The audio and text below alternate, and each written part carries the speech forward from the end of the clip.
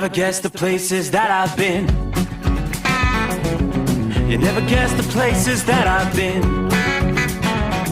'Cause everything is like a dream, yeah, but only in that dream that I live in. I'm never gonna let the day begin. Never gonna let the day begin. 'Cause everything is like a dream, yeah, but only in that dream that I live in. Oh, don't wake me up before you go, and I'll just make this bed my home. Oh, darling, please just let me sleep. Give me my dreams.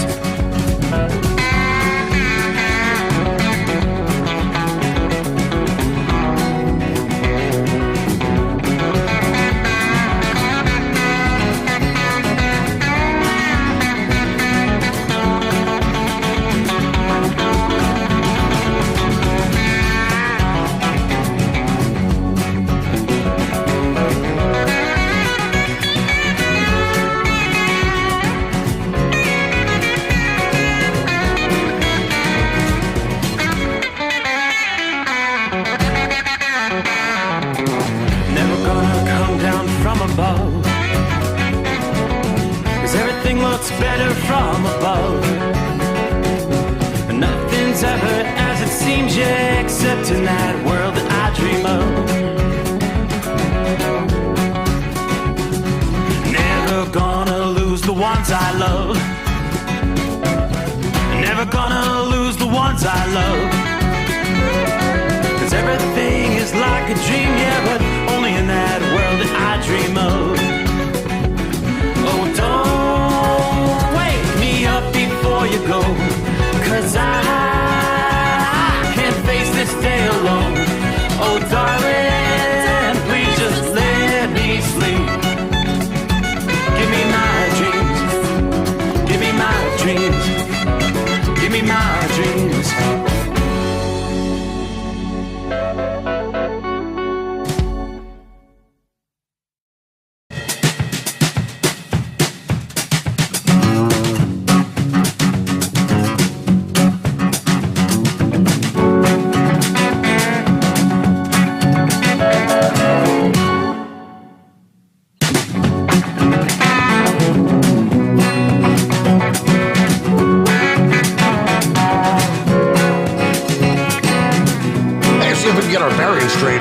Close out a Sunday, we close out the weekend, and we'll be making our way to a Monday, 10th day of January. 10 days into the new year. Yeah, I hope your new year's off to a good start, right? How we feeling out there? Just thinking a few minutes ago, yeah, the way things appear around this country right now. This is what we anticipated in January of 2020, not January of 2022. Talking about the sheer number of people around the country sick with the COVID. According to experts, 5 million people in this country are going to be home from work today. It's crazy. Numbers yesterday said we posted the second highest daily total. And again, one expert predicting 5 million Americans may call in sick in the coming week, which is going to have impacts on the economy and essential services. We go back to Friday, the official number, 900,832 new cases. Yes, second only to the more than 1 million cases recorded 1 week ago today, Monday. It's just insane. Average daily case increase over the past 7 days has been 664,000 plus. I mean, we're talking like a 64% increase from just the prior week. Data from Johns Hopkins University. Hospitalizations, they do say, are rising quickly toward record highs. Now, it was interesting. They got some new data from New York where they did have to come out and admit many of those hospital admissions with COVID are, quote, incidental, patients testing positive after hospitalization for unrelated complaints, nothing to do with COVID. All right, looking forward, most experts believe will continue to increase for the next couple of weeks, surging, peaking, probably late January. I mean, we could be talking 1 million cases on a daily basis for the next several weeks. We've seen the numbers, and yes, as you know, my mother-in-law, who'd been staying with us since the wedding back in mid-December, who had tested positive, following my daughter, who came down with it between Christmas and New Year. She tested positive last Wednesday, Thursday, and my wife started feeling ill on Friday, and she's been mighty sick all weekend long, so it's not even necessary to take the test. You know it's the COVID. She said, you don't want it. You don't want this. Yeah, you can only spend so much time in bed, but yeah, neighbors on the left just coming out of quarantine after being ill, spent their 10 days in. Neighbors on the right, neighbors 2 doors down. It's just everywhere you turn. So trust you're feeling well. I've been, quote, lucky to date. Yeah, have not had any nasty symptoms. I don't know. It's hard to tell. We went from we warmed up to 40 degrees yesterday. Now we're back down in the 20s again, dropping into the teens, some Arctic air sweeping in. You know, and I'm in and out, going out, smoking cigarettes, in the cold, in the hot, in the cold, in the hot. And who knows? I think I'm getting a little bit of congestion, but we'll see. I whipped myself up a batch of Kriska Brelchik's recipe there Friday morning. Chloroquine. We'll see where we go from here. But again, hope you're feeling well. Welcome in. Welcome aboard. I mentioned frigid conditions. Are you ready? I mean, last week was a very cold week, especially northern tier of the country. This time around, the cold's going to sweep much further to the south. After that brief warm-up over the weekend, matter of fact, tonight, surprisingly, there's a lot of rain, but most of it is now sweeping in the northeast. The rain is out of Boston, headed out over the Atlantic. The rain is east of New York City, east of Philadelphia. New Jersey has cleared. Still some rain down in the southernmost reaches of Maryland. Then you've got eastern portions of Virginia, areas east of Richmond. You'll be in the rain over eastern North Carolina, from Kitty Hawk to Wilmington. The same for eastern South Carolina, everything pretty much east of Columbia there. Southern Georgia, you've got some pretty heavy rains stretching from Savannah back to Dothan, Alabama, and then on down into the Florida Panhandle region. Rain's about to be pushing into the Apalachicola area. But it's the cold that's going to arrive in the north central states today. Forecast temperatures, middle teens in Chicago. Yeah, this time of year, the Windy City usually has temperatures in the afternoon highs right about the freezing mark. Cities further north like Duluth and Grand Forks, Minnesota, you're not going to get above zero all day today. Yeah, daily temperature departures from the upper Midwest could be a good 10 to 20 degrees below normal today. And the gusty wind's going to make it feel even that much colder. Lake effect snow showers are also expected to the south and east of the Great Lakes Monday night, as wind directions are going to be kind of shifting back and forth. Towns like Grand Marais, and Sault Ste. Marie, they're in Michigan, Pulaski, and High Market, New York, could have some pretty significant snowfall today. Some places may be talking a foot or two. But the cold air will be increasing the ice coverage across the Great Lakes. As of Sunday, the ice coverage is still well below average. But this dip in the temperatures is going to replenish some of the ice that's been missing. Our only concern is how windy it's going to be over the next several days, according to AccuWeather's Matt Benz, explaining this can actually hinder ice buildup by mixing the waters, churning the waters with the wind. Forecasters don't expect ice buildup to hinder lake effect snow production, but some of the smaller bays could freeze up and end more local impacts, like around Green Bay, Wisconsin. As the week continues, the core of the cold begins to shift eastward, shocking the East Coast with shivering temperatures.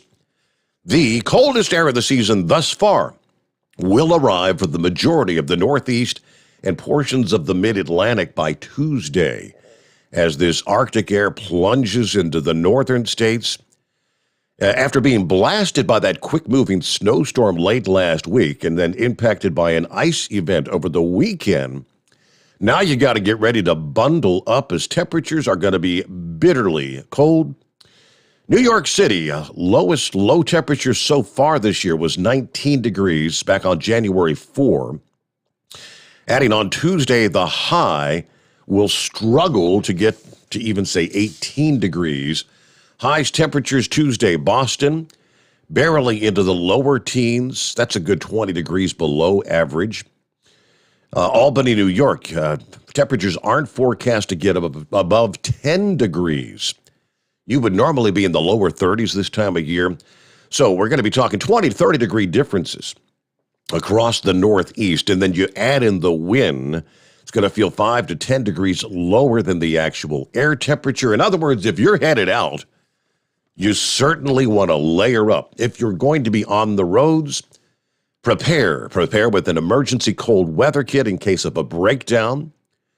Homeowners need to take those extra precautions to avoid bursting pipes as the temperatures drop and the heating demand goes up. By Wednesday, the coldest air is expected to make its journey out of much of the Northeast, but high temperatures will still be 10 degrees below normal. In New York City, you'll have high temperatures around freezing, say, by Wednesday. A little below the norm. It should be about 40 this time of year. Boston, you're going to return, kind of a rebound back to the low to middle 30s there. Now, forecasters are also keeping an eye on a clipper system that may dive out of Canada and bring some light snow to the Great Lakes in the Northeast during the second half of the week. Now, with an Alberta clipper, accumulations should be rather light overall. Clippers, in most cases, don't have a lot of moisture to work with, unlike the storm that developed in the south, tapping into plenty of Gulf of Mexico moisture last week, and then tapping into the western Atlantic waters, bringing big-time snows. We didn't get to talk about it much Friday morning, but as we now know, Tennessee, Kentucky buried with that storm last week. Thursday, Tennessee, the snowiest day you've seen in years, where 6.3 inches of snow officially recorded in Nashville. Snowiest day since January 22nd of 2016. They also set a new record for January 6th, burying the previous record of 4 inches from back in 1977. One resident said, "Can you believe I'm snowed in Nashville, Tennessee?" Snow first began to fall about 7 in the morning there, Thursday morning, congesting the morning commute through central Tennessee. Obviously, the travel conditions deteriorated throughout the day. Weather-related incidents, treacherous driving conditions. It was coming down at a rate where, again, it was difficult for the road crews to keep up with. Had a jackknife tractor trailer on I-40 that shut down the westbound lanes in those areas just outside of Jackson, Tennessee, which turned out to be the first of many crashes throughout that day. Germantown, 3 taken to the hospital, including 2 firefighters, after a Nashville transit bus and a Nashville Fire Department truck crashed. Crashes on all the major interstates, 24, 40, 65, 75. Like the case was in Virginia, drivers were stranded on those snow-packed roads. Traffic stalled on I-40 when multiple semi-trailers were unable to make it up a hill. It had another slowdown just after 3 in the afternoon with another jackknife westbound side in Wilson, Tennessee. They said parts of I-75 looked more like a parking lot than a highway. One gentleman spent over 6 hours parked on the interstate, but he said, you got to enjoy the best of it, people. I mean, life could always be worse, I suppose. All right. Of course, visitors, some folks wanted to head out to some of the various tourist attractions in Nashville that, for the most part, did remain open. And Kentucky had a pileup crash on I-64 Thursday afternoon. Up to 100 vehicles were involved in that crash. Yeah, there were some serious injuries. Kentucky, over a half foot of snow in many areas, some topping out at 8 inches plus, including Lexington, which received nearly 10 inches of snow. And it was coming down at a fast rate, 1 to 2 inches per hour in many areas. All right, so I guess the ski resorts are happy in the region. The snow wasn't all bad. Ski resorts welcoming it with open arms. West Virginia can't wait to welcome travelers to our snow-capped mountains this winter. According to Chelsea Ruby, who serves as the Secretary of the state's Department of Tourism, as the snow departed the region Friday morning, that winter storm shifted over the northeast, and of course, you had the bone-chilling temperatures Thursday night into Friday morning. You bottomed out, single digits all the way down to Memphis, Tennessee. You were down to 4 degrees in Nashville. It was below zero across much of Kentucky. Temperatures did rebound a bit this past day. You saw some melting of snow and actually a little bit of rain early in the day, especially over eastern Kentucky, which with the cold air sweeping back in tonight, there is the special weather statement. This encompasses much of central and eastern Kentucky, West Virginia, central and western portions of Virginia, where they're talking about just that. Let me pull up the special weather statement. Very cold temperatures could lead to icy spots tonight. The cold air moving into the area, bringing the temperatures well below freezing, back into the teens by Monday morning. Now, we saw wet spots and puddles on roads from warming temperatures and a little bit of rain on Sunday that could lead to black ice. Be aware of patchy ice early Monday morning. Again, for that entire region there. Let's see, from the Weather Service office up there in Baltimore, Washington, D.C., patchy ice expected Monday morning. Temperatures below freezing across the entire region. By the time the sun comes up, that's going to result in patchy ice from the lingering moisture from Sunday's rain and some of the melting snow. It's not been that long ago. The rains just began to wind down there in the nation's capital area. So watch out for those what may appear to be wet spots on the roadway. Could very well be ice frozen. All right, there you go. Some of our travelers' weather on a back-to-work Monday. Hello to Roy checking in on YouTube out of the box there. Kim checking in from LaPorte, Indiana. Philly Dan is on board. Prayers for the families in the Bronx fire yesterday. I saw that headline, 19 dead, 60 injured. Just an incredible fire. Stay safe. God bless the Rambler. Thank you, Philly Dan. Hello to Captain Ron checking in. Semper Fi. Richard is on board from Central Florida, where it's 65 degrees. Must be nice. Morning, Stephen, the overnight crew. It's 19 here in Connorsville, Indiana. Everybody truck safe out there. Daniel on board. Good morning. Good morning from chilly and icy New Jersey. From David this morning. Rest in peace, Bob Saget. Yeah, Bob Saget found dead in his hotel room, apparently. I believe in Florida this past day. They do not believe drugs were involved or any sort of foul play. I guess they'll have to do an autopsy and all that stuff. But afternoon, everybody hammer down. Be safe out there. Back in the saddle after my 34-hour reset. That's Larry on board this morning. Shout out to the legendary Big Moose from Jackham High. Bama checking in from Bluntsville, Alabama, getting ready to start another fun-filled week of chicken hauling. I'm still in shock over the sudden passing of Bob Saget, and the tinfoil hat-wearing conspiracy theorist are claiming that he passed away from the jab. That I had not seen. Everybody be safe out there. Have a good night. You kind of go back. When Betty White passed away, that was some of the conspiracy theories were rampant on social media. Betty had just taken her booster shot like 3 days before she passed away. Pretty sure that her media personnel, spokespersons debunked that.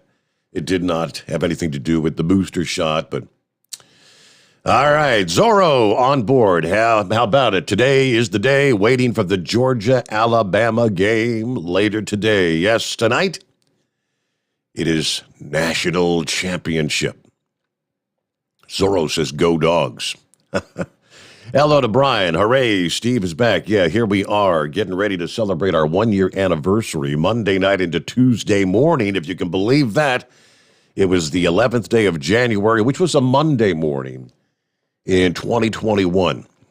That's the first opportunity we had to come to you live from the Hot Shot Secret Studios, our secret bunker here in Cincinnati, Ohio. Hard to believe a year has already passed us by. What a year it's been. Hello to the Jimmy Jammer checking in there. Good to have you on board. 007 checking in from Apica, Iowa. At the Flying J tonight, we've got a chilly 18 degrees here. Buster Brown checking in. Morning, Steve, from K-Town. It's 37, but dropping. We'll be down to 25 by the time the sun comes up. Yeah, happy birthday week. Thanks to Hot Shot Secrets. Yeah, anniversary week. There's Crazy Ray. Morning, Steve. West Michigan checking in with about 17 chilly degrees out at this hour. James is on board from Woodstock, Georgia, where it's 45, but also falling there. Hello to the Michigan Madman. Hey, I got your email early. Let me pull that up here. Just wanted to let you and everybody know the surgery last week went good. He had surgery last Tuesday on his right wrist, had the carpal tunnel, and my right elbow. Got that done. Come to find out, the right elbow was really messed up. And in a couple of weeks, I'll get the left side done and hopefully then be good to go. So with that said, I'll be watching the Chili Bowl Midget Nationals from Tulsa, Oklahoma, all this week from Flow Racing. Everybody have a safe week and God bless. From the Michigan Madman. All right, glad things went well with your surgery. As we get things underway, lots to cover. Boy, where to begin?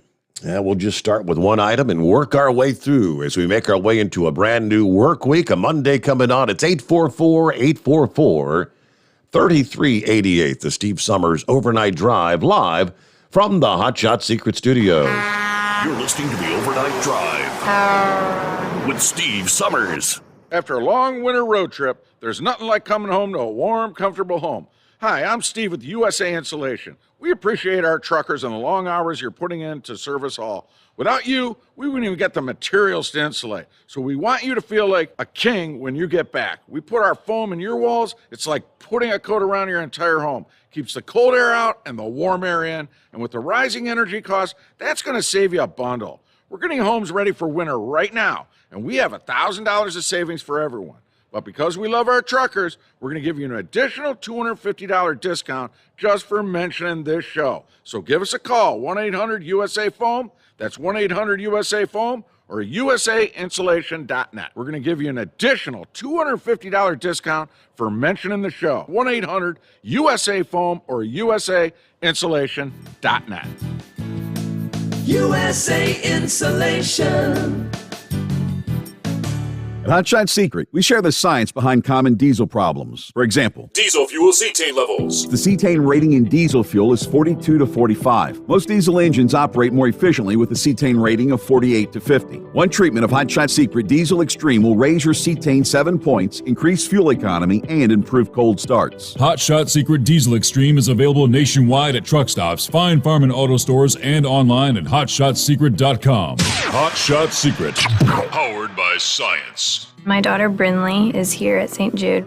Coming here was literally life or death, and it was so scary. But St. Jude is fighting for one goal, like this one mission, life. And that gave us hope. We haven't received a single bill from St. Jude, so I really can just focus on what's best for Brinley. Finding cures, saving children. Learn more at stjude.org. And now, back to the Steve Summers Overnight Drive. Live from the Hotshot Secret Studios. I mentioned that little blurb out of New York. First of all, the state of New York. Yeah, the governor came under a bit of pressure. And hospitals in New York disclosing that nearly half their so-called COVID patients currently hospitalized were actually admitted for other reasons. Of the roughly 11,500, quote, COVID patients currently hospitalized in the state of New York, COVID was not included as one of the reasons they were admitted. Now, on a state basis, it's 43%.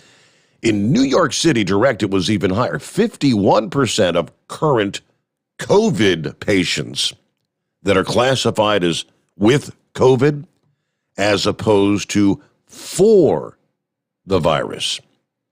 The patients with COVID, they were hospitalized for unrelated reasons, injuries in a car crash, but tested for the virus with the routine screening that they give to all new patients and subsequently classified as COVID admissions.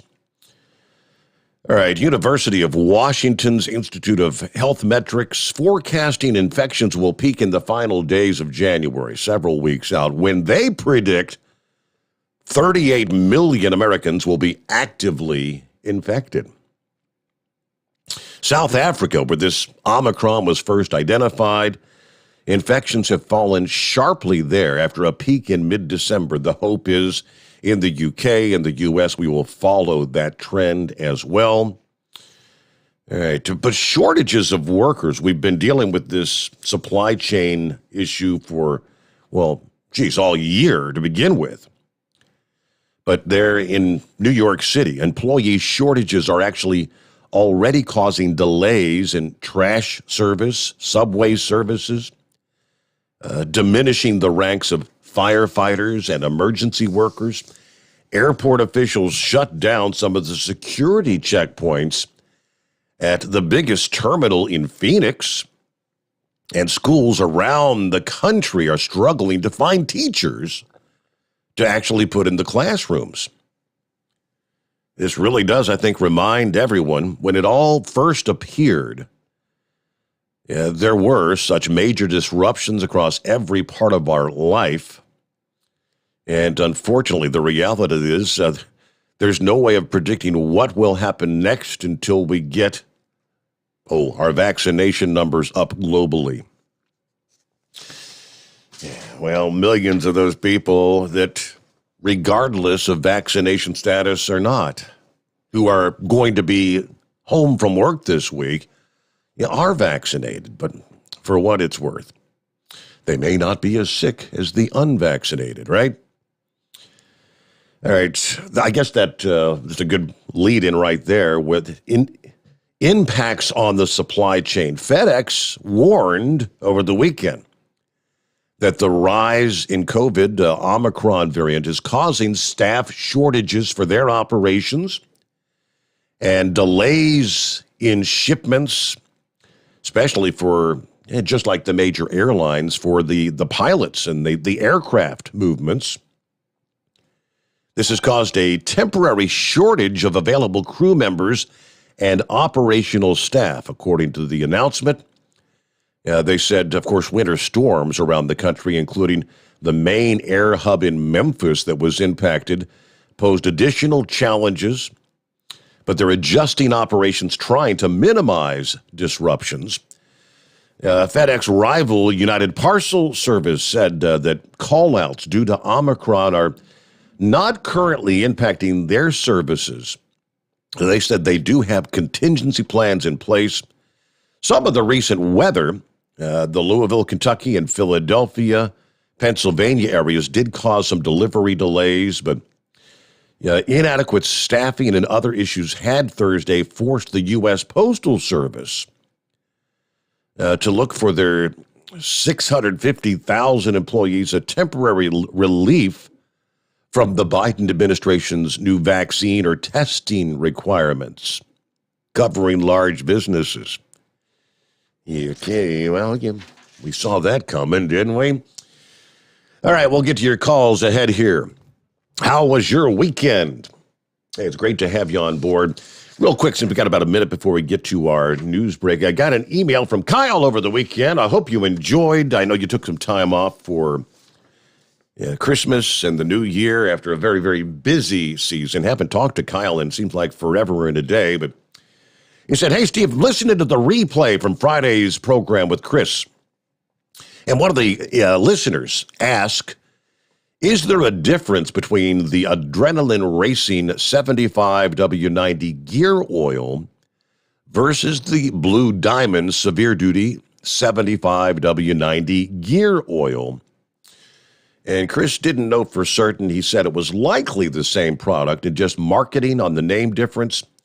Well, that was initially the case when the gear oil was first developed. However, after some real-world testing with our racing teams, we did make one formulation change for the Adrenaline Racing gear oil by adding another component that acts as an additional tackifier, which basically means it makes the oil more sticky.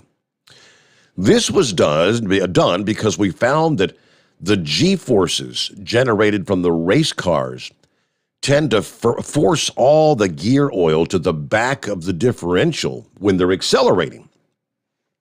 So the additional tackifier agent helps keep that gear oil to cling to the gears for the race cars, which would not be necessary for our severe duty version for the trucks that are on the road. Yeah, you're not pulling G's when you're out there in your regular old pick-em-up or big truck. So the Hot Shot Secret Fire Punk Diesel S10 actually pulls over 3 G's on the drag strip, which is the same G-force as the space shuttle while launching, which that makes perfect sense to me.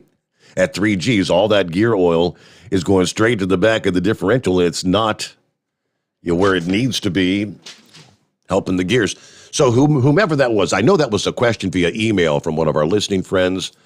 So yes, there is a difference in the compound. The racing gear oil is going to be a stickier version, which you wouldn't necessarily need for your regular pickup truck. Thank you very much, Kyle. Hey, I saw you got a new puppy. I saw that this past day. You got a brand new year puppy. I'll have to pull that up. I saw it on his Facebook page. Mabel, I believe it is. Mabel is the name. All right, with that, we'll get our news break in here and get to your calls at 844-844-3388. The Steve Sommers Overnight Drive, live from the Hot Shot Secret Studios. USA Radio News with Tim Berg. Secretary of State Anthony Blinken says the situation with Russia is unlikely to change in the immediate future. This as meetings are set to take place in Geneva this week with Russia. Blinken telling ABC News the 2 paths presented to Russia will be put to the test during the talks. One is through diplomacy and dialogue. The other is through deterrence and massive consequences for Russia if it renews its aggression against Ukraine. Chicago Mayor Lori Lightfoot is hopeful schools will be open on Monday. Appearing on NBC's Meet the Press, Lightfoot expressing confidence that her administration would be able to reach a deal with the teachers' union thanks to the unprecedented support of parents. Kids have not been in school in Chicago since last Tuesday. You're listening to USA Radio News. Do you have a home that you don't want anymore? We can buy it from you within 24 hours. Any home, size, or condition. For over 20 years, we've been buying homes for cash and helping homeowners sell their homes immediately with no listings or strangers walking through your home. Are you moving? Did you lose your job? Going through a divorce? Whatever the reason, if you're in a bind and you know that you need to sell your house fast, call the expert team at I Need to Sell My House Fast. We'll make you a serious cash offer to buy your home in 24 hours and let you walk away from it. No listing, no waiting. Sell any home, any size, any condition, now. Call the expert team at I Need to Sell My House Fast. Make this free call now. 800-478-6084. 800-478-6084. 800-478-6084. That's 800-478-6084. You're listening to the Overnight Drive with Steve Sommers. Drivers, you demand that your equipment's reliable and dependable, and that also applies to your headset for communication. Well, our friends at Stellar Electronic have you covered. The Pluto Duo headset bundle is the best communication headset you can find in the industry. No matter the challenging environment you're driving in, the Pluto headset will make you sound crystal clear all the time thanks to their 99% noise cancellation. And the Duo's not only a stereo converter for the headset, but also a power bank so you can charge as you go. Learn more at StellarElectronic.com or visit them on Facebook. Do you have a Dodge pickup and hate your automatic transmission? Of course you do. LaVon Miller at Firepunk Diesel here, and we specialize in heavy-duty and performance transmissions for your 3-quarter or 1-ton Cummins-powered truck. So if you're interested in turning your stock slush box into a towing monster, call us today at 614-733-3744 or visit us online at shop.firepunk.com. It's coming. Crisp fall mornings turn bitter cold. As you fire up your diesel, you can see your breath on the inside of the cab. Imagine looking deep into your engine. Freezing temperatures impact your diesel's fluids, especially fuel. On a 23-degree morning, the paraffin wax in your untreated fuel starts to morph from fluid to large crystals. These crystals clump together and form a gel. At minus 10 degrees, your fuel hits the point where it no longer pours like a liquid. It's so dense that the flow through the fuel filter will slow, causing hard starts or no starts. Get prepared now for the cold that is coming. Hot Shot Secret Diesel Winter Anti-Gel is a premium fuel additive that lowers your fuel's pour point to minus 65 degrees. If it's that cold out, you shouldn't be on the road. You ought to be at home in front of the fireplace. Hot Shot Secret Diesel Winter Anti-Gel Premium Fuel Additive. Available now online at HotShotSecret.com. Hot Shot Secret. Powered by science. Attention all truckers, Dean Michael, the tax doctor here. I want to talk to you about those dreaded tax problems. I know you want to keep on trucking and not even think about them. Let's face it, they're not going away all on their own. You need professional help. I've been helping truckers put their tax problems in the rearview mirror for years. I can help you too. Call me for a free consultation at 888-632-4506 or go to mytaxhelpmd.com. It's like I always say, keep your eyes on the road, I'll keep mine on the IRS. 888-632-4506. After a long winter road trip, there's nothing like coming home to a warm, comfortable home. Hi, I'm Steve with USA Insulation. When we put our foam in your walls, it's like putting a coat around your entire home. It keeps the cold air out and the warm air in. We're getting homes ready right now for winter, and we have $1,000 savings for everyone. But because we love our truckers, we're going to give you an additional $250 discount for mentioning the show. 1-800-USA-FOAM or USAinsulation.net. Hey, Dad, your prescription will be ready in just a minute. Hey, Dad, your laundry will be ready in just a minute. Dad, your lunch will be ready in just a minute. Hey, honey, why don't you take a minute? When you help care for a loved one, you give them as much time as you can, making sure they're safe and comfortable. But it's just as important that you take some time for yourself. At AARP, we can help with information and useful tips on how you can maintain a healthy life balance, care for your own physical and mental well-being, and manage the challenges of caring for a loved one. Because the better care you take of yourself, the better care you can provide for your loved one. Thanks, Dad. Thank you. You're there for them. We're here for you. Find free care guides to support you and your loved one at aarp.org/caregiving. That's aarp.org/caregiving. A public service announcement brought to you by AARP and the Ad Council. And now, back to the Steve Sommers Overnight Drive, live from the Hot Shot Secret Studios. Yeah, see, George jumped on board here a few minutes ago. Rogers, Minnesota, where it's 4 below, and we're supposed to be at minus 16 by the time the sun comes up. Brr. Somebody shut the barn door up there, right? Hello to the 15 car. Morning, Steve. We've got a wet 49 in Charlotte tonight. Hello to Frank. Be careful, everybody out there. Good morning. Crazy Ray there in Michigan said, man, temp just dropped like 3 degrees in the past 10 minutes. We're down to 14. Just like that. Table Scraps, hey there. Back out on the road after his little bout. Well, you were out like nearly 3 weeks, weren't you? With the COVID. Pretty sick, obviously. He says, gee, I don't want to say Nashville was a mess, but I had to chain up 2 days in a row. That's a mess. I guess it is. Buckeye Boy checking in from Ackworth, Georgia. Still got 47 degrees. Had some off and on rain today. I'm not a Southeastern Conference fan, but I got a root for the Bulldogs. I'm going to probably do a run to Illinois or Pennsylvania this week. Yeah, take the rest of the week off. Then everybody have a great night. Be careful out there. All right. There's, the DTS guy. Morning, Steve, from Dave and the Savage Nation. Good to have you with us. Hello, Marianne. Morning, Steve. 26 degrees in northwest Arkansas in the Ozarks. I enjoy your program and the callers. Keep up the great work. From Rogers, Arkansas. All right, great to have you with us. Mariano, that would be. Did I say Marianne? It's Mariano. My apologies. All right. From the email bag. I think the Grump had posted this Friday morning.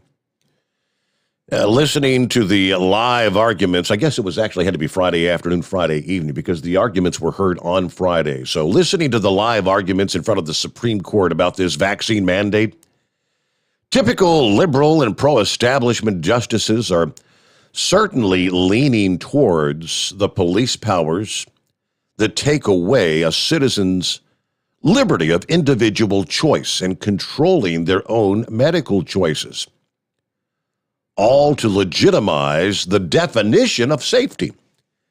If this dumbass mandate is upheld as constitutional, then the powers of non-elected bureaucrats over we the people will be unlimited. Americans seriously needs to start throwing congressional bums out that believe our liberties and freedoms are a reward granted by bureaucrats for complying with their powerful agenda instead of guarantees enshrined in our Constitution. Not one justice has asked the two most important questions. Number one, since this so-called vaccine does not stop or prevent the transmissibility of COVID, then why would the vaccinated fear the unvaccinated if other therapeutics are available in the event they do catch the virus? And number two, what limitations should be placed on the police powers by the federal government or the states that does not nullify rights guaranteed by the Constitution or that creates an economic hardship to this country and the people? Personally, from what I've heard, I think it's a 6-3 decision allowing the mandate to take effect, to which Biden and company will be giddy that they've once again pushed us closer toward becoming a socialist country. And this virus has been nothing more than a necessary vehicle for this change. which this is just my opinion, but I believe the writing is on the wall, says the Grump. Welcome aboard, Grump. Happy Monday. Well, happy Monday. Yeah.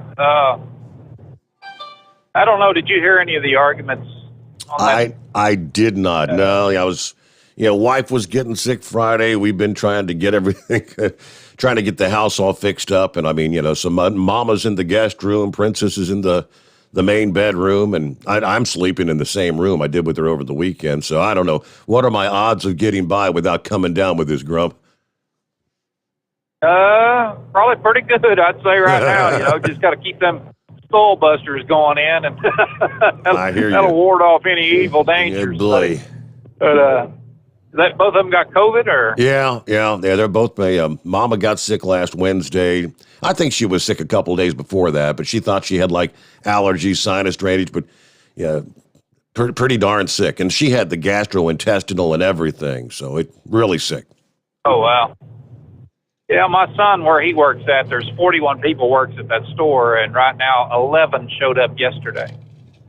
Everybody else is out with COVID. Wow. And, of course, he's already had it, and my wife had it. And, like I said, I tested positive, and then 3 days later I tested negative. So, I never had any symptoms or anything, but that would have been the third round for me if I would have had it. Wow. So it's been interesting, but, I listened to the arguments, and I really wanted to slap a couple of lawyers because they were number one, they didn't challenge Sotomayor on her stupid diatribe of crap. She wasn't trying to interpret the Constitution. She wasn't trying to be an arbiter for the law or against the law. She was there to push that left-wing agenda of there's thousands of people that are dying from COVID, and her excuse was there's 100,000 kids that has it, and thousands of them are on ventilators right now. That's exactly what she said. And I'm sitting there going, are you out of your freaking mind? Who in the hell told you that? And it's a bad argument when you're arguing with the damn radio when you're going down the road going, somebody say something, they can't step up and object. They have to wait for their turn to, present their argument, then they got a rebuttal, and then a redirect, and different things. And it's, but to sit there and talk about that as though the police powers of the state has the absolute authority to do whatever the hell they want you to do, and this was, I got to hand it though to this chick, Elizabeth, what's her name, Prelogar. She was the Solicitor General for the government, and she went in there with her guns blazing. She had her stuff together, and I mean, the girl can argue a case. But what got me was the two that was in there. You had one from Louisiana, and then our guy from Missouri. He was there, but they did not challenge it, and I could not believe that they, on redirect, they did not step up and say, all due respect, Justice Sotomayor, where are you getting your information, because it's completely wrong or unfounded or something. But they didn't. And I listened to a lot of the arguments that were, Breyer and a couple others that was coming off, and I'm like, man, oh man, is this where this damn world is turning to right now? I mean, they're no longer there to enforce the Constitution and interpret it the way in the intent of the founders. It's now moved to this direction where they can just, whatever damn political winds are blowing, that's the way they want to go. I listened to Gorsuch. He had a hell of a good argument. Even Roberts had a good, they asked a lot of good questions, and it fell in line with what is Congress doing. And one of the questions that Gorsuch had was, and also Kavanaugh was, what has Congress done all this time? I mean, hell, they control all three branches of government. The Democrats do. They could have passed anything they wanted through Congress. They could have used the nuclear option, saying, we're gonna change this to go ahead and implement the mandate. But they know it's unpopular with the people. Mm-hmm. That's why it's in the damn Supreme Court. And it just, I don't know, Steve, I sat there and listened to that, and I was like, man, oh man, is this, if it's coming down to this, you can go back to the 1920s under forced sterilization. That was done under police powers. What was right for the state. It wasn't right for what was right for the people or for that person. It was what was right for the state. It happened under Bell. And, go back jump up to 1942, then Skinner. There's another one, that the Supreme Court ruled that, on the police powers for sterilization. And it's been done 2007 to several times, over the course of the time. Years, and it always boils down to several different options. Feeble-minded, number one, on something like that, or just completely incompetent, mentally retarded, people that can't care for themselves, things like that. But it always looks like the state is going to jump in there like the damn, Superman and protect the world from something like this. If they would have looked at the constitutionality of this right now and said, look, where are we going to limit the police powers of the state? Where do we draw the line at on that to allow bureaucrats, unelected bureaucrats, to step up and say, hey, right now you're going to get a shot because we think it's right for the workforce. All right, what the hell happens next, Steve? Mm-hmm. They're going to step outside and breathe the air and go, well, we got to do some other stuff now because of global warming or to protect the environment. There's no laws that needs to be passed. Let's just ask a damn bureaucrat what we need to do. And that seems to be where everything is leading right now. These people are putting things into motion. They're putting the wheels into motion. And Congress is sitting on their hands, goes, well, let's just, let them iron it out in the Supreme Court. Well, hell, we see how that works out. And this is a prime example right now of why AOC and that other bunch of clowns want to pack the Supreme Court. They don't want an argument like Gorsuch had or what Roberts had or what Thomas was talking about. They want people to step up there, say, all right, let's pass it through the Supreme Court. All right, we got 37 people on this side. It's going to say we're going to do it. Hey, it's the police powers of the state. The state has the right to, kick you in the ass if they want to. They're going to do it. It just, you got to say, what happened to this country? Mm-hmm. I mean, are there any individual liberties anymore? Can these governors and can these power drunk dumbasses just hide behind the Emergency Powers Act and police state emergencies? That seems to be what's going on. And this COVID crap is going to continue and continue and continue, until something else can replace it. And I got a feeling, come election time here, coming around in November, they're going to be so far out on this Omicron that it's going to be, hey, get the stamping names on ballots. Let's get them all sent out. We don't care who you are. If you fill them out, send them back in. As long as we get them back in, we're good with it. If they're going to do anything on these elections and things like this, I wish the hell they would federalize the two main people, the president and the vice president. Let's number every damn ballot for every legal voter in the United States. Send them out that way if they want to. And if you don't have that number back with a picture ID involved in, then that vote don't count. I'm just so damn sick and tired of listening to these Democrats who at one time said, we're for the people. For what people? They sure as hell ain't for an American. Hell, when they can open the gates up and let every Tom, Dick, and damn Harry crawl in out of the sewers from all these other plants and places, and here, what's her name, Omar up in Minnesota, she's a prime example of that. We dug that dingbat out of a damn sewer in Somalia, and now she's a congresswoman. Boy, isn't the American dream wonderful? It's no longer about jobs. It's about running the freaking country. I don't know, buddy. I'll tell you what, I sat and listened to them arguments, and I sat there thinking, you two dumbasses never get with a program. I could have stood there and made a better argument than that. At least they should have presented themselves, I thought, in a little bit more forceful manner. And the more I look at the case and read over more of it, I'm kind of leaning like it's going to wind up being, it might be a 5-4 against everything, but I think they're going to uphold one part of it. And that's over the federal mandate. So, for federal workers and emergency workers and nurses and, first responders and stuff like that. So we ain't totally out of it, but hopefully we will be soon. That's about all I got for Yeah, I mean, good seeing drive as, tonight, Steve. seeing as they just heard the oral arguments on Friday, I don't know. Have you heard? Are they thinking that they're going to kind of like try to expedite an answer because these mandates have officially kicked in like on the 10th, I believe, which is today. Yeah, well, they're going to have to get off. Yeah, they're going to have to get out and get busy on it. I mean, really quick, because the actual shots and firings and stuff they got a month on that stays up until February now, so they got a little bit of time left, but they're going to have to get moving because after that there's no more time left. They're going to be people gone, and if the more you look at this, the more you see that people are just fed up with all of this. They're just sick of it. You're going to get the crap or you're not going to get it. That's the way it is right now. People are trying to protect themselves the best way they can. But if you listen to DeSantis, out of Florida there, he was talking about how Biden and everybody's politicized, so much of the medications, so much of the therapeutics, blocking them from getting it and giving it out to other states.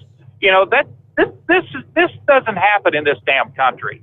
It just blows my mind how we've tilted the scales to where it's just one big pissing contest or a fist fight over something like COVID or anything else, voting and stuff like that. When we can at least try to get along, but the Supreme Court has got to answer this debate here, and they got to answer it pretty damn quick. Post haste would be the word, right? Get it done. Yep. All right, I guess time will tell. We get a quick 2-minute timeout. Back to your calls on a Monday. The Steve Sommers Overnight Drive, live from the Hot Shot Secret Studios. Live from the Hot Shot Secret Studios, the Steve Sommers Overnight Drive.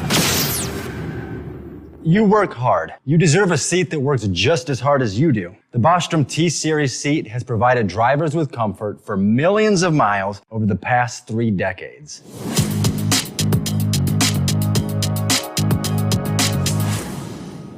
Each seat is built right here in the USA and has 4-position front cushion tilt and higher low-profile air suspension with Isolate.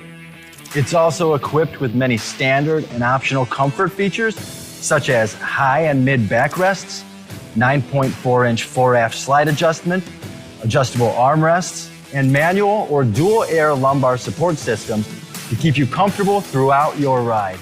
Build your T-Series seat today at BostromSeating.com and ensure your ultimate comfort for wherever the road takes you.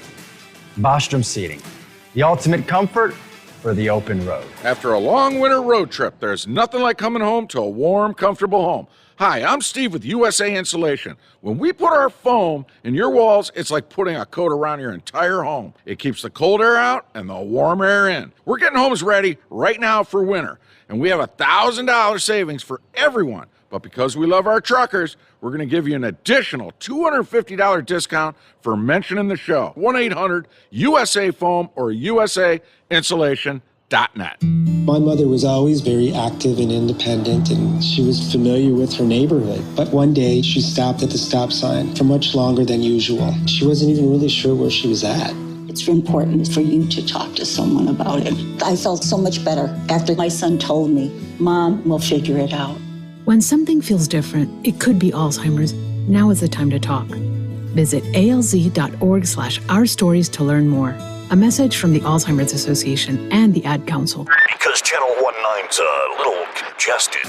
Call Steve now at 844-844-3388. The Overnight Drive.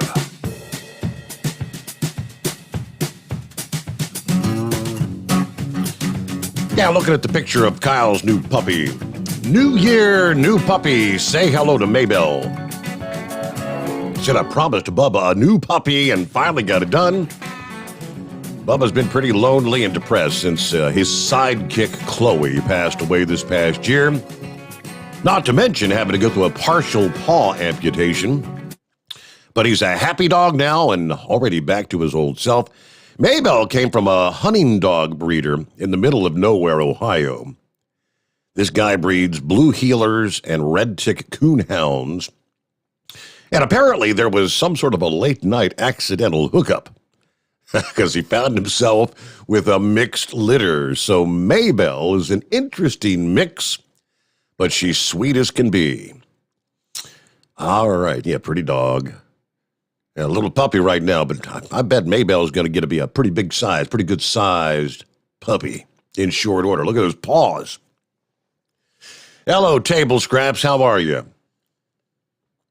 Well, good morning. We're back to 100%. That's how we're doing. After about a month? Yeah. I was sick for about a week, just getting worse and worse and worse. And my wife works in the emergency room, and she got up Sunday morning, and she woke me up in the process, and she said, "Good, you're up. Gas dressed." So off I went with her and got tested, and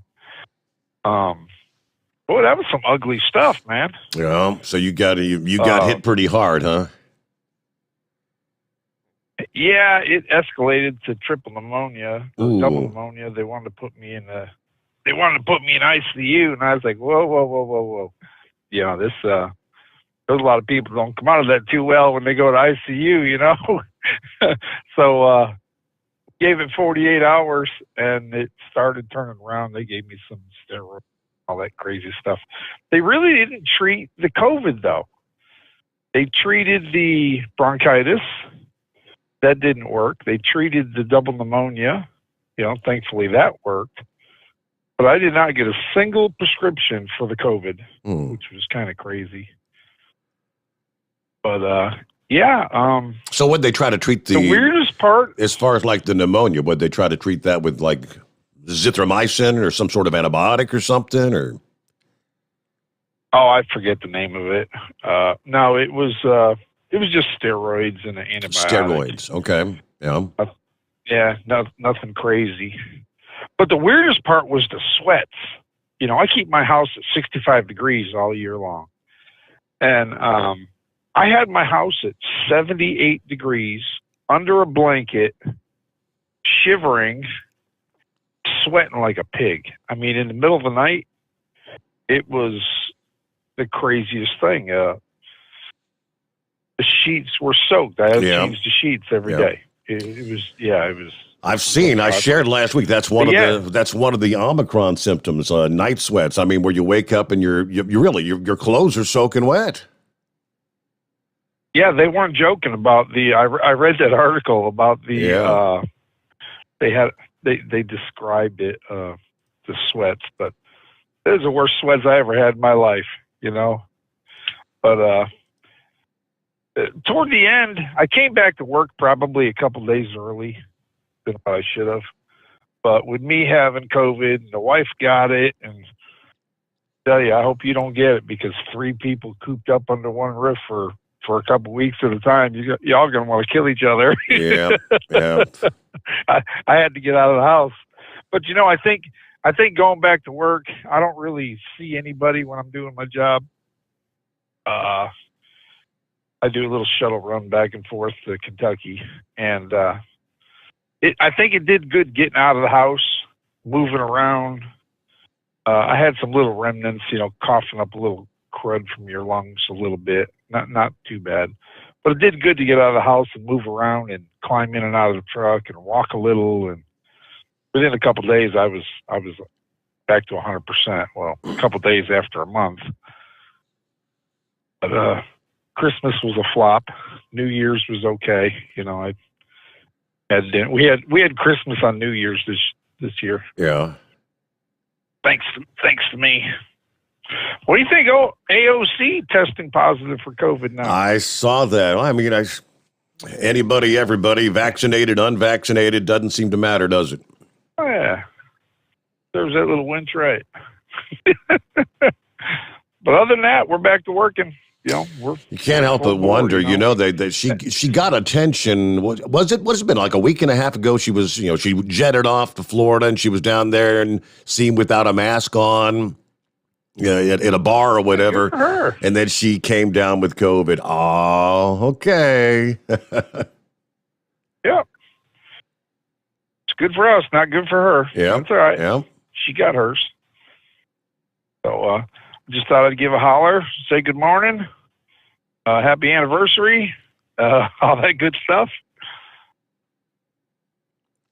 Well, thank you very much, Table Scraps, and appreciate you tuning in, chiming in now and again. And yeah, good to have you with us, and I'm glad you're feeling better. With that, where are we at? News update. All right, close out hour number one. It is 844-844-3388. The Steve Sommers Overnight Drive live from the Hot Shot Secret Studios. USA Radio News with Tim Berg. Secretary of State Anthony Blinken says the situation with Russia is unlikely to change in the immediate future.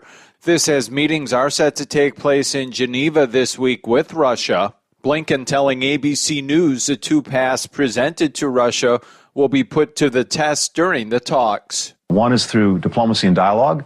The other is through deterrence and massive consequences for Russia if it renews its aggression against Ukraine. Chicago Mayor Lori Lightfoot is hopeful schools will be open on Monday. Appearing on NBC's Meet the Press, Lightfoot expressing confidence that her administration would be able to reach a deal with the teachers' union thanks to the unprecedented support of parents. Kids have not been in school in Chicago since last Tuesday. You're listening to USA Radio News. Hi, this is Wayne Alaroot. It's official. Inflation is at its highest level since the 1980s, according to the U.S. Bureau of Labor Statistics. What most people don't know is that it's actually much worse. Inflation may be higher now than the 1980s since the new measurements exclude food and energy. Gas prices up 58%, energy up 33%. What can you do about it? Protect yourself and your family. Only gold, silver, and other hard assets give you true protection. My friends at Tangible Investments guarantee the absolute lowest prices on precious metals. Check them out at TII1.com or call 800-300-8441. Tangible Investments has 40 years of experience and billions, that's with a B, billions in transactions. Call 800-300-8441 if you want help with gold, silver, platinum. They guarantee you the best prices plus excellent service. Call Tangible Investments now, 800-300-8441 or visit TII1.com. They also provide free verbal appraisals. The Supreme Court is weighing the legality of President Biden's federal vaccine mandate. More than a dozen states are suing the White House, saying these requirements are unconstitutional and are devastating their communities. The Occupational Safety and Health Administration has been tasked with implementing these mandates for businesses. But Missouri Attorney General Eric Schmidt says that's not their job. OSHA was created to make sure forklifts beep when they back up, not to force the vaccination of, almost 100 million Americans. South Dakota Republican Senator Mike Round says Congress should not concern itself with anti-Trump legislation. This is not going to be up to members of the United States Senate or the House, in my opinion. Appearing on ABC's This Week, the South Dakota Republican explaining that he doesn't believe lawmakers should try to pass a law prohibiting the former president from running for office. USA Radio News. Now you can fly anywhere in the world and pay discount prices on your airline tickets. Book a flight today to London, Paris, Madrid, or anywhere else you want to go and pay a lot less guaranteed. Call the International Travel Department right now at Low Cost Airlines. 800-215-5141. 800-215-5141. That's 800-215-5141. NASA with the announcement of a successful rocket launch on Sunday. NASA says it successfully launched a research rocket off the Virginia coast at midnight Eastern. The launch was visible along most of the East Coast. That suborbital rocket, part of an experiment on soft X-rays, which can cause disturbances in the Earth's atmosphere and disrupt radio communications, as well as GPS navigation. And from the New England Bureau of USA Radio News, I'm Chris Barnes. Voters will head to the polls in November for an important midterm election that could turn the tide of power in Congress. At least 25 Democrats announced they won't seek re-election. And Minnesota Republican Congressman Tom Emmer is confident in the GOP's chances. We've got great candidates. We've got a record number already that have filed across the country, even though it's a redistricting year. We're almost $50 million ahead in our fundraising pace from 2 years ago. And the Biden administration, whether it's inflation, whether it's crime, whether it's the incompetence of the border, they give us plenty for the messaging side. Republicans need to pick up 5 seats to win control in the House. Democrats are featuring the January 6 Capitol riots in their pitch to voters, warning history will repeat itself if Republicans are in control of Congress and argue their agenda will help the middle class. For USA Radio News, I'm Tim Berg. It's coming. Crisp fall mornings turn bitter cold. As you fire up your diesel, you can see your breath on the inside of the cab. Imagine looking deep into your engine. Freezing temperatures impact your diesel's fluids, especially fuel. On a 23-degree morning, the paraffin wax in your untreated fuel starts to morph from fluid to large crystals. These crystals clump together and form a gel. At minus 10 degrees, your fuel hits the point where it no longer pours like a liquid. It's so dense that the flow through the fuel filter will slow, causing hard starts or no starts. Get prepared now for the cold that is coming. Hot Shot's Secret Diesel Winter Anti-Gel is a premium fuel additive that lowers your fuel's pour point to minus 65 degrees. If it's that cold out, you shouldn't be on the road. You ought to be at home in front of the fireplace. Hot Shot's Secret Diesel Winter Anti-Gel Premium Fuel Additive. Available now online at hotshotsecret.com. Hot Shot Secret. Powered by science.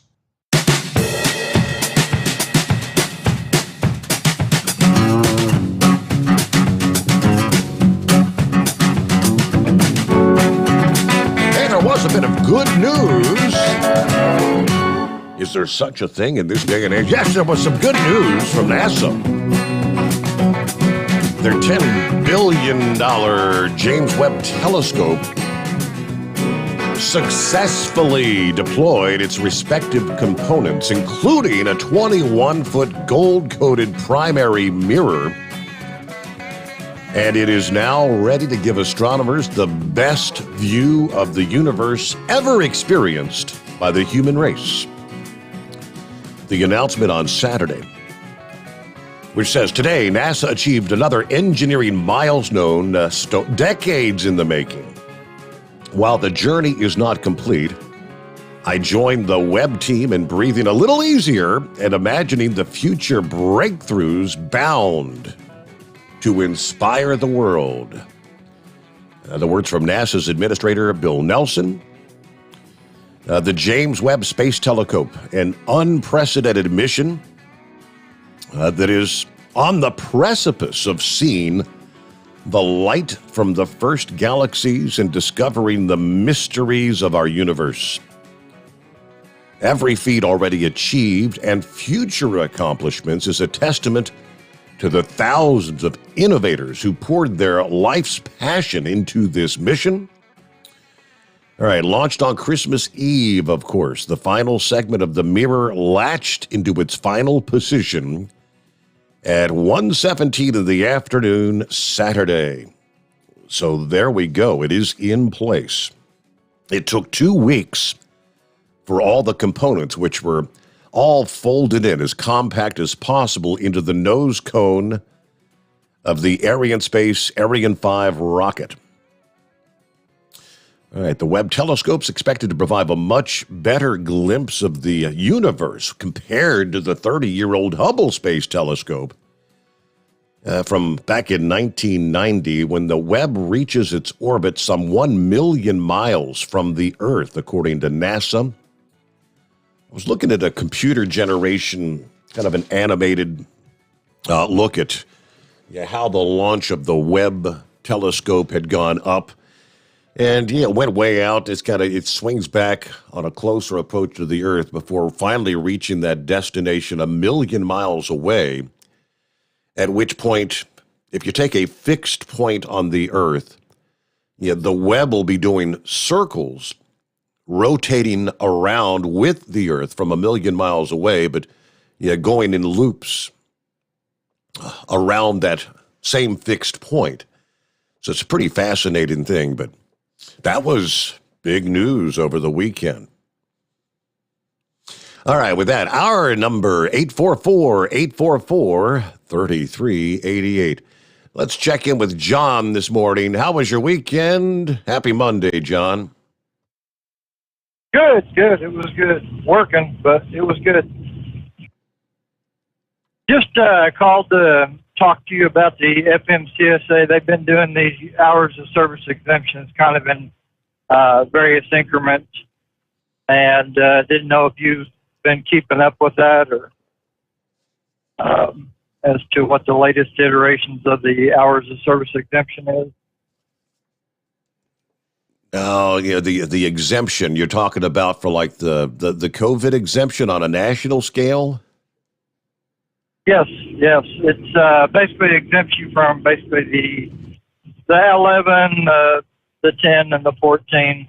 Basically just kind of allows anybody that's either moving food, agricultural, livestock, to basically just run unimpeded against the hours of service regs. And they've kind of been messing around with it, in different iterations.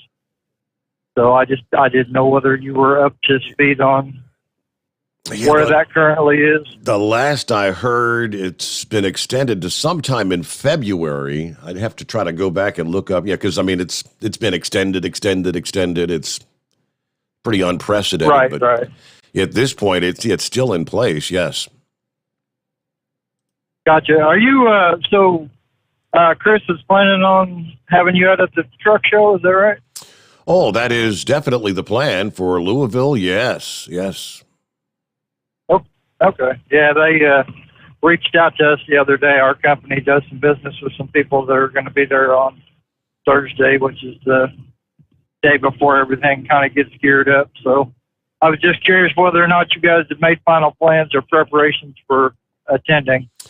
Yes, I know Hot Shot Secret is planning on probably having their largest presence they've ever had there, and a much bigger booth space. And the plan is I don't know, logistically ironing out how to be there. I mean, we used to be able to record segments of the show from our booth when I was with 700.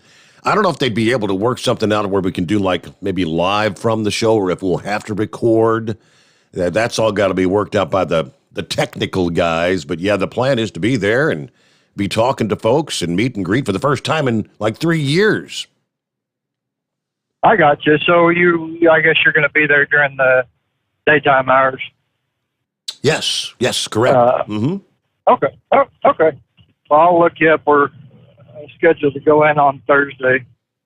So we'll look you up. I haven't ever met you before, but listened to you for a lot of years. So all right, that's great. Appreciate everything you've done for the industry. It's kind of nice. You're about the only one that's left out of everybody that used to do what you do. So it's just kind of nice to have you back and working. And kind of sad that iHeart made the decision, or Accumulus, whoever owned that radio station. Yeah, iHeart. Yes. Made that decision to they just kind of clip everything. I guess they're just, with the radio model being what it is these days, I guess they felt like it was just not financially feasible for them to continue forward. So, but I'm just glad that they restarted you, but probably working out a lot better for you than it was the way things were. So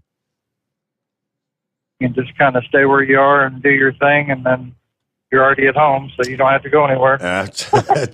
Life is a tad bit easier, as they say. Yes, in this particular case. Yes, indeed. Yes, sir. Well, we'll see you out at the truck show. I appreciate your time tonight. And, we're just going to head on down here to Orlando and get these cows off this trailer. So I appreciate you. Hey, thank you for tuning in. Thank you for listening. And, have a great morning. All right, let me get to some of the other industry headlines. What we have here. Out there in California, more than a dozen small trucking companies operating out of the port of Oakland's terminal were informed they're being forced to vacate to make room for incoming cargo, and the company owners say they're taking it personally. They've been instructed to vacate in the next 30 days, and while some trucking company owners say they knew they would have to leave eventually, they did not expect this was going to happen so soon. We were completely caught off guard. So we don't know what to do at this point. According to one company owner, who runs a small trucking company out of the Oakland Howard terminal, has done so for the last year. Yeah, we knew the A's were developing a ballpark at Howard Terminal, but not until 2024 or 2025, we thought. So we thought we had plenty of time. Yeah, we had a realistic expectation this day would come, but we don't have anywhere to go but out of business. We do rent from month to month. And I said, I take this personally. We're not just truck drivers, and these are families. It impacts the entire family. The notices come from the Port of Oakland as they prepare to step in to help congestion at some of the more Southern California ports. But one Oakland City councilman said he's working towards a solution that may help these companies relocate to maybe a different part of the port. Now, he said the statement I did receive is by Friday. 11 trucking companies will have a place in the Port of Oakland to continue to do business. No further information available at that time. Yeah, we want to see if there's a solution so the small operators can have a home. Yeah, the Port of Oakland said, hey, these tenants have long been aware of the temporary nature of their rental agreements. We're going to be reconfiguring this location as a temporary container yard coming up this spring to help with the supply chain issues there in Oakland. The ongoing supply chain issues. All right, the whole COVID thing, the vaccine mandate, and what we were talking about with the Supreme Court hearing arguments, that is also a trucking-related issue. Several members, according to the folks at OOIDA of the Supreme Court, question the need for OSHA, the vaccine rule during that hearing on Friday. Of course, this is about the mandate. Companies with 100 or more require workers to either receive the vaccine or be tested weekly. Opponents contend that the rule oversteps and is unconstitutional. OSHA, meanwhile, says the rule is necessary, pointing to the number of deaths in the last 2 years. This could save thousands of lives and prevent hundreds of thousands of hospitalizations in the next 6 months alone, was their argument. But that first stage of the rule is set to go into effect this week, which prompted the emergency hearing on Friday. Unlike in typical Supreme Court cases, they do say a decision is expected within days or weeks rather than months, which would be the normal case. Now, based on the questions and comments, it appears the conservative majority is kind of skeptical about the vaccine or test rule. Chief Justice John Roberts was quoted as saying by the Associated Press, "This is something the federal government has never done before," questioning whether a federal agency has the authority to put the rule in place without approval from Congress. All right, we know the arguments where it's been in and out of this, the 6th Court, the 8th Court, the 5th Court, whatever court it's been going through. The Supreme Court is going to look at a separate rule that would require health care providers that receive Medicare or Medicaid funding to have their workers fully vaccinated as well. Now, the vast majority of truck drivers would not fall under the OSHA rule because 96% of motor carriers have no more than 25 drivers. Plus, the labor secretary last year said the rule will not apply to most truck drivers since they're alone in the cab. Now, it is expected that team drivers and, of course, at large fleets will be required to either get the vaccine or the weekly testing. But as Grump mentions, Sotomayor in her statements there at the hearing Friday morning, believe it or not, Justice Sotomayor had to be fact-checked by the Centers for Disease Control. Now, this is what the statement she made inflating the claim that there's 100,000 pediatric COVID hospitalizations in this country, which is way, way blown out of proportion. Making that claim during the oral arguments, she says, quote, "We have over 100,000 children, which we've never had before, in serious condition, many on ventilators due to the coronavirus."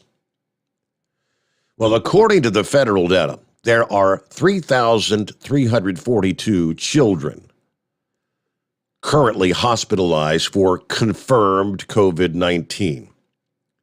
That number jumps to 4,652 if suspected COVID cases are included in that number, with both of those figures being less than 5% of what she stated.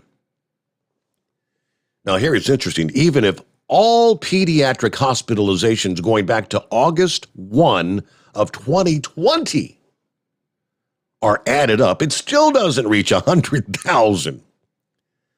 It would total 82,842, according to the Centers for Disease Control. The CDC director, Rochelle Walensky, said this past day that, yes, Sotomayor's numbers are way off. But, here's what I can tell you about our pediatric hospitalizations now. First of all, the vast majority of children who are in the hospital are unvaccinated, and for those children who are not eligible for vaccination, we do know they are most likely to get sick with COVID if their family members are not vaccinated. How can she state that? Still pushing the mantra that the unvaccinated are fueling the continued pandemic. PolitiFact pointed out that 100,000 figure Sotomayor cited may be referring to the American Academy of Pediatrics report that as the end of December, child COVID cases are above 100,000. However, that same report stressed that it appears severe illness is uncommon among children. So even a member of the Supreme Court being a bit misleading in her statements there. Back into the Steve Sommers Overnight Drive, live from the Hot Shot Secret Studios. Live from the Hot Shot Secret Studios, the Steve Sommers Overnight Drive.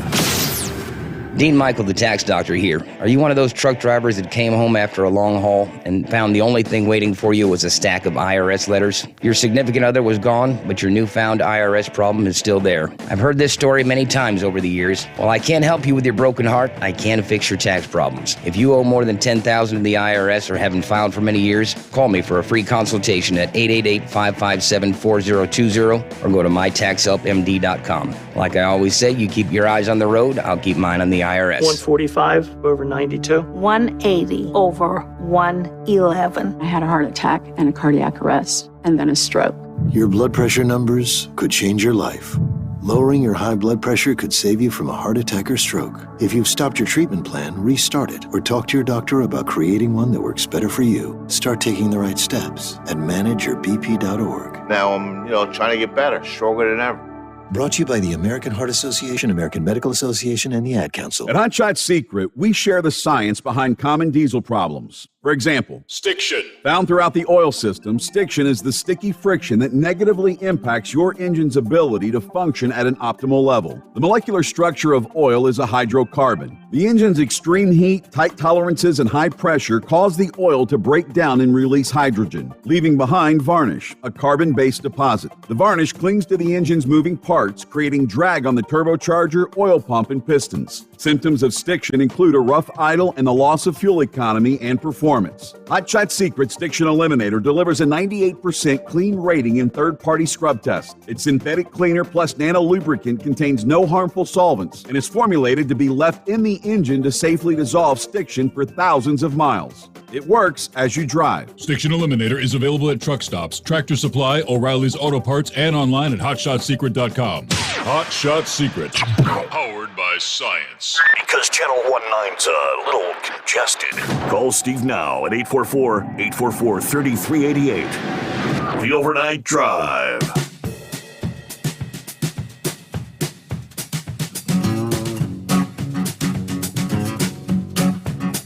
Hey, if you're interested in what the Commercial Vehicles Safety Alliance, CVSA's out-of-service criteria, what the new criteria will be, there's going to be an online, like a webinar, little explanation as to what the new criteria will be. Updated out-of-service criteria set to go into effect April 1st. And they've scheduled a webinar to get motor carriers up to speed on what the new rules are going to be. The director of the CVSA's roadside inspection program lined up to speak. They will cover changes in the criteria, the new updated inspection bulletins, the information in the webinar. They say is suited for in-service training or certified inspectors and serves kind of as an update for industry members. When this kicks in, April 1 of 22, replacing and superseding all previous versions. We'll go over the changes to the criteria, new and updated inspection bulletins. There you go. This will be 1 o'clock in the afternoon Eastern Time, January the 20th. So 10 days from now. I believe you do need to register online. Yeah, they update the out-of-service criteria on an annual basis, effective April 1st of each year, which kind of coincides with the release of that year's edition of the Out-of-Service Criteria Handbook. And, of course, you know what the out-of-service criteria means. Yeah, I kind of wonder. I'm sure they won't, but, they need to put the ability to read and speak the English language back into the out-of-service criteria. Because as we have talked in recent months, lives are being lost out there on the highways because they are not enforcing that rule, which is in the actual FMCSA rules and regulations. But again, the Commercial Vehicle Safety Alliance, CVSA, took that out-of-service criteria off the board several years ago. You can't help but question, would those 4 individuals who perished in that horrific crash there in Colorado that generated all the national attention with the 110-year sentence, which has now been reduced to 10, but had that individual behind the wheel been able to read the emergency runaway truck ramp signs, which we presume he was unable to do, that crash may have never occurred. Why are we allowing thousands and thousands to be out there on the highways unable to read the signs? How many crashes into low bridges occur? Because they can't read the numbers? And we could go on, but all right, we'll get back to your calls coming up here. See, Terry was on the line there in Canada. We lost Terry. We'll get to Eagle, Extreme, Weather Chaser Propane 1 on board this Monday morning. The Steve Summers Overnight Drive, live from the Hot Shot Secret Studios. USA Radio News with Tim Berg. Secretary of State Anthony Blinken says the situation with Russia is unlikely to change in the immediate future. This as meetings are set to take place in Geneva this week with Russia. Blinken telling ABC News the 2 paths presented to Russia will be put to the test during the talks. One is through diplomacy and dialogue. The other is through deterrence and massive consequences for Russia if it renews its aggression against Ukraine. Chicago Mayor Lori Lightfoot is hopeful schools will be open on Monday. Appearing on NBC's Meet the Press, Lightfoot expressing confidence that her administration would be able to reach a deal with the teachers' union thanks to the unprecedented support of parents. Kids have not been in school in Chicago since last Tuesday. You're listening to USA Radio News. Do you have a home that you don't want anymore? We can buy it from you within 24 hours. Any home, size, or condition. For over 20 years, we've been buying homes for cash and helping homeowners sell their homes immediately with no listings or strangers walking through your home. Are you moving? Did you lose your job? Going through a divorce? Whatever the reason, if you're in a bind and you know that you need to sell your house fast, call the expert team at I Need to Sell My House Fast. We'll make you a serious cash offer to buy your home in 24 hours and let you walk away from it. No listing, no waiting. Sell any home, any size, any condition, now. Call the expert team at I Need to Sell My House Fast. Make this free call now. 800-478-6084. 800-478-6084. 800-478-6084.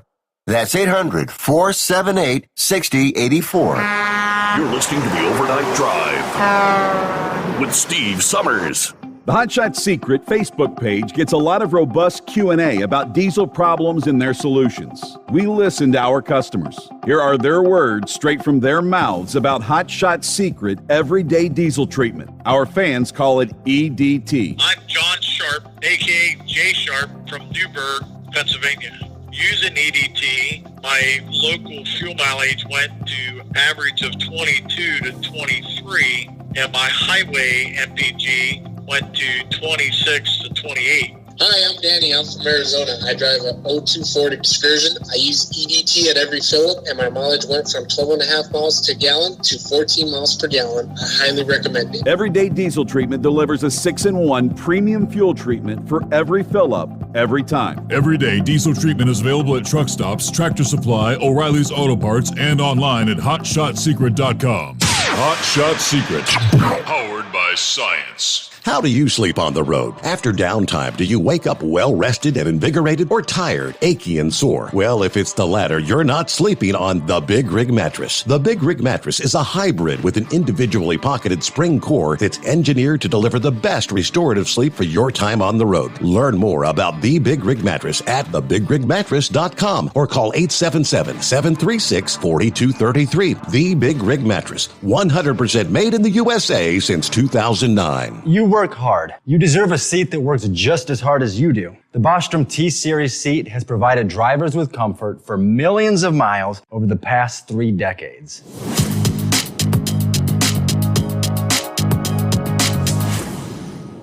Each seat is built right here in the USA and has 4-position front cushion tilt and higher low-profile air suspension with Isolate.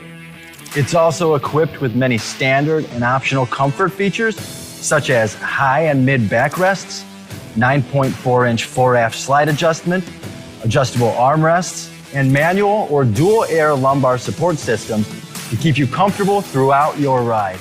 Build your T-Series seat today at BostromSeating.com and ensure your ultimate comfort for wherever the road takes you.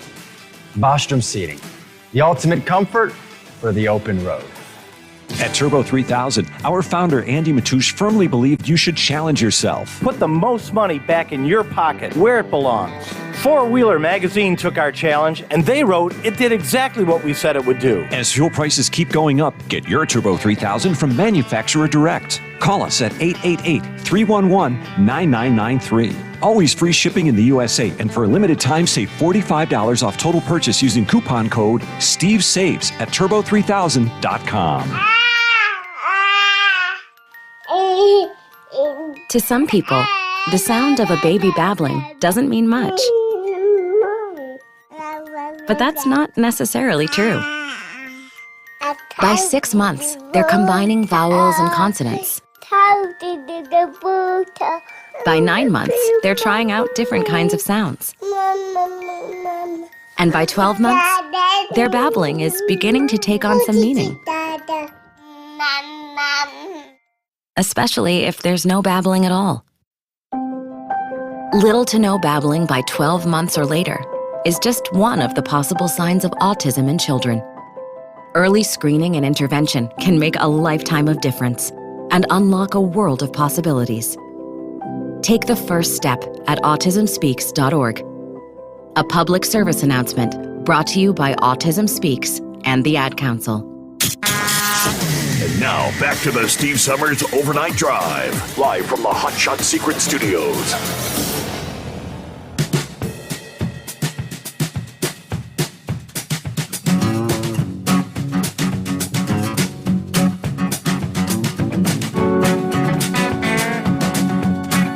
Let me see here.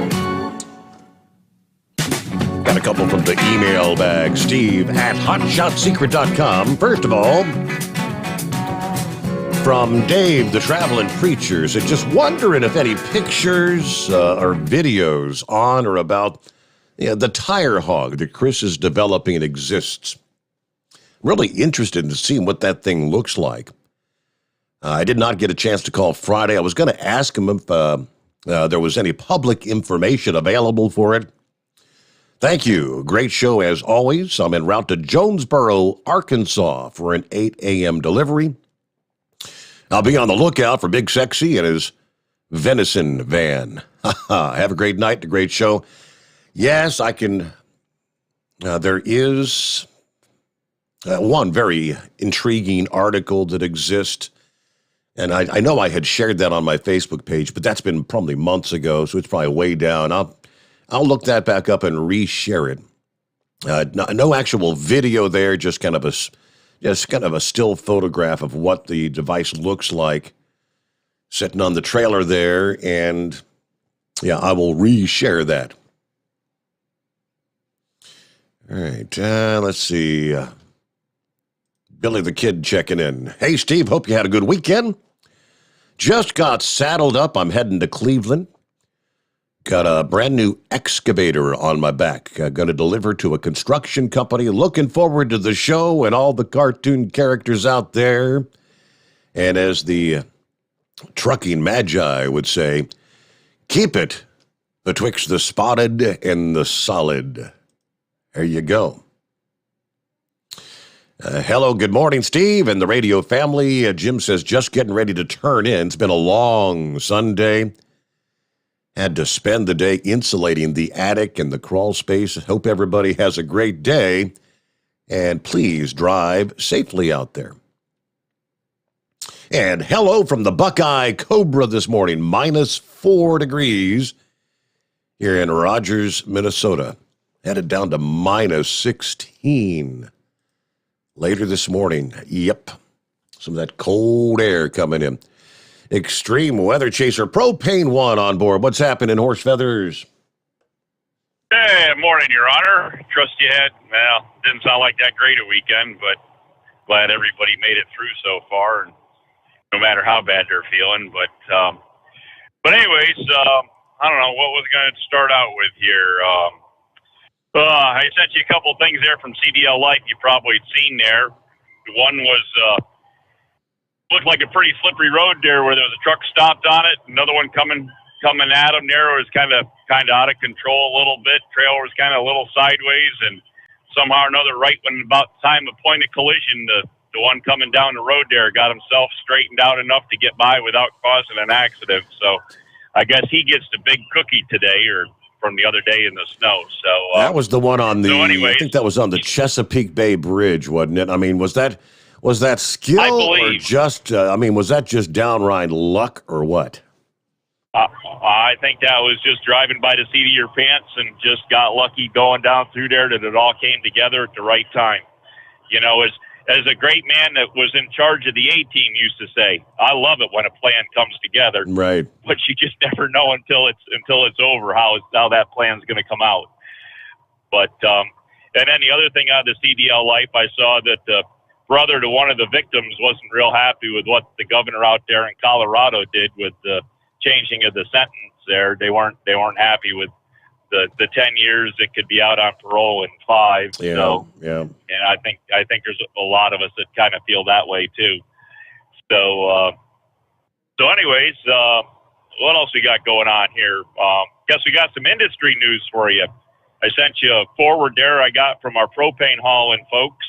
And I guess probably almost close to half or 2/3 of the country is now relieved from hours of service for the petroleum hauling industry. So, hey, yay, I can work as much as I want now.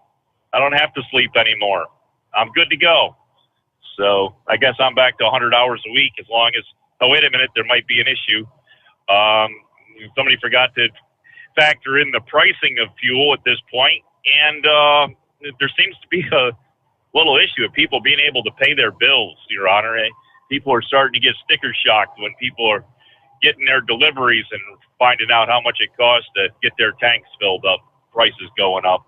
So we'll see how all that works out at the end there. Okay.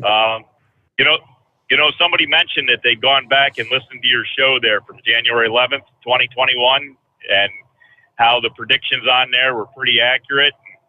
So I went back Saturday morning there while I was riding down the road Saturday and listened to January 11th, 2021. And I tell you what, Ranger was pretty close to right on with what he said. There's this guy that was running the show called Steve Sommers that predicted the vaccination passports were going to be probably put into effect to go to places like movie theaters and cruises and restaurants. And he asked, could it really get that bad that we'd actually have to show a card to be able to go into these places?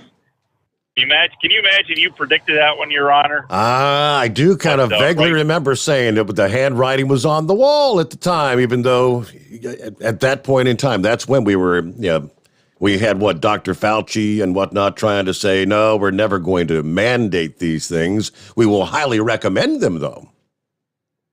Yep. All those promises we heard. Lies. So anyways, yesterday morning there, the wife and I were talking a little bit and trying to figure out what's going on. Says, you should get out of town there for, the end of this season and see what propane season and get a little time to relax. And I said, well, I guess I could go to Louisville. She's like, yeah, why don't you do that there? I said, well, the truck show's the 24th to the 26th. So we got on a couple sites there, and I had Southwest money that's been on there since COVID started that we weren't able to use our flights for, so I had a credit. So we actually got some tickets booked to get there and back, and found a hotel room to stay there from the 26th or 24th to the 27th.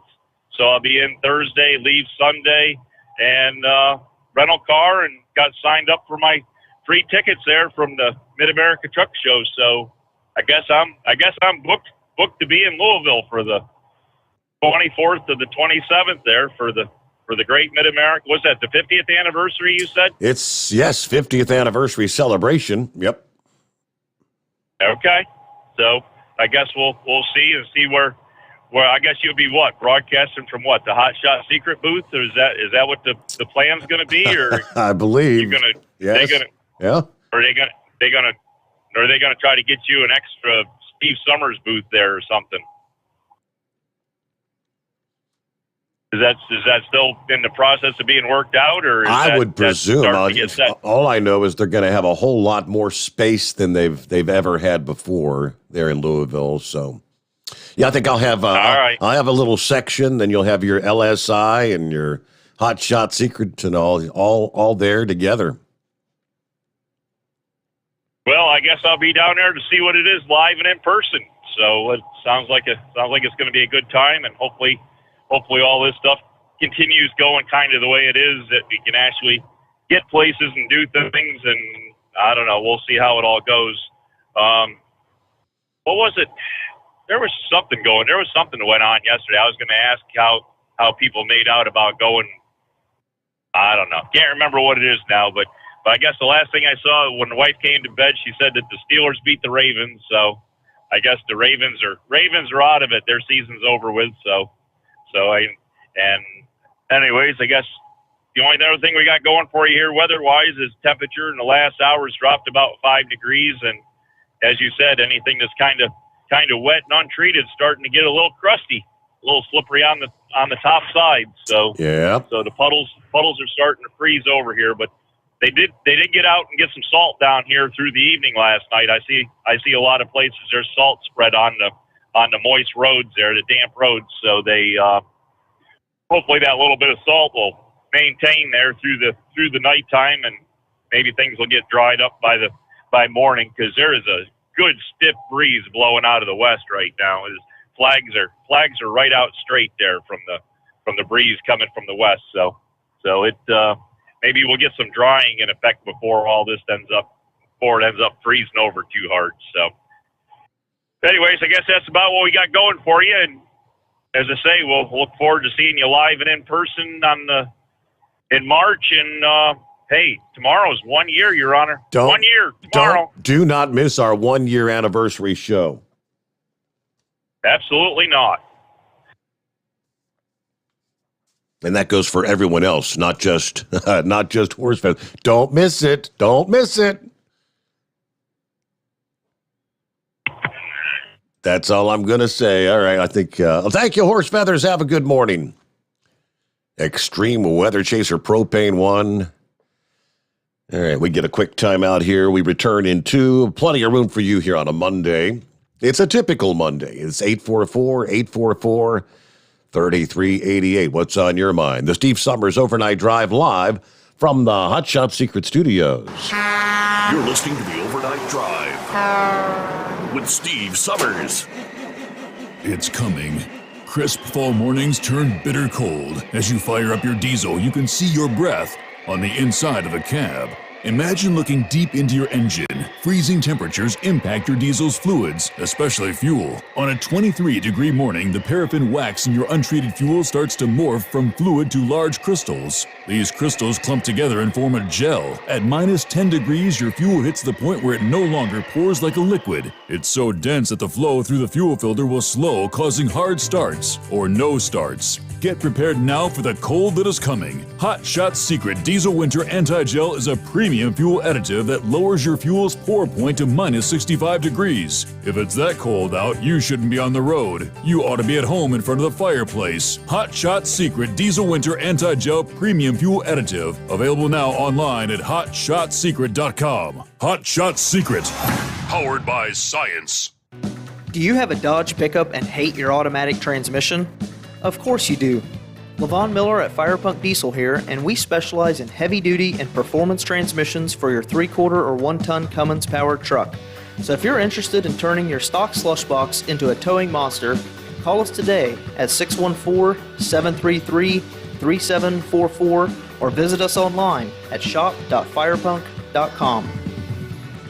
Honorary Forest Ranger Betty White here, lending a hand to my dear friend Smokey Bear. Because for years, he's only said, only you can prevent wildfires. But there's a lot more to say. Like if you park your car on tall, dry grass, the hot exhaust pipe can start a wildfire. So keep the animals safe, especially the cute shirtless one. Go to SmokeyBear.com to learn more about wildfire prevention. Brought to you by the U.S. Forest Service, your state forester, and the Ad Council. And now, back to the Steve Summers Overnight Drive, live from the Hot Shot Secret Studios.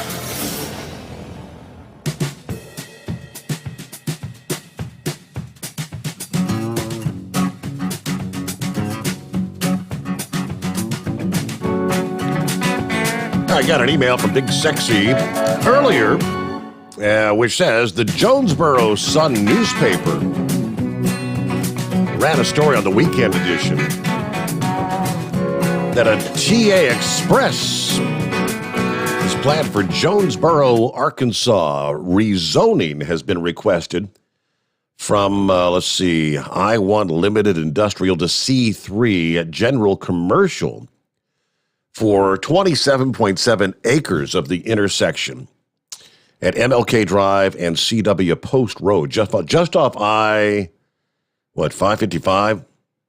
Of course, TA Express, the smaller version of the Travel Centers of America truck stops, they submitted a concept design of the proposed truck stop. TA said the location would feature branded gasoline with 12 fueling positions, truck diesel with 6 fueling positions, about 75 truck parking spaces, about 75 car parking spaces, 6 showers, driver's lounge, laundry, scale, and 2 quick serve restaurants, fast food sort of thing.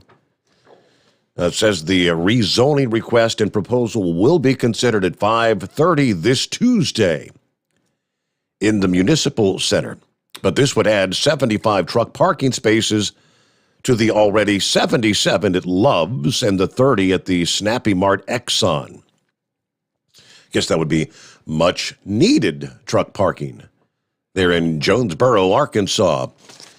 Hey, Big Sexy, it's been a while since we heard from you. I don't know if we spoke to you since we had the ring in the new year or no.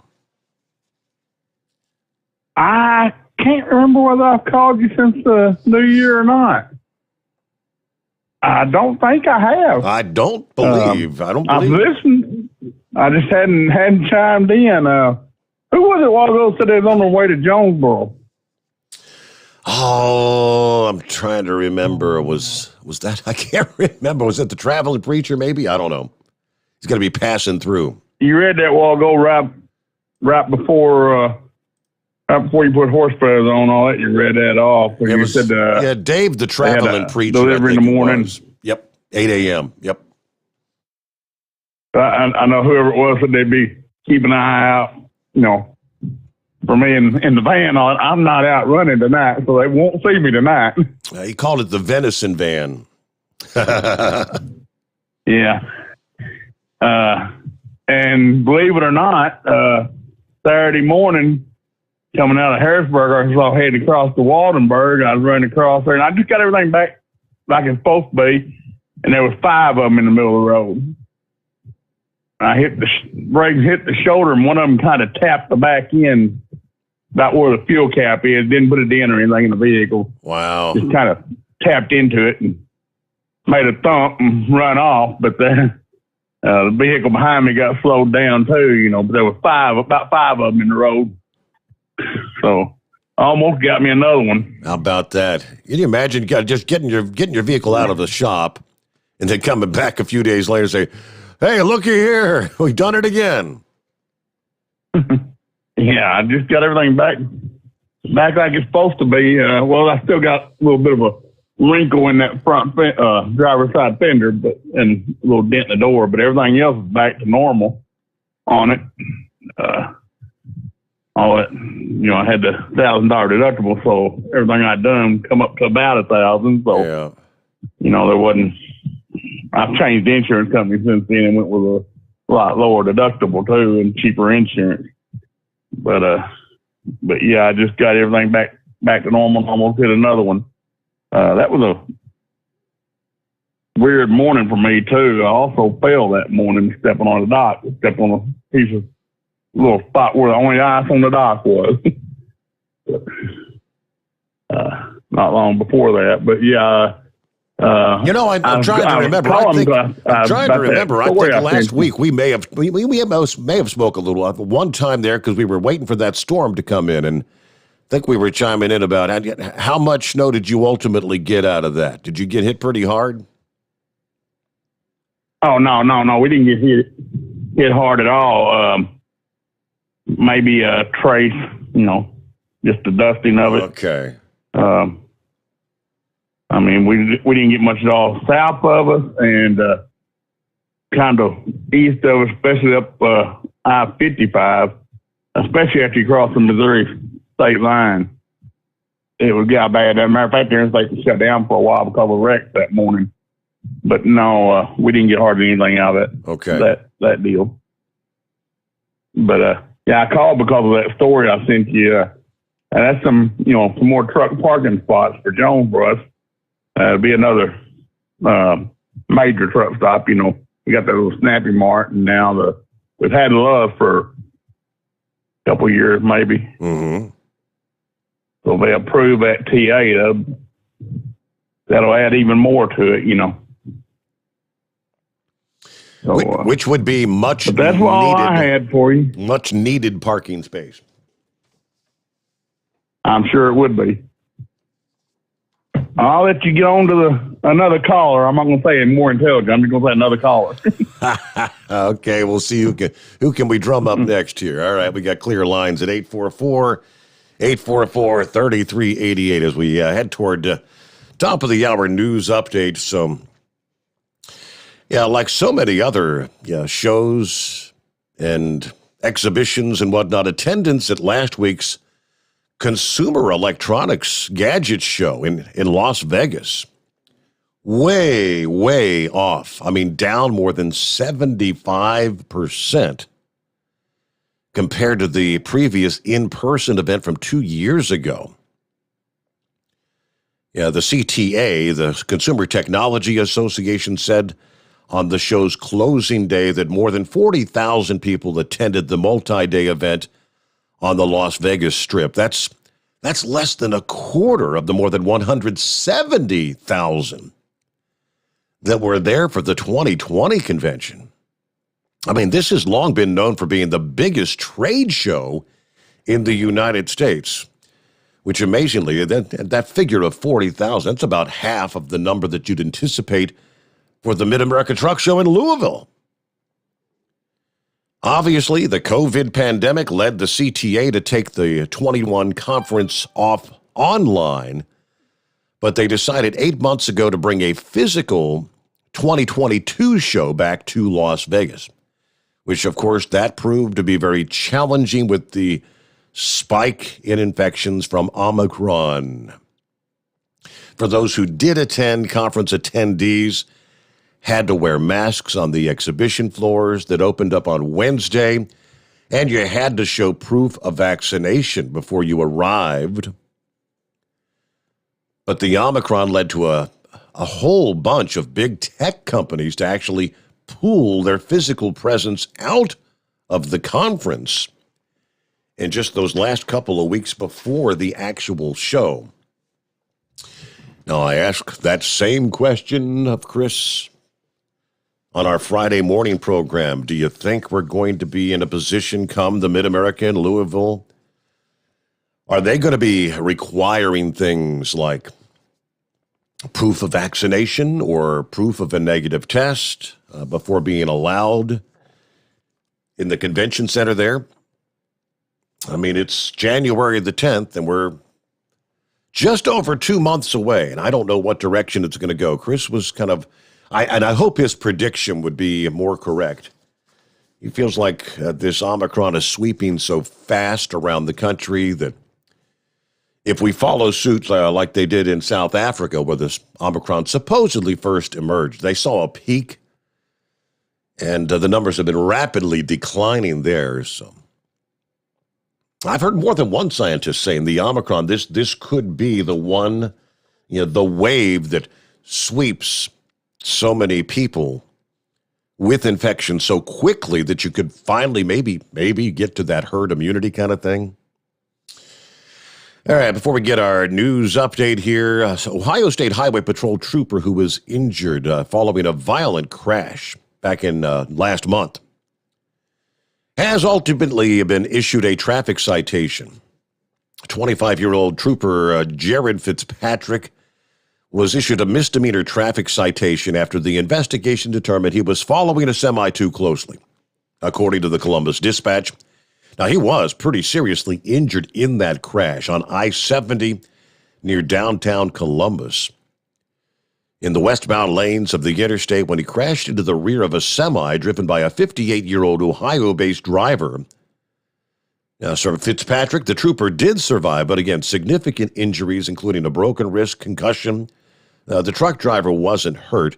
State Patrol does say they believe that the truck's rear impact guard may very well have helped save the trooper's life. If without that impact guard, likely that that trooper would probably have been decapitated because it was a very significant impact into the rear of that trailer. With that, we'll get our news update here. Plenty of room for you. Jump on in here on a Monday. It's 844-844-3388. The Steve Summers Overnight Drive live from the Hot Shot Secret Studios. USA Radio News with Tim Berg. Secretary of State Anthony Blinken says the situation with Russia is unlikely to change in the immediate future. This as meetings are set to take place in Geneva this week with Russia. Blinken telling ABC News the two paths presented to Russia will be put to the test during the talks. One is through diplomacy and dialogue.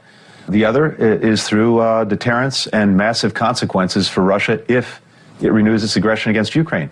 Chicago Mayor Lori Lightfoot is hopeful schools will be open on Monday. Appearing on NBC's Meet the Press, Lightfoot expressing confidence that her administration would be able to reach a deal with the teachers' union thanks to the unprecedented support of parents. Kids have not been in school in Chicago since last Tuesday. You're listening to USA Radio News.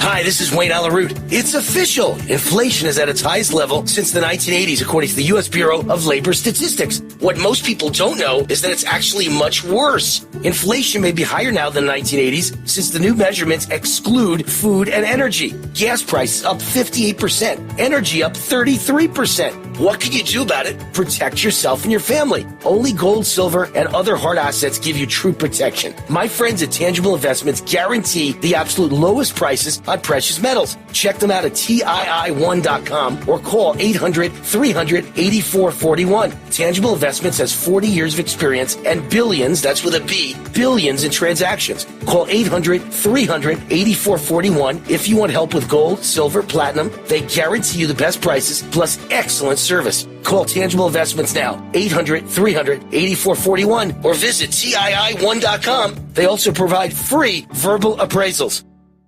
The Supreme Court is weighing the legality of President Biden's federal vaccine mandate. More than a dozen states are suing the White House, saying these requirements are unconstitutional and are devastating their communities. The Occupational Safety and Health Administration has been tasked with implementing these mandates for businesses. But Missouri Attorney General Eric Schmidt says that's not their job. OSHA was created to make sure forklifts beep when they back up, not to force the vaccination of, almost 100 million Americans. South Dakota Republican Senator Mike Round says Congress should not concern itself with anti-Trump legislation. This is not going to be up to members of the United States Senate or the House, in my opinion. Appearing on ABC's This Week, the South Dakota Republican explaining that he doesn't believe lawmakers should try to pass a law prohibiting the former president from running for office. USA Radio News. Now you can fly anywhere in the world and pay discount prices on your airline tickets. Book a flight today to London, Paris, Madrid, or anywhere else you want to go and pay a lot less guaranteed. Call the International Travel Department right now at Low Cost Airlines. 800-215-5141. 800-215-5141. That's 800-215-5141. NASA with the announcement of a successful rocket launch on Sunday. NASA says it successfully launched a research rocket off the Virginia coast at midnight Eastern. The launch was visible along most of the East Coast.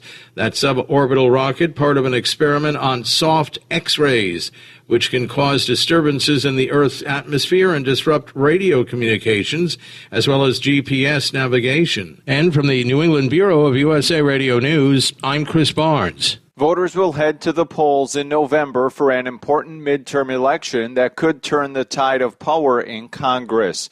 At least 25 Democrats announced they won't seek re-election. And Minnesota Republican Congressman Tom Emmer is confident in the GOP's chances. We've got great candidates. We've got a record number already that have filed across the country, even though it's a redistricting year.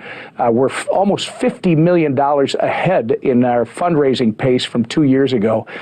In the Biden administration, whether it's inflation, whether it's crime, whether it's the incompetence of the border, they give us plenty for the messaging side. Republicans need to pick up 5 seats to win control in the House. Democrats are featuring the January 6 Capitol riots in their pitch to voters, warning history will repeat itself if Republicans are in control of Congress and argue their agenda will help the middle class. For USA Radio News, I'm Tim Burke. At Hot Shot Secret, we share the science behind common diesel problems and their solutions. For example, diesel particulate filter regeneration. The DPF catches particulates left over from combustion. The DPF regeneration cycle cleans the filter with temperatures exceeding 1,000 degrees Fahrenheit. A computer sensor triggers the DPF regen, which is often accompanied by a loss of power and fuel economy. The frequency of DPF regens are in correlation to the cleanliness of the fuel burn. Under heavy operation with the dirty burn, DPF regens can occur multiple times per day. Hot Shot Secret Diesel Extreme Fuel Additive promotes a more complete combustion, creating fewer emissions and therefore fewer DPF regens. Vehicles using Diesel Extreme experience 83% less DPF regens. Hot Shot Secret Diesel Extreme is available nationwide at truck stops, fine farm and auto stores, and online at hotshotsecret.com. Hot Shot Secret, powered by science.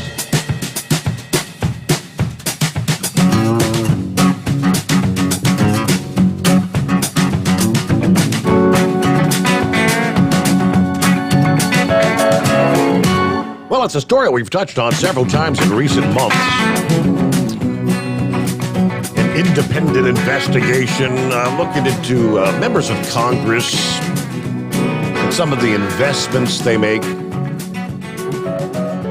which would essentially be akin to insider trading if I did it or you did it. It's illegal. But of course, they're exempt. And Nancy Pelosi was directly asked the question about should members of Congress be limited in what they can and cannot purchase, especially when you are actually making and changing rules and regulations that would impact various companies to the tune of millions or billions of dollars. Of course, Nancy Pelosi says, well, yeah, hey, we should all be allowed to participate in this system, right? I guess now we know the answer. Well, the reason why. According to the report over the weekend, Nancy Pelosi decries corporate greed. But that has not stopped her from making or raking in as much as $30 million personally from insider stock trades on the very big tech companies that she oversees in Congress. Not surprising that she's also blocking bipartisan efforts to prevent members of Congress from engaging in individual stock picks.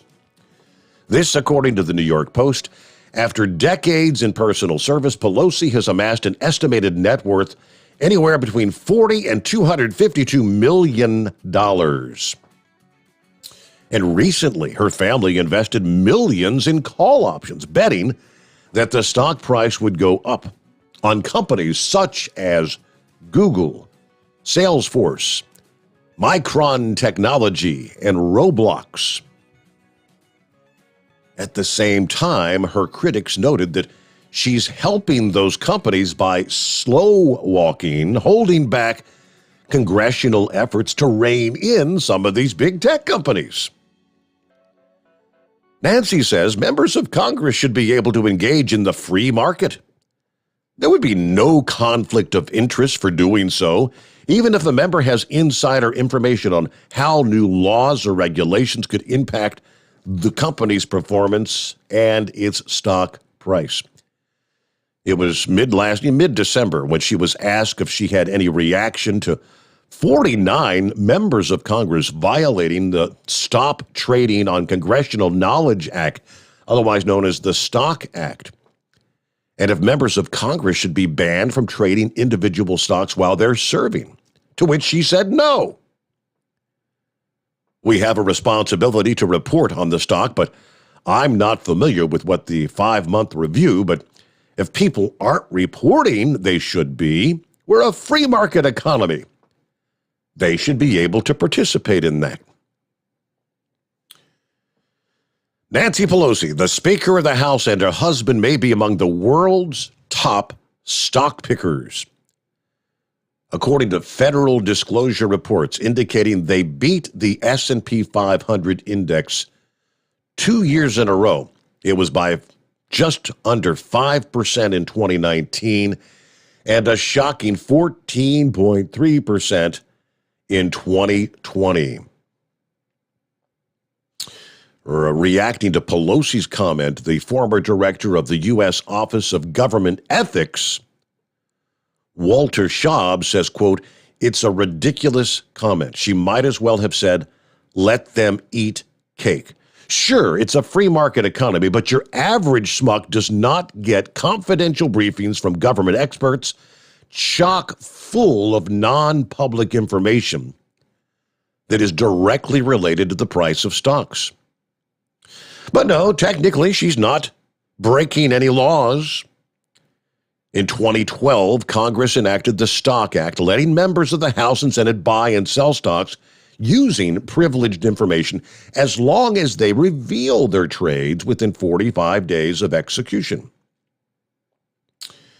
And, of course, they've made many big bets, the Pelosi family, on Amazon, Apple, Google, and, of course, those all companies that in Nancy Pelosi has been called to regulate. All right. As you can see from the required disclosures with which the Speaker fully cooperates, these transactions are marked SP for spouse. The Speaker has no prior knowledge or subsequent involvement in any transactions. You know, because husbands and wives don't speak about these sort of things. Certainly not. While the Speaker may have no knowledge of any transactions, both she and her husband do own several properties. Yeah, she has no idea what he's buying and selling. None whatsoever, no. Because we don't talk about anything. Nope. All right, and Joe Biden never spoke to his son about any of his business dealings either, right? Lie.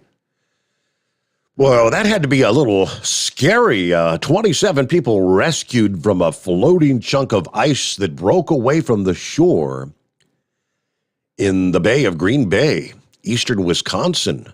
According to the sheriff this past day, no injuries reported. This all started to unfold Saturday morning north of Green Bay, in the arm that's part of Lake Michigan. The Brown County Sheriff reported many of the 27 people rescued were actually ice fishing. At the time of the incident, the chunk of ice floated about 3/4 of a mile during the rescue, and it was about a mile from the shore by the time everyone was brought back to solid ground. Authorities said the stranded people were on the separated ice for about 90 minutes. They do say a barge traveling through the bay may have caused that big ice chunk to break off the shoreline. Shane Nelson, who was making his first ice fishing excursion, said it kind of sounded like somebody had fired a gun, that big pop. And we started to float away. So we thought it was interesting. We got out of our shanty, took a look, and people were yelling on the ice, we're separating. So they brought in airboats from the Brown County Sheriff's Office and the U.S. Coast Guard. Yeah, they were able to rescue 8 passengers at a time. But yeah, gradually you're out there on the ice and you're drifting away out onto Lake Michigan. Scary. Hello to Heat Wave. Happy Monday. How was your weekend, Heat Wave? Good morning, Senor. Well, busy as usual, which is good. Yeah, I was going to ask Big Sexy whatever came out of that hospital lockdown they had out there. We were talking to him on Saturday. I guess, I don't know if it was before or after he thumped that deer. He was saying that the local hospital was on lockdown. They had an active shooter going on. Really? And we all thought, well, I mean, if you're going to have a shooting someplace, a hospital would be the place to go, because if you get hit, well, the emergency room ain't that far away. But apparently his girlfriend works over there, and so he had a definite interest in that. And I just was wondering how that came out. So he didn't say anything about it when he's talking to you, so I'm going to assume everything come out okay. But you know what happens when you assume something. Right. The moronic virus, Omicron, sorry, if you jumble the letters, it all comes out the same way. I understand yesterday that it is actually a lab-produced virus that escaped from South Africa. Apparently, mice, they were injecting this concoction in mice, and mice are highly susceptible to the Omicron virus. And they said with great confidence that they know it was lab made because there was a year missing, something with the genetic genomes and whatever of how a virus mutates. That this particular virus was missing a year's worth of mutation or something. So what they gather is that they were trying to weaponize it or mechanize it, whatever the hell they do to it. And, it escaped. They're like, why is there not big old vats of Lysol spray anytime something they think may escape just gets sprayed into the air to kill it, because ain't Lysol supposed to kill this kind of stuff? Yeah, 99.9%, yeah. There you go. That 0.01%, what the heck. But, if this is going to be the proverbial herd immunity provider, well, my God, let's hope it is, so we ain't got to worry about this nonsense no more. We just have to worry about it like the flu.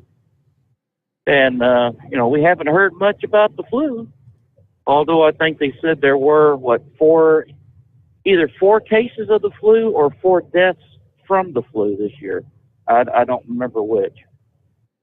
But, it's really interesting. Last week I said, why are we not listening to the scientists down in South Africa where they have to go to a bunch of virologists to say, yes, it is a bad thing to have. And then we over here, we've got to have our final say-so, our final stamp of approval either way. It's like they're saying, hey, this is what it is. No one believes them until apparently we have our final say. Then they can say, yes, we know, we understand, and this is what it is. And it's very arrogant on our part. That's all I got to say. With the situation there in the Ukraine, Biden's not going to threaten his financial stability by threatening Russia.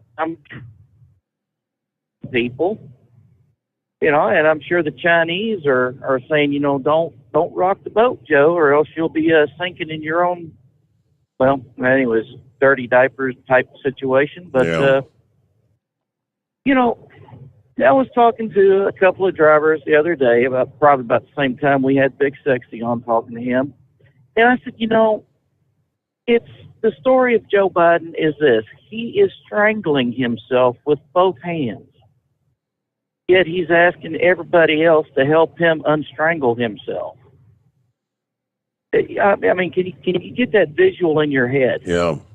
Both hands around his neck, squeezing as hard as he can, and he's like, help me, help me. Well, the only person that can unscrew up a screw-up is him. And he's too damn stupid, or he doesn't have the marbles to do so. He wants to blame everything on everybody else except him.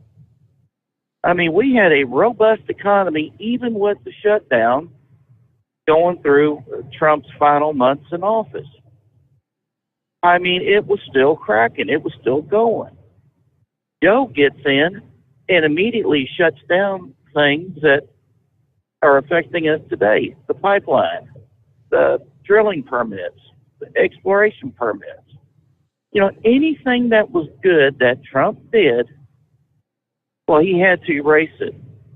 And now that the economy is tanking real bad, well, it's all Trump's fault because he set this in motion. I know I'm preaching to the choir here. All right. Because we all are pretty much in agreement. Yep. But I mean, we've got to get this message through to somebody outside and say, you know what, if you're open-minded, like Democrats say they are, then you will see exactly what's going on here. It is a black and white thing. There's no gray material there. You should be using your gray material, but I mean, I'm sorry. I just cannot and will not understand a liberal logic. It just won't work. Won't work with me. So other than that, well, the Cowboys beat the Eagles by a hefty margin. Bengals are in the playoffs. I guess they won their division. Is that what? Well, they clinched the division last week when they beat Kansas City, and I guess they solidified things, beating the Browns yesterday. They'll be playing next Saturday afternoon, Wild Card Weekend. I bet y'all's town is just rocking and rolling right now. You know what? I take that back. It looks like Cleveland actually beat Cincinnati yesterday. I'm sorry, 21-16. I'm looking here, but nonetheless, Cincinnati had clinched the division last week, so I think they're going to be taking on the Raiders next Saturday. Well, I tell you what. I mean, going from a laughing stock to something respectable to being clinching y'all's division.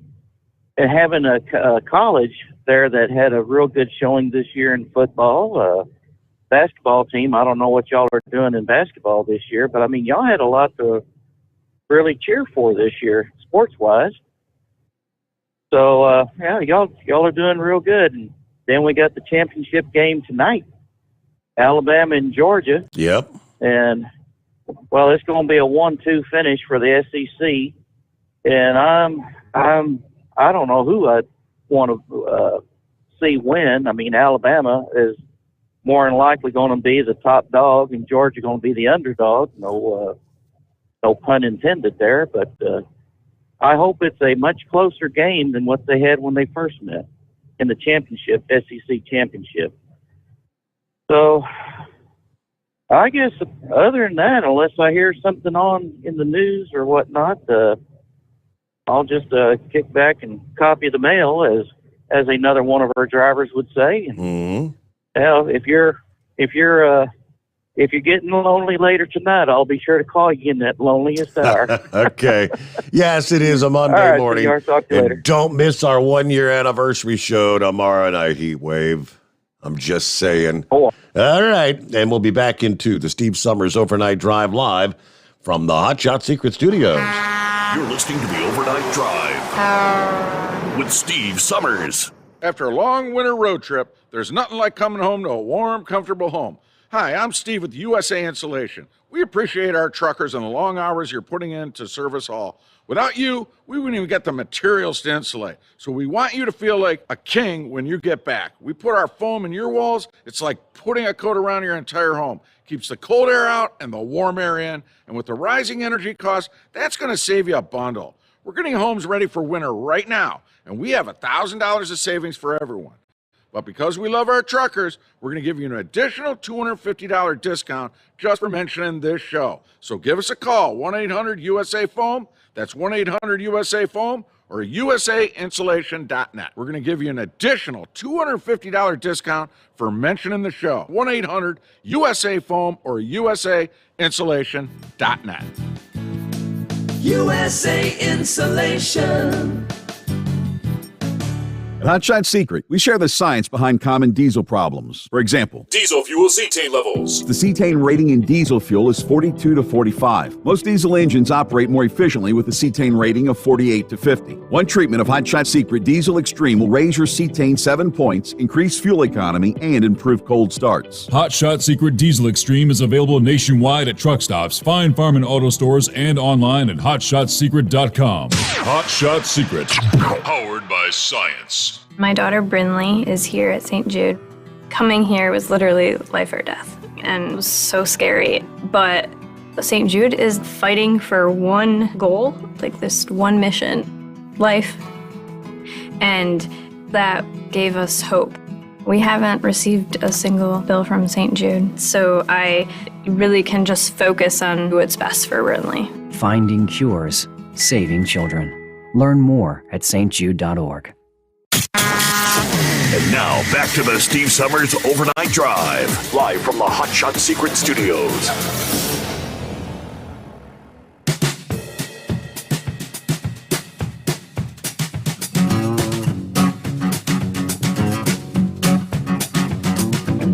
Yeah, so they got the wild card weekend next weekend. Apparently, it was a wild one. They say. I'm just seeing. I didn't see the game. Seeing the headline: Raiders versus Chargers. But by virtue of the Raiders' win over the Chargers Sunday night, Las Vegas and the Steelers are headed to the playoffs. I'm looking at the wild card weekend. It starts next Saturday, doubleheader, starting at 4:30 and next Saturday afternoon, where the Raiders will take on the Cincinnati Bengals.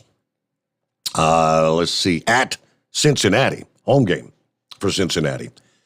Yeah, followed by that, 8:15 p.m., the New England Patriots will face the Buffalo Bills. Sunday starts at 1 in the afternoon. Philadelphia Eagles at Tampa Bay, taking on the Buccaneers. Followed by 4:30 game, the San Francisco 49ers at Dallas to take on the Cowboys. Man, was that a blowout game there Saturday night for the Cowboys? Yeah, final, I guess the nightcap, 8:15 p.m. Next Sunday night will be the Steelers, who will have to face the Kansas City Chiefs. Then you got Monday Night Football. The number 5 Arizona Cardinals will be in Los Angeles to take on the Rams. Wild card weekend. So the top seeds, the NFC's top-seeded Green Bay Packers and the AFC's number 1 seed, the Tennessee Titans, will have bye weeks next week. They get an extra week to rest up there. All right, let's check in with Always Moving this morning. Hi there. Good morning. Thanks for taking my call. I got 3 things. Number 1, the COVID-19 is everywhere. We're out of negative airflow rooms, and so they're just all over the place. They have prioritized it where I work that if you have the active symptoms of it, you go in a negative airflow room. And if you are positive but asymptomatic, you go in a regular room, and the staff have to wear the full PPE as if we were going into a room where there is active symptoms. Okay. So it's just everywhere. It's just a matter of time till everybody gets it. Number 2, I called last week before last. I have a technical question. Sometimes I'm listening to you driving down the road, and it all of a sudden repeats itself. And it'll go back maybe 30 seconds and play it, maybe a minute. And sometimes it will do that 2 and 3 times. And I have to go in and out of my phone because I listen to you on YouTube on my cell phone. And I don't know, I think it's a YouTube thing, but I don't know if anybody else experiences that or not. Sometimes when I'm listening to, let's say I'm listening to a Dr. Phil or a Cold Case, something like that, when I'm driving to work, and I have that on, I'm playing that on YouTube, you'll be driving along and all of a sudden it'll switch to another episode. Or, it'll just drop when I'm listening to and pick up another YouTube thing. I'm like, what? But on yours, it doesn't drop you and pick up something else. It just will repeat you for sometimes it's 3 and 4 times. Sometimes it's only once. And it's just difficult to get you to come back. And that was the technical question I had. And I forgot to ask it that night when I called. Yeah, and I didn't know if you had heard of anyone else having that or not. Not really. I mean, it almost sounds like it's maybe you're buffering. Is it like when you're in a zone where your cell might not be getting a good connection, and it just the fact that it repeats itself is what it doesn't make sense to me why it would do that or how it would do that. Yeah. The night that the gentleman from out west called in about the Walmart fire that was near his place, I heard his first minute and a half. I heard it 5 times. It kept repeating it. And I'm just driving along I-71, and it just repeats it. And then it repeats it. And it repeats it. Then it doesn't sound like a skip. It just repeats it. And the next comment you make, and then it's like, oh, here we go again. And then here we go again. And eventually I'll take my phone down, and I have to go out and back and forth and all around to go in and out of trying to find you. And then it'll pick up and like, okay, and now we're going again on the right thing. So interesting. I just thought I'd throw that out there.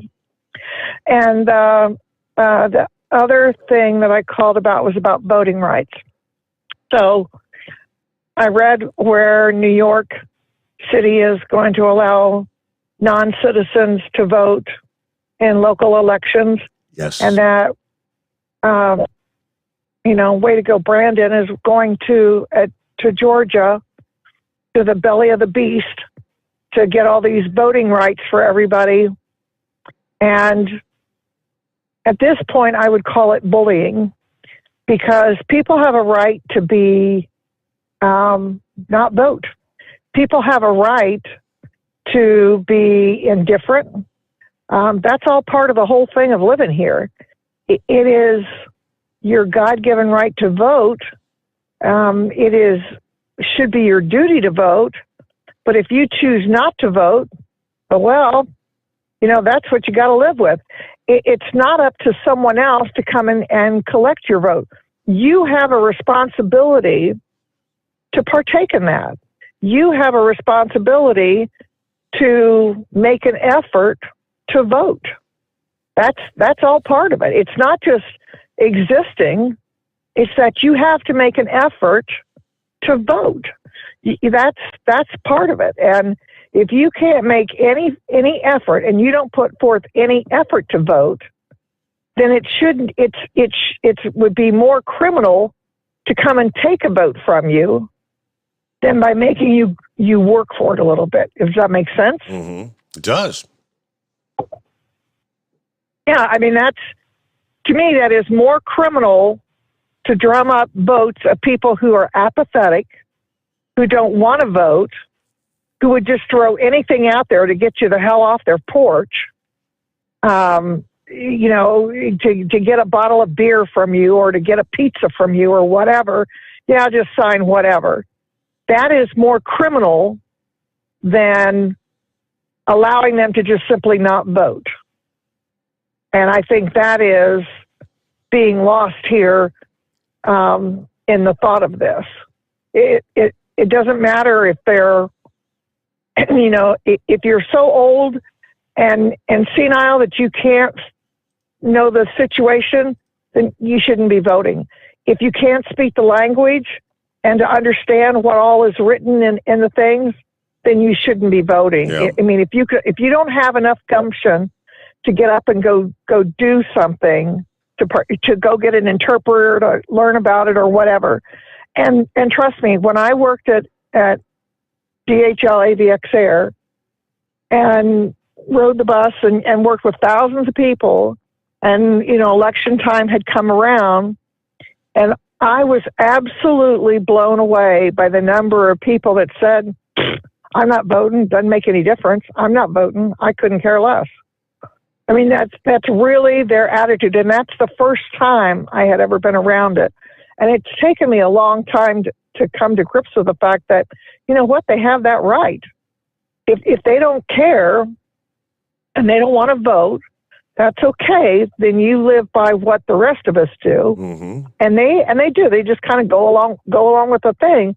But it would be more criminal to go and extract a vote from somebody who doesn't want to vote than to just leave them alone, or to extract a vote from someone who is not willing to go and sign up, who is not willing to go, and they're not interested in it. If you're not interested in it and you make no effort, then to heck with you. You just stay out of the process. Get out of my way. Yeah. So those are the things I had to talk about. other than that, how you been? Did you have a good New Year's? Had a good New Year's. We've been kind of under quarantine now. The princess is sick and her mother's sick, and I'm not showing symptoms yet. I don't know how long can I last and what my odds are, but let's just hope and pray. Oh, because you sounded a little stuffy on the phone tonight. I thought maybe you were getting a little up in the head. When I got out of bed this evening, I told the wife, I said, I don't know, do I sound like I'm a little congested? And maybe a little bit. Yeah, and, so here's another situation for you to think about, which I hadn't thought about until it crossed me this weekend. If you have the staff are just dropping like flies up there, because, just everybody's got it. It's, I don't know if I've had it and I'm just asymptomatic or not. I don't know. But there was a staff member, and what if you work at a place, and we'll just throw this out. What if you work at a place and you show all the signs and symptoms of it, but you just don't want to go get tested? You just keep working. Mm-hmm. What about it? You run into that, and they're not doing anything extra special. They're not sealed up in a vacuum bag or anything like that. They're just, they got their little face mask on and walking around and doing stuff. But, I was thinking about that this weekend, and I actually posed that to the clinical leaders. I said, so what do you do in that scenario? Because it's blasted everywhere. If you have any of these symptoms, don't come to work, blah, blah, blah. Well, no, you can, you used to be, nobody worried about it. If people came to work with head colds, and unless you were running a fever, they expected you to keep working. So now you have head cold symptoms, and your radar immediately goes up, and you say, have you been tested? No. Well, why not? I don't want to go get tested. Oh, okay. What do you do with that scenario? So, like I said, it's just a matter of time till we all succumb to it. But I will tell you, I am wearing my fit-tested N95 whenever I'm out in public, just because, I don't know. I feel like it's just everywhere, and I'll probably get it. I might get it from work. I don't know. That's probably where I will get it, is from work more than anything. But there have been days where I've sat at work with my N95 mask on my face, at my desk. But it just makes it's just really confining for long periods of time. So, oh well. Well, you have a great week, and we'll talk to you later. All right. Thank you for checking in. Always moving. And we'll get our news update here. The Steve Sommers Overnight Drive live from the Hot Shot Secret Studios. USA Radio News with Tim Berg. On Saturday, there were just over 900,000 confirmed cases of COVID-19 in the United States, with 2,615 people dying from the virus. This as President Biden continues to call this a pandemic of the unvaccinated. CDC Director Dr. Rochelle Walensky gives her reaction to that phrase. We do know that people who are vaccinated are still protected about 70% against infection, especially if they're boosted. So the people who are ending up in the hospital, the people who are ending up very sick with Omicron are the ones who are unvaccinated. At least 19 people, including 9 children, were killed in a fire in a Bronx apartment building, the fire being described as one of the deadliest blazes in recent years. This is USA Radio News. Balance of Nature's fruits and vegetables in a capsule, changing the world one life at a time. It's really fantastic. I'm pretty active sports-wise, and no muscle strains. I get up in the morning, no stiff back, nothing. I never get sick. Literally, never get sick. And if I feel like there's a little something coming on, I'll take a mega dose. Next day it's gone. Just my overall health is fantastic. And I plan on continue taking this because I'm convinced that it absolutely contributes to your well-being, to your health, to keeping you healthy. Let your body do what it's supposed to do. Experience the Balance of Nature difference for yourself. Right now, Balance of Nature is offering free shipping and 35% off on any new preferred order. Call 800-246-8751. That's 800-2468-751, or by going to balanceofnature.com, and make sure to receive this special radio offer by using discount code USA. You're listening to the Overnight Drive with Steve Summers. The Hot Shot Secret Facebook page gets a lot of robust Q&A about diesel problems and their solutions. We listen to our customers. Here are their words straight from their mouths about Hot Shot Secret everyday diesel treatment. Our fans call it EDT. I'm John Sharp, aka Jay Sharp from Newburgh, Pennsylvania. Using EDT, my local fuel mileage went to average of 22 to 23, and my highway MPG went to 26 to 28. Hi, I'm Danny. I'm from Arizona. I drive a 02 Ford Excursion. I use EDT at every fill-up, and my mileage went from 12.5 miles to gallon to 14 miles per gallon. I highly recommend it. Everyday diesel treatment delivers a 6-in-1 premium fuel treatment for every fill-up, every time. Everyday diesel treatment is available at truck stops, Tractor Supply, O'Reilly's Auto Parts, and online at HotShotSecret.com. Hot Shot Secret, powered by science. How do you sleep on the road? After downtime, do you wake up well-rested and invigorated, or tired, achy, and sore? Well, if it's the latter, you're not sleeping on the Big Rig Mattress. The Big Rig Mattress is a hybrid with an individually pocketed spring core that's engineered to deliver the best restorative sleep for your time on the road. Learn more about the Big Rig Mattress at thebigrigmattress.com or call 877-736-4233. The Big Rig Mattress, 100% made in the USA since 2009. You work hard. You deserve a seat that works just as hard as you do. The Bostrom T-Series seat has provided drivers with comfort for millions of miles over the past 3 decades.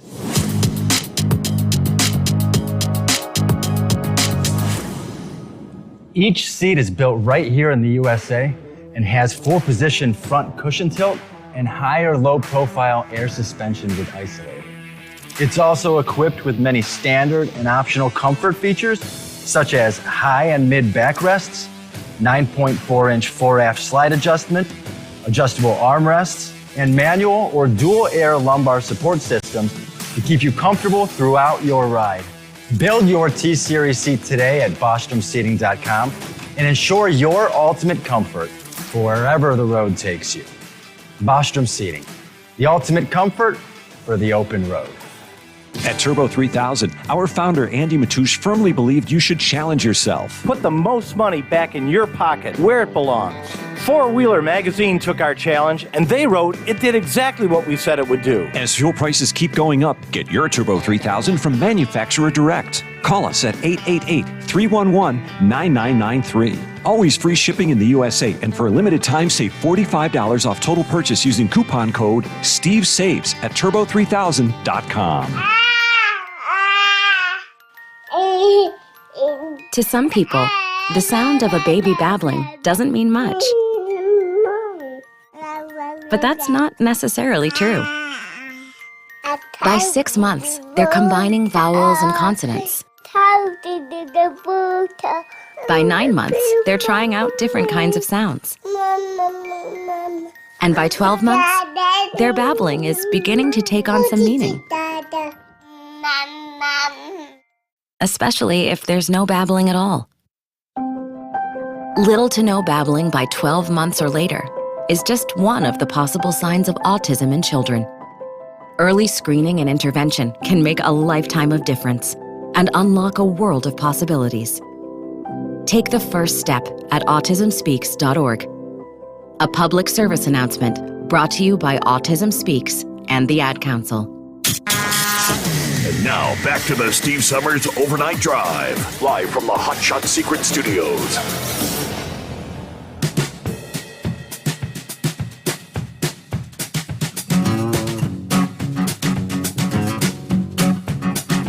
That's pretty common sense. Everybody always says, be safe, drive safe. Everybody tries, but man, we know year after year, driving a truck for a living is one of the most dangerous jobs out there. Which brings us to some of the industry headlines from CDL Life. One truck driver dead after crashing through the side of a business late last week. A little before 4 a.m. Thursday morning, according to the Hawkeye, the semi was headed east on Locust Street when it failed to stop at a stop sign at the T intersection, smashing through the side of a business known as Tri-State Stove Incorporated, leaving the front half of the rig inside the building. Of course, at that time of the morning, luckily no one was inside the building, but the truck driver, 61-year-old Richard Cathy Jr., perished in that crash. The passenger resting in the sleeper berth of the truck at the time of the incident, 69-year-old Alexander Lavelle, was also hurt in the crash. Injuries described as non-life-threatening. Cause still unknown, still under investigation by the Iowa State Highway Patrol there. Can't help but wonder if the driver maybe fell asleep or had some sort of a medical incident. Then, of course, we had the story of the fire truck versus semi crash in Nashville with the storm last week. This is separate. This was in Wisconsin. 2 firefighters killed in a wreck with a semi while heading to the scene of another incident, also Thursday morning. According to the ABC affiliate, the Mineral Point fire truck was headed to the scene of another crash on U.S. Highway 151 when it attempted to use the emergency crossover in the median dividing the sides of the highway. As it attempted to use the crossover, a northbound tractor-trailer struck the fire truck, causing serious damage to both vehicles. The 2 firefighters in the fire truck were killed in the crash, but the truck driver was not injured. According to the fire chief, we're still trying to wrap our heads around this, trying to process this. I mean, they were just great people. I'm at a loss. The Iowa County Sheriff's Office has not revealed whether or not the truck driver is facing any charges for the incident, but it sounds as though the fire truck may have pulled out in front of that big truck rolling down the interstate there. All right. And meanwhile, we get back to your calls at 844-844-3388. Let's head down to Florida, check in with Philip this morning. Hey there. Happy Monday, Philip. Hey, buddy. How you doing? Doing Happy all right. Monday, bud. Yes. Before I get started about anything else, I just want to wish the Saget family my condolences on losing their father and husband last night. I don't know if you heard about it. Did you hear about that, Steve? Yeah, I did. Yes. I mean, I guess they have to do an autopsy. I'm hearing that they don't believe drugs or anything was involved, but maybe he's 65 years old. I guess maybe could have had a heart attack or something. Is that what they're alluding to? Pretty much. He was staying down there, where SeaWorld is, down in that area where SeaWorld is. That's where the Ritz-Carlton is. From what I understand, he'd done a show over in Jacksonville and he came back to Orlando. I think he had done a show over here already. So I don't know the full story yet. I'm still hearing bits and pieces about it. My wife told me about it before I left the house. But always moving. She had some good points about the COVID and voting.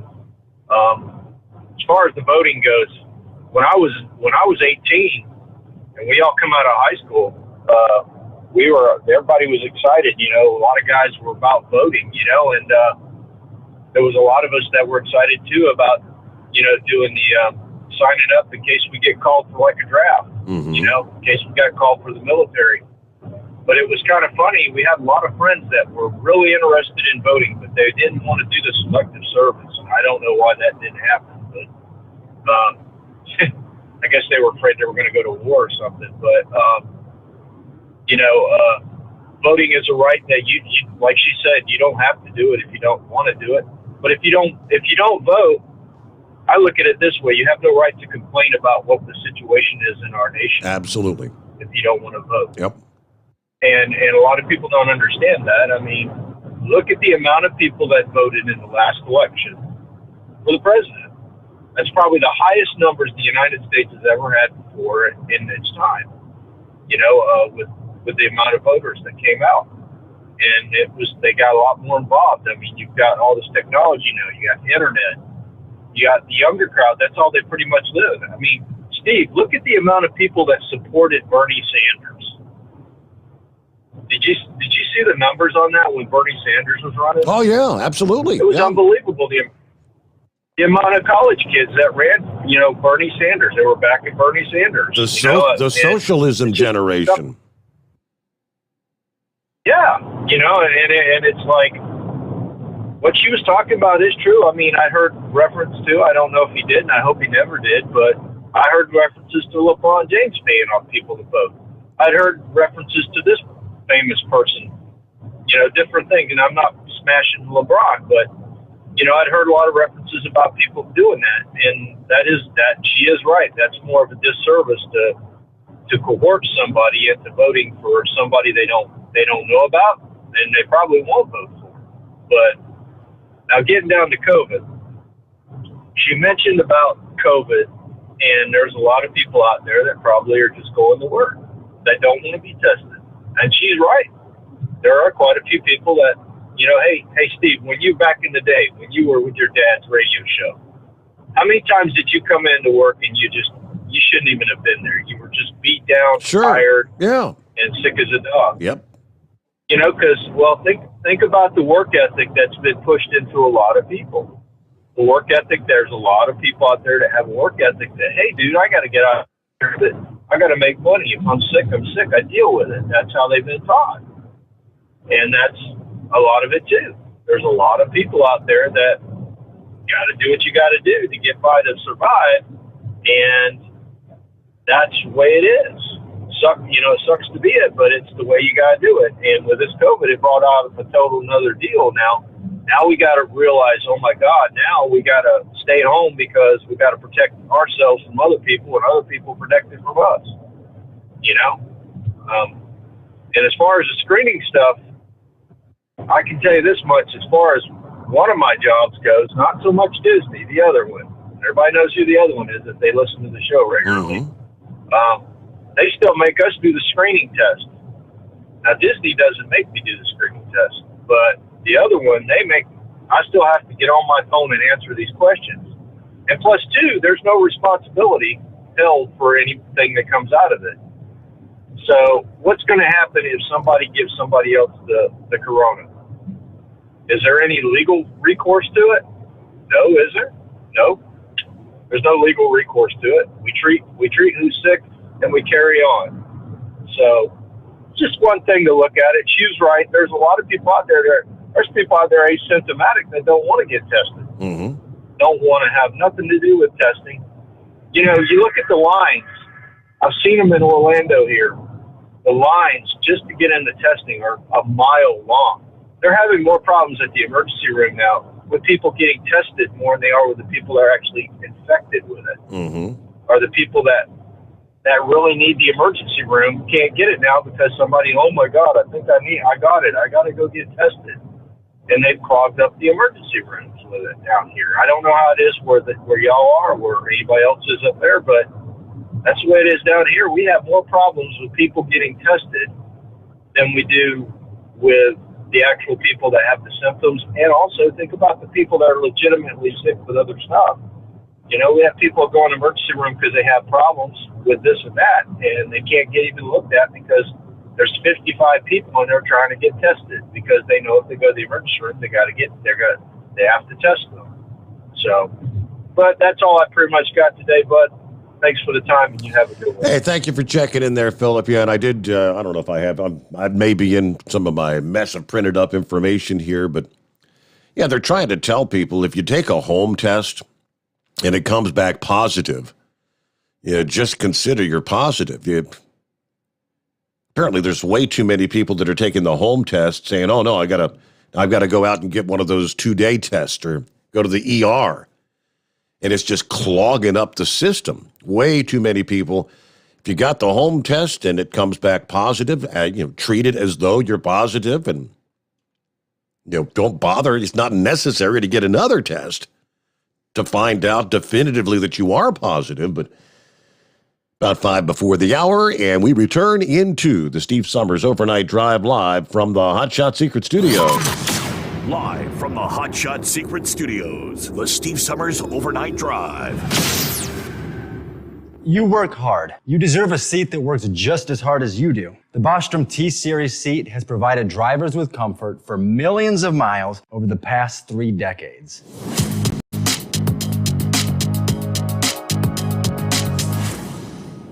Each seat is built right here in the USA and has 4-position front cushion tilt and higher low-profile air suspension with Isolate. It's also equipped with many standard and optional comfort features, such as high and mid backrests, 9.4-inch fore-aft slide adjustment, adjustable armrests, and manual or dual air lumbar support systems to keep you comfortable throughout your ride. Build your T-Series seat today at BostromSeating.com and ensure your ultimate comfort for wherever the road takes you. Bostrom Seating, the ultimate comfort for the open road. After a long winter road trip, there's nothing like coming home to a warm, comfortable home. Hi, I'm Steve with USA Insulation. When we put our foam in your walls, it's like putting a coat around your entire home. It keeps the cold air out and the warm air in. We're getting homes ready right now for winter, and we have $1,000 savings for everyone. But because we love our truckers, we're going to give you an additional $250 discount for mentioning the show. 1-800-USA-FOAM or USAinsulation.net. My mother was always very active and independent, and she was familiar with her neighborhood. But one day, she stopped at the stop sign for much longer than usual. She wasn't even really sure where she was at. It's important for you to talk to someone about it. I felt so much better after my son told me, Mom, we'll figure it out. When something feels different, it could be Alzheimer's. Now is the time to talk. Visit alz.org/ourstories to learn more.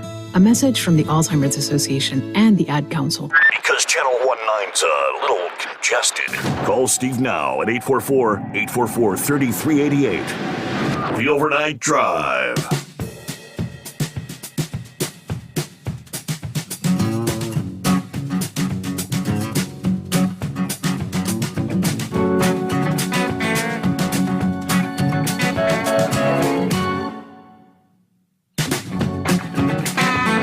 And we roll through the late night, early morning hours, heading toward the midnight hour on the West Coast. Rolling toward 3 a.m. Eastern time. And I believe we've got Jay on the line. Is that correct? Hey, Jay. Thanks for taking my call, Steve. This is Jay from Not For Long, Washington out here. Thanks for taking my call. I can give an update on the Snoqualmie Pass if the drivers out here need it. It's open. A little choppy over the pass. Okay. Beyond that, the other passes are still closed. Stevens, White, Blewett. They don't anticipate them being open because we do live out here in the People's Republic of Washington, and Governor Inslee, he's more interested in like vaccine mandates and what all. And they're claiming that that's not why that there weren't enough snowplows to keep the roads open. They're claiming it wasn't a staffing issue, but on the back end of that, there have been reports, and it's obvious that many of the snowplow drivers, because he mandated state employees, had to be vaccinated, and so much of them quit. So there you go, and you get. I mean, how do you live in a first world country where you can't keep the roads open? But anyway, the pass is open. It had been closed. So call me anyway over I-90 for a couple and a half days. Mm-hmm. So it is open now. It's slow going. I'll admit this. They did get a lot of snow up there. I go over it quite often, and it's been a couple weeks since I've been over it, but it looks like the Alps up there. They do have quite the wall of snow on each side. So anyway, the I-90 Snoqualmie Pass is open. Now, Steve, with this COVID stuff, I'm really getting tired of it. You have to be getting tired of it. It seems like the country should be getting tired of it, but we just not me. I'll exclude myself in this. When this is all over, Steve, I'm going to be able to stand proud and say, I never fell for any of this stuff. The woman that called earlier, with respect, everybody's not going to get it. Now, okay, let me make myself clear. Everybody's not going to get it. And as far as that goes, get what? Number one. And then get tested? Am I missing something, Steve? The CDC has even come out and said that this test cannot differentiate between the common cold or the flu or the dreaded coronavirus. So why, with respect, I'm going to use a harsh word here, why would you stand in line like a moron to get tested? Tested for what? Because you have the sniffles? Because maybe you don't feel good? Since when, Steve, does getting sick and getting better, since when did that become like an emergency? When did it become a state issue? I ask you. Oh, I don't know. I guess now, in today's day and age, when people like go berserk, like the woman on the airplane, because the 80-year-old man didn't have a mask on, is that the country, Steve, that we have become? Mm-hmm. That we're obsessed with this moronic, okay, this moron, and I know. I mean, isn't that like an anagram of Omicron? Omicron, moronic, yes. Okay, I mean, go figure. I mean, is that like an accident, or is that some kind of a fluke? I don't know. Steve, it's moronic. Everybody's not going to get it. I've been out here this whole time, Steve, in the state of Washington, from very early on. Our governor scumbag, Inslee, designated the field that I'm in, truck driving, to be an essential job. So I haven't lost one day of work. I've been out here the whole time. I drive for, I won't say who exactly, for one of the larger grocery distributing, it's a cab, but we go all over Washington. And so I've been out here this whole time, everywhere, in and out of the back of these stores and this, that, and the other thing. I refuse. I will not wear a mask. I will not get the stupid jab. It's not a vaccine. And I haven't, and I'm not, and I don't want to have to keep saying this, that I understand that people are getting sick and that some people have died. I understand that. But since when, Steve, has that been any different than any other time before? And let me say this, and it's been said over and over again. We'll never know what the real numbers are. They've muddied the waters so much. They've poisoned the well so much on like the actual deaths that we'll never know, Steve, who really died of coronavirus. I mean, specifically, if that makes any sense. In other words, you could, and it's almost like a joke, but it's not, because they've been caught. Oh, you died in a plane crash? COVID. Oh, you fell off your porch? Right. You broke your neck? Right. COVID. Now, I don't think I'm exaggerating, Steve, maybe a little. But, Steve, for the life of me, at the same time, I'm kind of not, because that's where we are in this country. I'm leaving the state of Washington. I'm retiring. Next Monday is my last day. 34 years, I'm done. And I'm moving. I'll tell people where I'm moving. I'm moving to Mississippi. It is not COVID Nazi hell there, if I can use that word.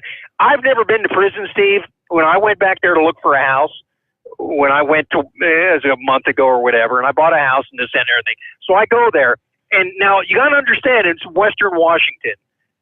And in Eastern Washington, too, which people wouldn't think. They think it's conservative over here. But it's really not as conservative as people think. Anyway, it's so bad here. When I got to Mississippi, I'm like, man, I didn't want to go into the bank. I didn't want to, go into a restaurant. I didn't want to be hassled about putting a mask on. But it's like they don't care there. That's how different it is in Mississippi. That's how. Now maybe it's not that way for some people. Maybe if they live there, they're there full time. Maybe it's a little bit worse than I'm illustrating. But I'm leaving this state. I just want to know, Steve, when are we going to stop it with this? I tell people you got to stop complying with all of this nonsense.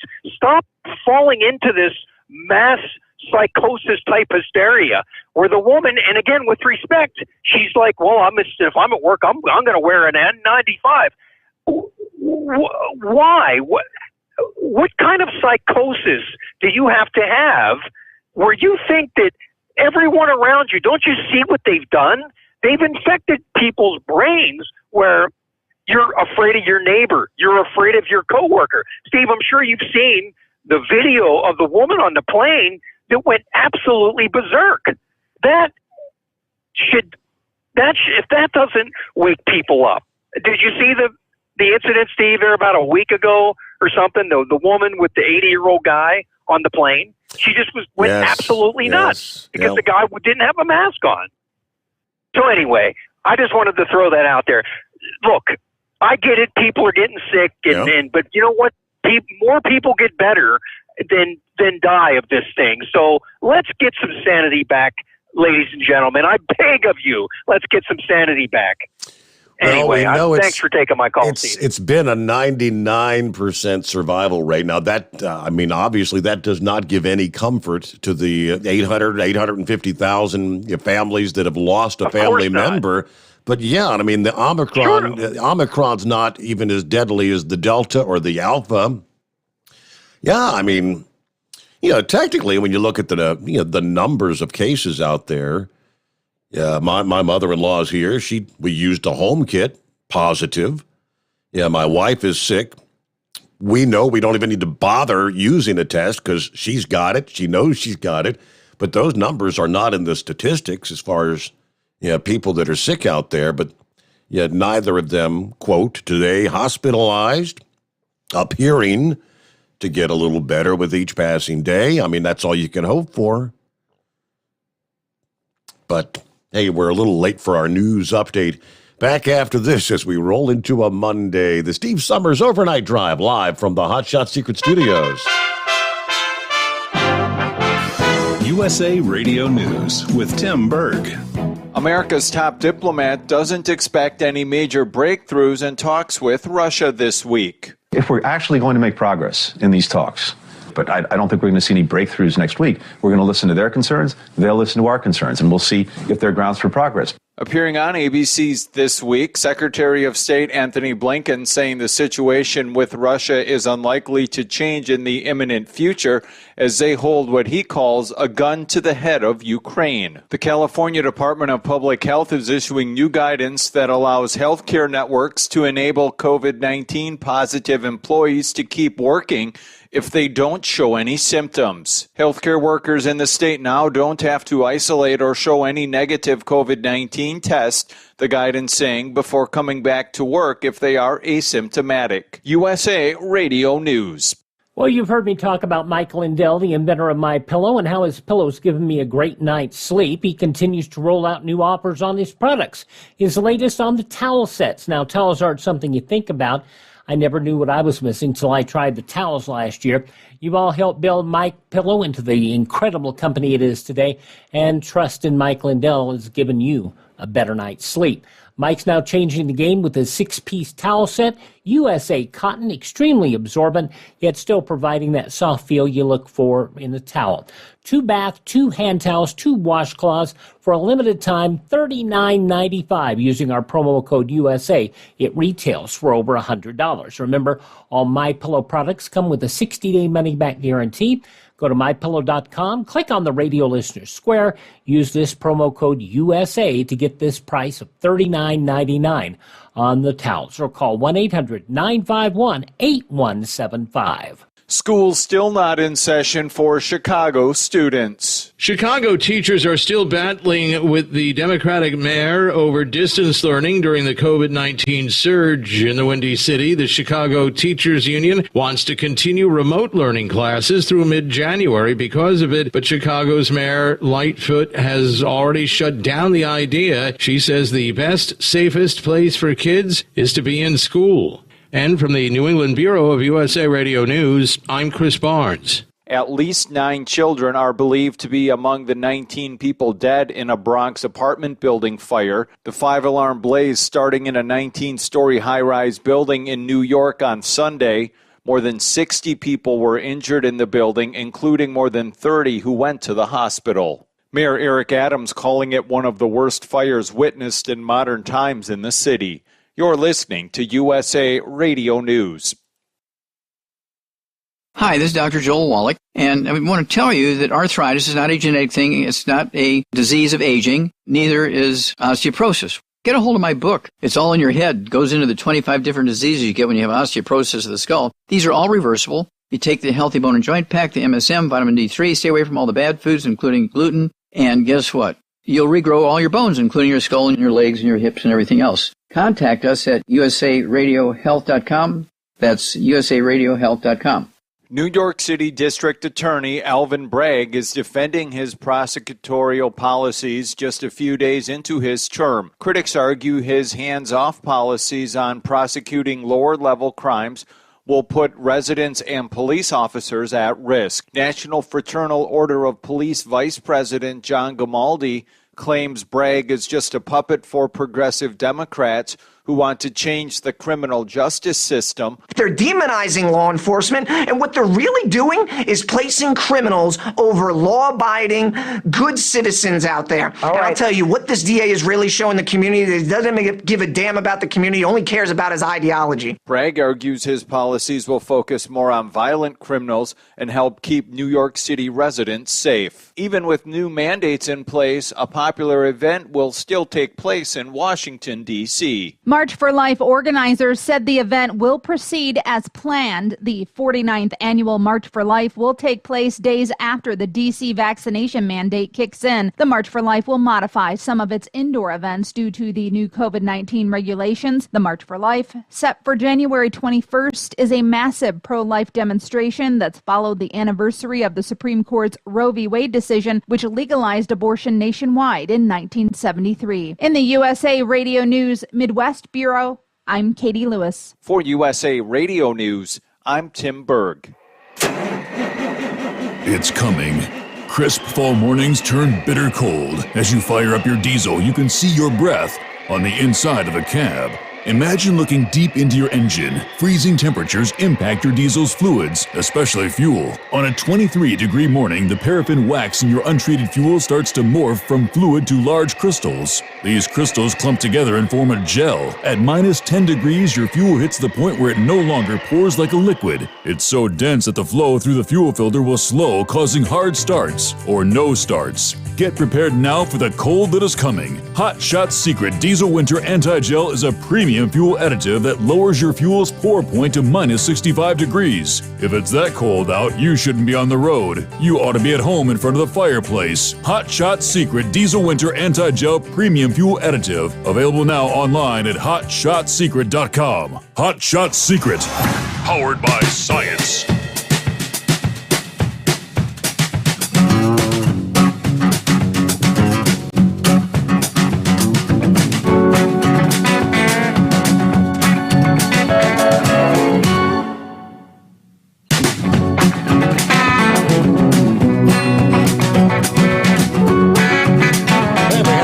Calling earlier asking about the exemption for the hours of service. You know, what's it been, nearly 2 years now? Give or take a few weeks, because I've lost track of when they initially implemented the relief from the hours of service for those that were hauling then foodstuffs to keep the groceries. Toilet paper was a necessity. All those things, personal protective equipment and all. And they've continued to extend and extend and extend that declaration. And looks like, I guess over the weekend, a new declaration was issued that covers a whole bunch of states. I'm not going to read them all off, but this is for those that are hauling the fuel. Natural gas, propane, heating fuel, all that. The Federal Motor Carrier Safety Administration hereby declares that an emergency exists that warrants issuance of a regional emergency declaration and an exemption from certain regulatory requirements, Parts 395 of the FMCSA rules, except as otherwise restricted in this emergency declaration. This is in response to winter storms and high demand that we've seen, resulting in decreased availability of heating fuel, including propane, natural gas, heating oil, in the affected states, and the current and anticipated effects on people and property. This declaration addresses the emergency conditions creating a need for immediate transportation of heating fuel, including propane, natural gas, and heating oil, and provides necessary relief affected states and jurisdictions, and they list them all off there. There must be 20 states And I mean, this stretches from Arizona to Alabama to the Northeast. I mean, Kentucky, Iowa, they're all in the mix. New Mexico. I mean, just regionally all around the country. Wisconsin, Wyoming, West Virginia. I mean, by execution of this declaration, motor carriers and drivers providing direct assistance supporting emergency relief efforts transporting heating fuel, including propane, natural gas, and heating oil, into the affected states are granted emergency relief from 49 CFR 395.3. That's your maximum driving time for property carrying vehicles subject to the restrictions and conditions set forth therein. So again, Horse Feathers is very used to this. He sent me to the link, as a matter of fact, which was issued on January the 7th. What was that, Friday? Yeah, Friday. So around the country, again, we've seen a couple of big winter storms, and lo and behold, all of a sudden, we don't need no stinking hours of service to move, heating oil and propane. It happens every time. So I guess technically, Horse Feathers is able to, we're back in that position again. Get out there and run. You're responsible for your truck. You're responsible to get some rest when you feel tired. But just run, and do it safely. There you go.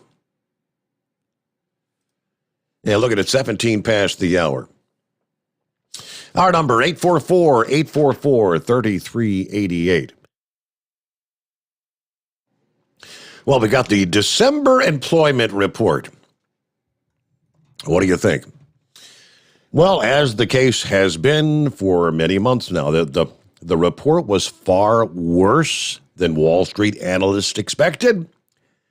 As we warned it might be, according to Breitbart News, the economy added just 199,000 jobs, far below the 450,000 or so they expected. This is the second month in a row for extremely disappointing jobs numbers, which only goes to show that no one is required to learn anything on Wall Street to keep their jobs, they say.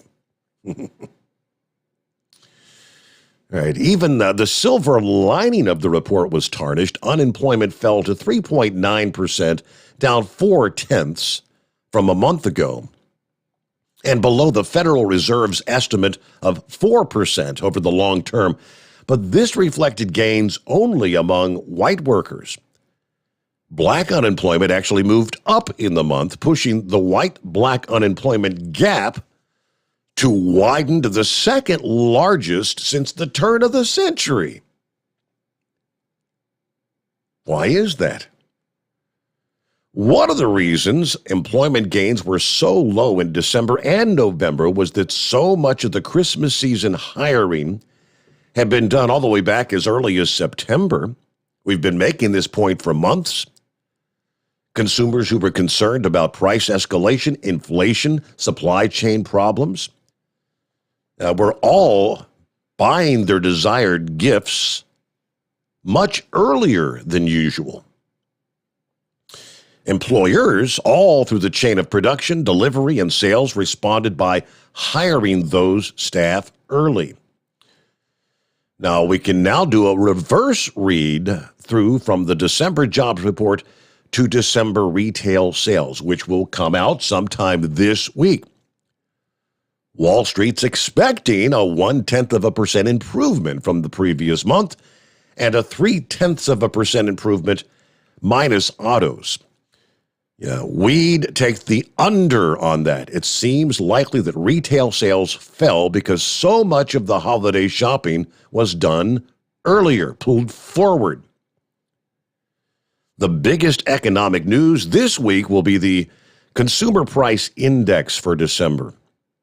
If you'll recall, in November, the CPI was up 6.8% year over year, the highest in decades. We expect an acceleration in December. The consensus forecast is for a 7.1 year over year in headline inflation and 5.4% core. But the consensus forecast has undershot actual inflation for several months up to date, proving once again that there's no penalty for being consistently wrong when you're a Wall Street economist. It is likely this report will also come in hotter than expected. Yeah, all I know is when you get those consumer price index, when those inflation numbers continue to rise, when those numbers officially come out, Wall Street does not typically tend to like those hot numbers. We shall see here within the coming days of this week. We return into, here on a Monday morning, the Steve Sommers Overnight Drive, live from the Hot Shot Secret Studios. Live from the Hot Shot Secret Studios, the Steve Sommers Overnight Drive. Dean Michael, the tax doctor here. Are you one of those truck drivers that came home after a long haul and found the only thing waiting for you was a stack of IRS letters? Your significant other was gone, but your newfound IRS problem is still there. I've heard this story many times over the years. While I can't help you with your broken heart, I can fix your tax problems. If you owe more than $10,000 to the IRS or haven't filed for many years, call me for a free consultation at 888-557-4020 or go to mytaxhelpmd.com. Like I always say, you keep your eyes on the road, I'll keep mine on the IRS. 145 over 92. 180 over 111. I had a heart attack and a cardiac arrest and then a stroke. Your blood pressure numbers could change your life. Lowering your high blood pressure could save you from a heart attack or stroke. If you've stopped your treatment plan, restart it or talk to your doctor about creating one that works better for you. Start taking the right steps at manageyourbp.org. Now I'm, trying to get better, stronger than ever. Brought to you by the American Heart Association, American Medical Association, and the Ad Council. At Hot Shot Secret, we share the science behind common diesel problems. For example, stiction. Found throughout the oil system, stiction is the sticky friction that negatively impacts your engine's ability to function at an optimal level. The molecular structure of oil is a hydrocarbon. The engine's extreme heat, tight tolerances, and high pressure cause the oil to break down and release hydrogen, leaving behind varnish, a carbon-based deposit. The varnish clings to the engine's moving parts, creating drag on the turbocharger, oil pump, and pistons. Symptoms of stiction include a rough idle and the loss of fuel economy and performance. Hot Shot Secret Stiction Eliminator delivers a 98% clean rating in third-party scrub tests. Its synthetic cleaner plus nano lubricant contains no harmful solvents and is formulated to be left in the engine to safely dissolve stiction for thousands of miles. It works as you drive. Stiction Eliminator is available at truck stops, Tractor Supply, O'Reilly's Auto Parts, and online at hotshotsecret.com. Hot Shot Secret. Powered by science. Because Channel 19's a little congested. Call Steve now at 844-844-3388. The Overnight Drive.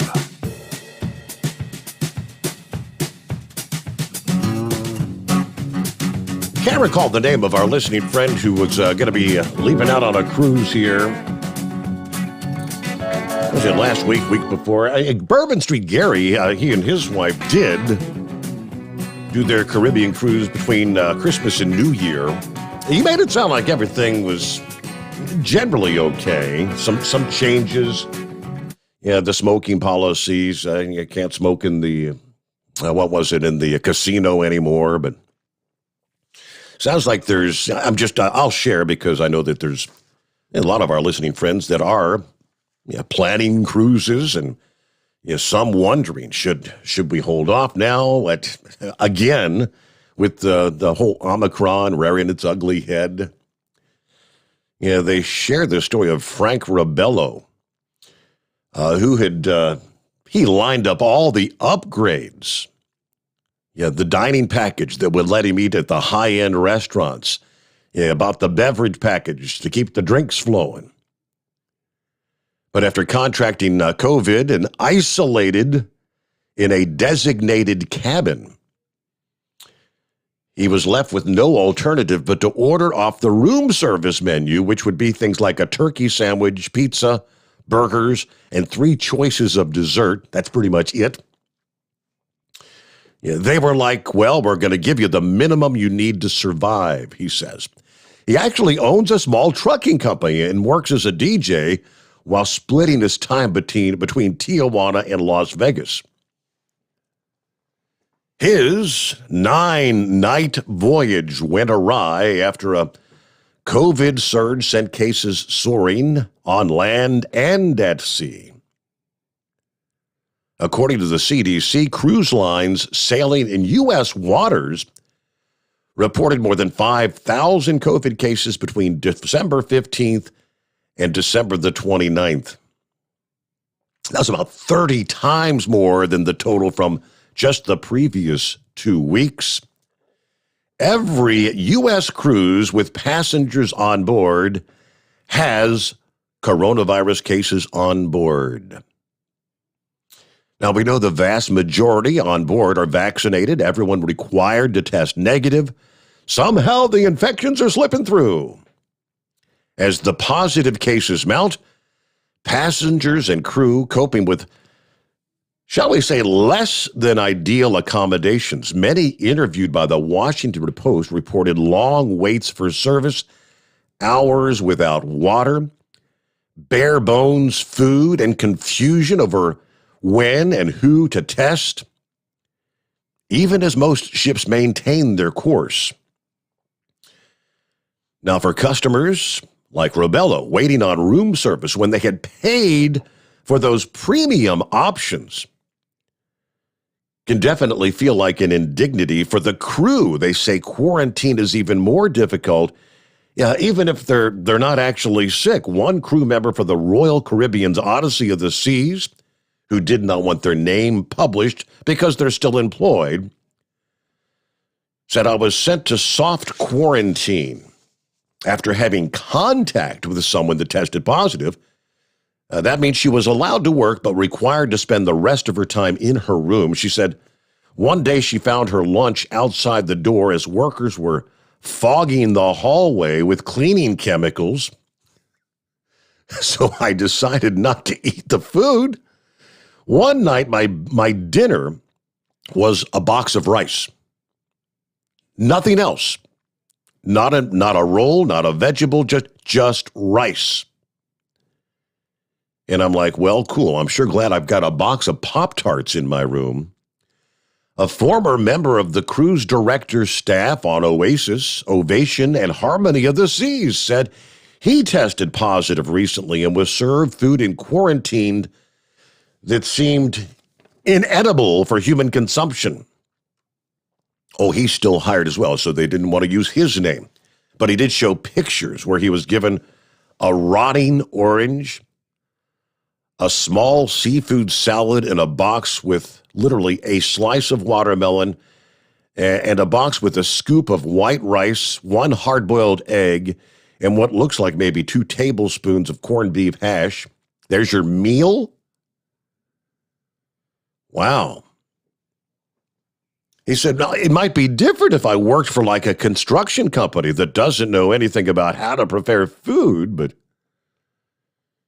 Aboard the Norwegian Encore, another passenger said she and her mother took solace in their room service deliveries.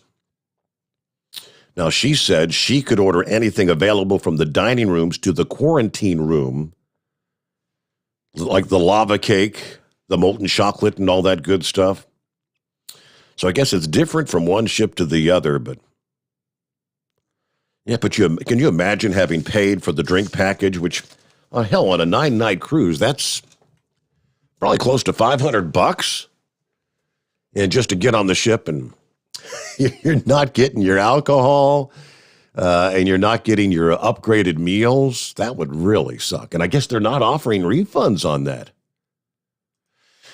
All right, you know what, Eagle, we're up to the bottom of the hour, so I'm going to put you back in queue. We'll get to you right after our news break, though, as we roll into the early hours of a Monday. How was your weekend? Yeah, we close out another weekend here. 10th day of January coming on. The Steve Sommers Overnight Drive live from the Hot Shot Secret Studios. USA Radio News with Tim Berg. On Saturday, there were just over 900,000 confirmed cases of COVID-19 in the United States, with 2,615 people dying from the virus. This as President Biden continues to call this a pandemic of the unvaccinated. CDC Director Dr. Rochelle Walensky gives her reaction to that phrase. You know, we do know that people who are vaccinated are still protected about 70% against infection, especially if they're boosted. So the people who are ending up in the hospital, the people who are ending up very sick with Omicron are the ones who are unvaccinated. At least 19 people, including 9 children, were killed in a fire in a Bronx apartment building, the fire being described as one of the deadliest blazes in recent years. This is USA Radio News. Balance of Nature's fruits and vegetables in a capsule, changing the world one life at a time.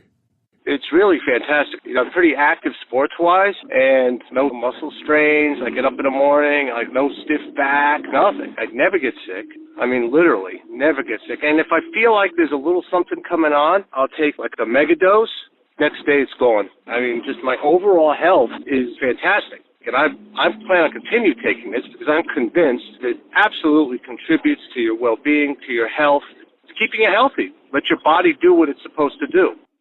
Experience the Balance of Nature difference for yourself. Right now, Balance of Nature is offering free shipping and 35% off on any new preferred order. Call 800-2468-751. That's 800-2468-751. Or by going to balanceofnature.com and make sure to receive this special radio offer by using discount code USA. You're listening to the Overnight Drive with Steve Sommers. Do you have a Dodge pickup and hate your automatic transmission? Of course you do. LaVon Miller at Firepunk Diesel here, and we specialize in heavy-duty and performance transmissions for your 3-quarter or 1-ton Cummins-powered truck. So if you're interested in turning your stock slush box into a towing monster, call us today at 614-733-3744 or visit us online at shop.firepunk.com. After a long winter road trip, there's nothing like coming home to a warm, comfortable home. Hi, I'm Steve with USA Insulation. We appreciate our truckers and the long hours you're putting in to serve us all. Without you, we wouldn't even get the materials to insulate. So we want you to feel like a king when you get back. We put our foam in your walls. It's like putting a coat around your entire home. Keeps the cold air out and the warm air in. And with the rising energy costs, that's going to save you a bundle. We're getting homes ready for winter right now, and we have $1,000 of savings for everyone. But because we love our truckers, we're going to give you an additional $250 discount just for mentioning this show. So give us a call, 1-800-USA-FOAM. That's 1-800-USA-FOAM or usainsulation.net. We're going to give you an additional $250 discount for mentioning the show, 1-800-USA-FOAM or usainsulation.net. USA Insulation.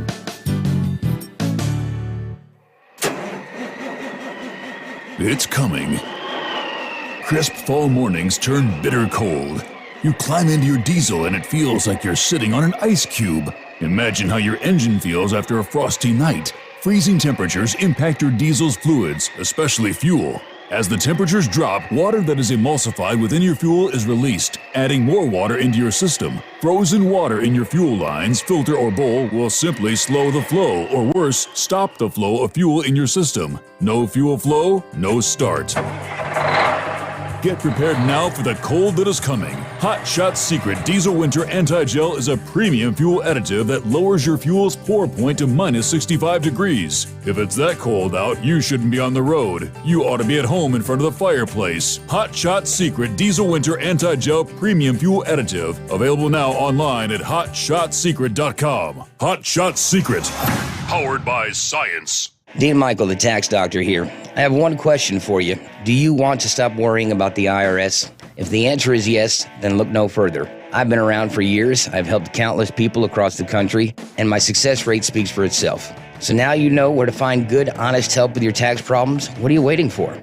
If you owe more than $10,000 to the IRS or haven't filed in years, call me now at 888-557-4020 or go to mytaxhelpmd.com for a free consultation and get your life back. Hi, we're the Goo Goo Dolls. We're fortunate that we can give our daughters everything they need to grow and learn. But not every child can focus on classes and play dates. Nearly 13 million kids in the U.S. face hunger. That's 1 in 6. School lunch might be their only meal each day, and it's heartbreaking to imagine any child going to bed hungry. We're dreaming of a perfect day when kids can smile, play, and just be kids without worrying about where their next meal will come from. Feeding America is working to make that perfect day a reality. Each year, the Feeding America network of food banks rescues billions of pounds of good food that would have gone to waste. That food is given to families and children in need. Being a kid should be about doing things that make an ordinary day extraordinary. Learning to play an instrument, building a sandcastle, hosting tea parties. Hunger should never be an obstacle to growing up. You can help end childhood hunger in your community by visiting feedingamerica.org. Brought to you by Feeding America and the Ad Council. Keep the bugs off your glass and the smokies off your ass. This is the Overnight Drive with Steve Sommers.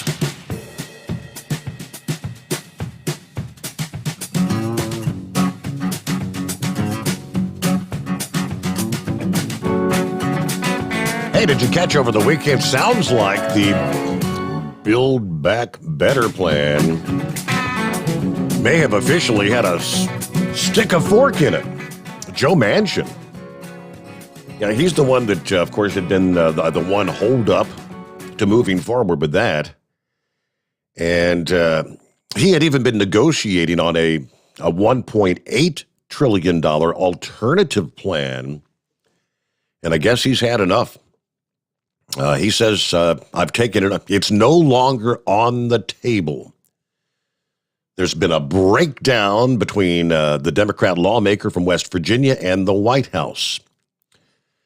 Manchin told reporters he's no longer involved in discussions with the White House, and he has signaled privately that he's not interested in approving any legislation like the Build Back Better package. Of course, that's one of Biden's signature priorities. Manchin's vote is critical. His opposition already torpedoed the bill in December, which angered the progressives in the Democrat Party. You know, they started really harassing him, doing things that really aren't the kind of things that are going to bring someone on board to your side. Yeah, the plan, of course, funding for free preschool, child care cost, coverage for home care cost for the elderly, expansion of the free school meals. Manchin has spoken with a number of officials about the legislation, the White House aide, Larry Kudlow, the former economic advisor to ex-President Trump, Mitt Romney of Utah, and a number of others. But I guess somewhere down the line, it was the straw that broke the camel's back. And I believe he also signaled he's not going to proceed with changing the rules to where you just need that simple majority vote. That was the one that both he and Kyrsten Sinema were saying no to. Be careful what you wish for. All right, so we get the new week underway here. Our number, 844-844-3388. Plenty of room for you. What's happening with Eagle this Monday morning? Hi there. Yeah, I'm out here on the road right now. Yeah, can you hear me now? Yes, sir. How was your weekend, Eagle? Anything special? Okay. Just moving through. Yeah, I'm out here on the road. Yeah, I'm doing good. I noticed before I get started on what I have to say, I noticed, the month of December, for the U.S., Steve, you gave the weather update. It wasn't that bad, but it looked like winter definitely coming in the first of the year. I was looking at some of the temperatures for some of these northern cities like Chicago and Detroit and Buffalo and Cincinnati, where you at. It's definitely cold now. You may not be getting a lot of snow, but it's definitely cold outside. I watched the Pittsburgh Steelers Baltimore game today, and it was pretty cold in Baltimore today when they played that. So I guess it was from last week from the snowstorm that they had go through there. But the weather definitely has changed up. And from the looks of it, it's going to be a lot of cold weather games next week for the playoffs.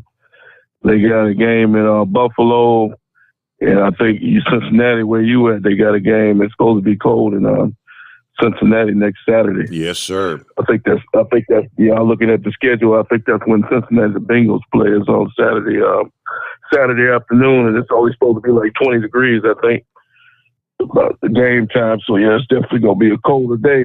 So yeah, I'll be tuning in to watch a couple of them games. This weekend. I get a chance to. Now that the playoffs are getting ready to start. But Steve, I want to go all the way back to Friday, and see. I don't know if you talked about this earlier, but believe me, I ain't forgot about it because you know how I feel about Joe Biden, and I definitely ain't gonna let this go without me having something to say about it. And that's like I said, I had a little bit of free time on Friday morning, Steve. I had to get unloaded at a customer on Friday. And, I told you that I don't listen to nothing that this imposter has to say that calls himself the president of the United States of America. But I just happened to be, like I said, I had some free time on Friday morning. And guess who appeared on my screen on my cell phone? And that's good old Joe Biden. And guess what he was talking about? He was talking about what happened on January 6th. You know something, Steve? I ain't never been so appalled. It's been a long time since I've been appalled by the words that come out of somebody's mouth. And not only did they come out of his mouth, they came out of this other loser that calls themselves the vice president, where she had the nerve to compare January 6th to Pearl Harbor and 9/11. And 9/11. Can you believe? Unbelievable, isn't it? I mean, this is how warped their minds are. There is no. How many thousands died at Pearl Harbor? How many thousands died on September the 11th? And ultimately, what was it? I guess technically they say, was it 4 that died on January the 6th? Yeah, that's the reason why I had to bring this up, Steve. Both of them are embarrassments to the White House. And, this guy, Joe Biden, it was a speech that was written for this guy. This guy, I got to give him credit for that. He read every word that they told him to read. He read it word for word from that teleprompter they had up there on that wall. But, he had the nerve to say that Donald Trump is a loser, that he is, that he told these people to go down to the congressional building and do what they did. Donald Trump we already talked about this. Donald Trump had nothing to do with this. He tried to make Donald Trump out to be the bad guy in this whole situation. And like I say, Joe Biden, like I say, I couldn't believe the words that was coming out of this guy's mouth. I almost had to turn it off. But like I heard some of your other guys, sometimes, Steve, sometimes you have to listen to these people just to see how stupid they are. Even though I don't like the Democratic point of view, sometimes you just have to listen to them and just cannot believe the words that actually come out of their mouth. Like I say, Kamala, she is the last person to have anything to say. And the bad part about this, Steve, is Joe Biden, he was talking like he had an attitude. He was talking like he was really mad about what happened on January 6th. And the same thing with Nancy Pelosi. These people are doing nothing but trying to ride this, Steve, to make they have nothing else. Joe Biden is a complete failure in the White House. They're trying to ride this January 6th thing. They'll ride this probably into the election in 2024 because they have nothing else to put their hat on right now. All they can talk about. And like I say, they got all these people locked up right now in jails around America for January 6th. A lot of them didn't even do nothing wrong in the situation, but they had to be some scapegoats in the deal, and that's what they made out of these people, was nothing but scapegoats, Steve. And it's really a sad situation that Joe Biden, and like I say, I'm kind of disappointed in Donald Trump, Steve, because he canceled all of his TV appearances on January 6th. If I was Donald Trump, I would have been on TV just like Joe Biden, raising all kind of hell. I promise you, I wouldn't have let Joe. I know he made some statements, not on television. But if I was Trump, I would have been right on television, telling everybody my point of view and what my side of the story. I wouldn't have definitely let that guy come on television and lie about what happened January 6th. Now, let me go on with the coronavirus situation, Steve. You know, I understand you say you got some family members sick with this virus, and hopefully you don't come down with it. Because, you know, like I say, it's definitely, this is definitely this Omicron or whatever you want to call it. It's definitely more active than the other variants. It looks like, because a lot of people are getting sick. We know this, but like I said, luckily the death rate is not very high. But you know something, Steve. You know, Joe Biden. You know, I told you last week what his press secretary said. You know, the coronavirus. You know, somebody made a comment that Joe Biden is letting the coronavirus get out of control.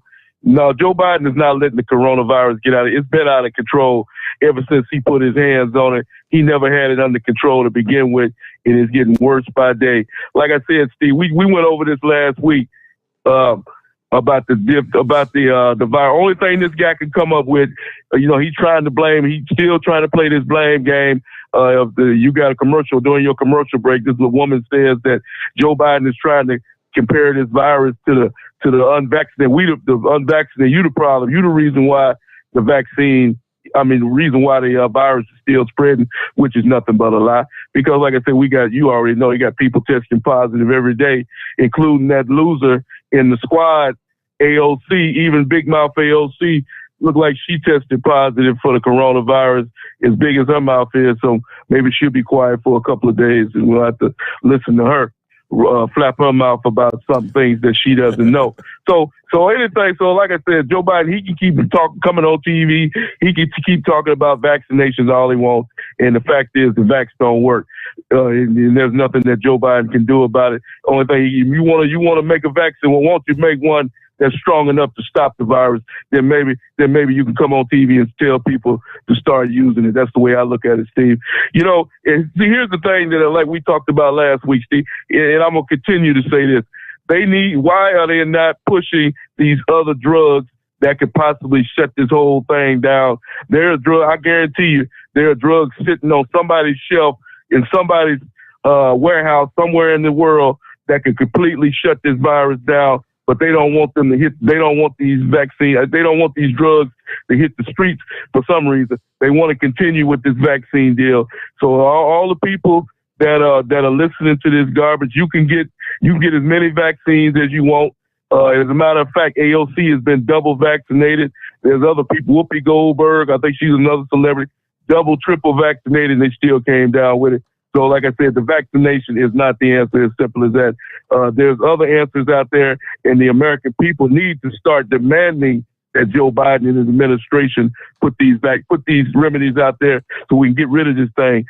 Since he claims that he wants to get rid of the virus so much, it don't seem like you want to get rid of it to me, Steve. Not when they bring it out. Not when they won't bring out the things that will actually stop the virus. So until that happens, Steve, unfortunately, like I told you a couple of weeks ago, coming at the start of 2022, it looks like we're gonna talk about this night after night for the next year, because like I said, the Biden administration, they're not going to do nothing about it. They're going to try to ride it all the way to 2024. So I guess we'll talk about it until then, and then maybe we'll get a real president in the White House that'll wipe this virus right off the map, and then we can talk about other things. And I thank you for taking my call tonight. Hey, Eagle, thank you much for checking in. Glad you had a good weekend, and we'll get a quick chime out. Hey, we've got clear lines, wide open lines at 844-844-3388. The Steve Sommers Overnight Drive live from the Hot Shot Secret Studios. Live from the Hot Shot Secret Studios, the Steve Sommers Overnight Drive.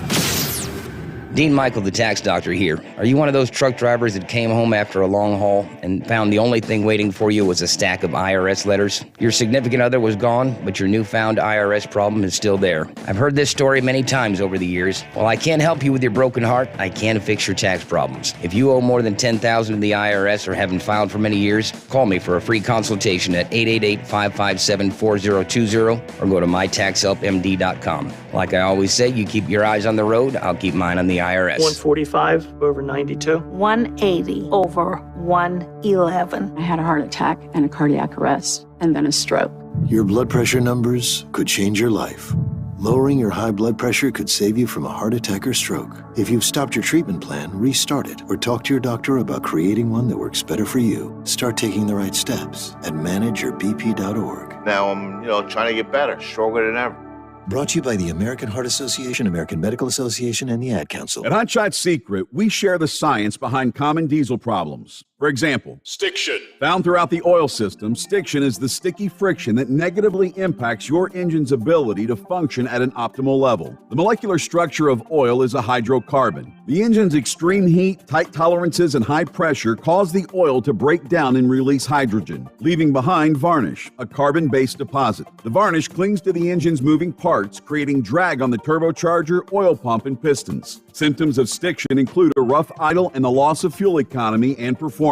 Hot Shot Secret Stiction Eliminator delivers a 98% clean rating in third-party scrub tests. Its synthetic cleaner plus nano lubricant contains no harmful solvents and is formulated to be left in the engine to safely dissolve stiction for thousands of miles. It works as you drive. Stiction Eliminator is available at truck stops, Tractor Supply, O'Reilly's Auto Parts, and online at hotshotsecret.com. Hot Shot Secret. Powered by science. Because Channel 19's a little congested. Call Steve now at 844-844-3388. The Overnight Drive.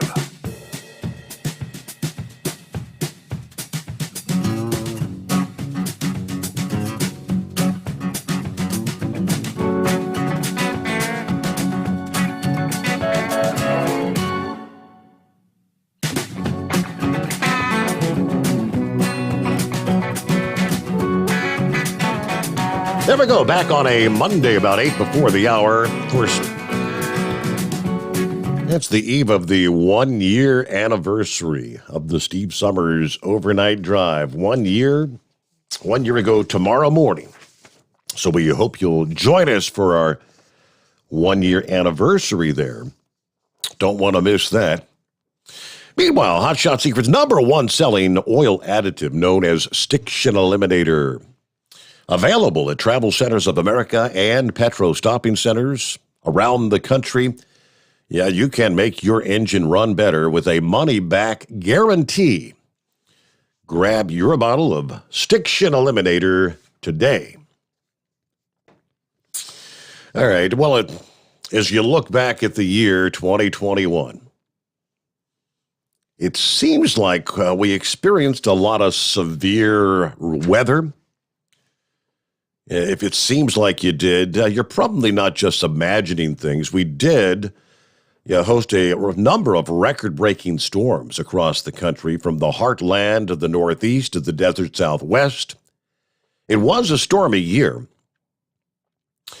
And a new report says there was, yes, a lot of lightning, but if you look at the honest numbers, it wasn't necessarily more than we would usually see. Experts at Lightning Research, based out of Finland, reported 194 million cloud-to-ground and in-cloud lightning events occurred in the continental United States last year. That's an increase of about 24 million from the year 2020, but short of the average of 220 million, which sounds to me like, the year 2020 was just a little bit of a lower numbered year. 2021 was a little closer to normal, according to AccuWeather's Bill Waddell. That's still 20 million lightning events lower than we would normally see. Now, there was a severe weather outbreak in the spring, the biggest lightning maker of the year, when we had tornadoes in Colorado, Texas, and the Southeast, but the bulk of the activity was on May the 4th, where we recorded over 4 million events. That's a lot of lightning. There was another surge, the significant, about a month that featured a host of anomalous weather. The historic tornado outbreak resulted in the deadliest storm in Kentucky history. We saw record-breaking temperatures, the first ever recorded derecho in the month of December. AccuWeather's senior weather editor noted that the county density data showing above normal lightning activity did occur in Michigan, Utah, Arizona, Pennsylvania, New Jersey, and Connecticut. And that pretty much corresponds with the record high severe thunderstorm and tornado warnings and reports on the year. Texas. Of course, everything's bigger in Texas, including the size of the state, right? Just based on the vast size of the state, nearly 42 million lightning strikes. There's your state with the most lightning strikes in the year 2021. Florida was a distant second, where they recorded 14.6 million strikes. Louisiana, Oklahoma, Missouri rounded out the top five. When you take land area out of the equation, Florida experienced the most lightning density. In other words, strikes per square kilometer. So you got to break it down by the size of the state, which would make more sense, right? Last year we were talking about, is Oklahoma the lightning capital of the country, or is Florida? Well, Oklahoma didn't even hit 10 million lightning events in 2020, so that was a big decline for them. In the West, lightning strikes are typically lower, mostly due to the cooler air blowing off the Pacific Ocean. Cooler air near the ground provides a relatively small amount of vertical temperature difference, so the air's less likely to rush upward to produce those thunderclouds. All right. Elsewhere in the U.S., the desert Southwest did see an uptick in storms. Arizona had a big return of the monsoon. In 2020, they only had about 1 million lightning events detected, but in 2020, it went to 3.5 million. There you go. Some of the numbers, crunching the numbers from the year of 2021. All right, we'll get to some of our other industry headlines coming up as we roll into our final hour here on a Monday morning. I got a couple minutes before we hit the news break. Let me go ahead and, since Eagle brought up the comments of, yes, Kamala Harris, in case you missed that, again, Chris Gabrelchik was on with us Friday morning, so we didn't really get to talk about the events that had occurred on the anniversary of January 6th. The 1-year anniversary. All right. Okay, so was it a horrific day for the country? Those involved in the riot. Nothing like this, we all agree, should occur in the people's house, right? That's how most Americans feel about that day. And anyone who tries to justify or dismiss it isn't looking at the truth. But is democracy actually hanging in the balance as a result of what happened that day?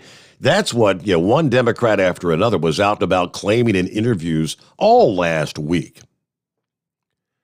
Which is, just the opposite. Donald Trump's not the first to lose an election to claim the election may have been stolen. Hillary Clinton said Donald Trump was an illegitimate president after she lost, saying the Russians helped him steal the election. Former President Carter called Trump illegitimate, as well as more than a few in the media. Vladimir Putin, not the American people, put Trump in the White House, was what they argued. But what was said on that 1-year anniversary? It was the vice president who really crossed a line. Certain dates echo in our history, right? Certain dates that are instantly remind us, anyone who lived through those events, where they were, what they were doing, when our democracy actually came under assault. So for Kamala Harris to try to compare December 7th of 1941 and September 11th of 2001 to January the 6th of 2021. Yeah, how did he put it? What an absolute insult to the thousands who were murdered at Pearl Harbor more than 80 years ago, or New York, Washington, D.C., or Pennsylvania on that morning 20 years ago. I recall the September 11 event because I was not born for the event in December of 1941, nor was I born for another date that sticks out in most people who lived through it memory. You know where you were, what you were doing. The day the news broke that the president, John Kennedy, had been assassinated. In my lifetime, nothing sticks out more than September 11th of 2001. To me, I barely give January the 6th of 2021 an afterthought. But yes, she made the comparison. Let me see here. And immediately the fallout began to occur on plans to mark the January 6th insurrection. Yes, Senator Collins said, "It was a sad day in our nation's history, a terrible day. I do not think bringing a lot of attention to the day is a great idea. So should we stop making Pearl Harbor and September 11th as well?" Nearly 3,000 people died on September 11 of 2001. Today, the most urgent threat to American safety and security comes not from foreign terrorists, but from the country's own citizens. And the threat is aimed at democracy itself. That's one of the lefty liberals. Apparently, Kamala has those that actually agree with what she had to say. Then again, of course, for the January 6th commission, right, it's permanently split along party lines. Conservatives believe that this whole thing is totally politicized, especially when the Republicans on the committee, Adam Kinzinger and Liz Cheney, are vehemently anti-Trump. And then when you've got representatives like Jim Jordan and Jim Banks that were blocked from the committee, it is obviously clear that this is not going to resemble any sort of a true bipartisan commission investigating what occurred on that day. And we'll come back for our final hour right after this on a Monday, the Steve Sommers Overnight Drive live from the Hot Shot Secret Studios. USA Radio News with Tim Berg.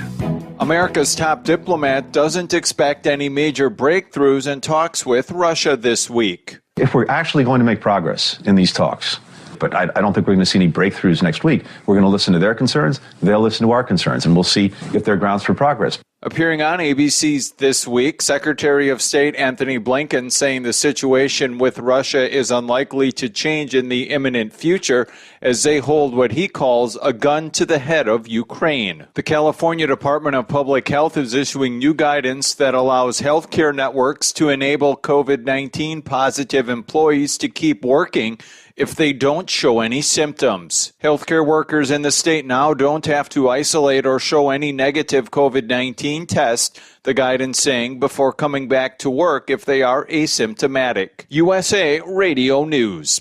Well, you've heard me talk about Mike Lindell, the inventor of MyPillow, and how his pillow's given me a great night's sleep. He continues to roll out new offers on his products.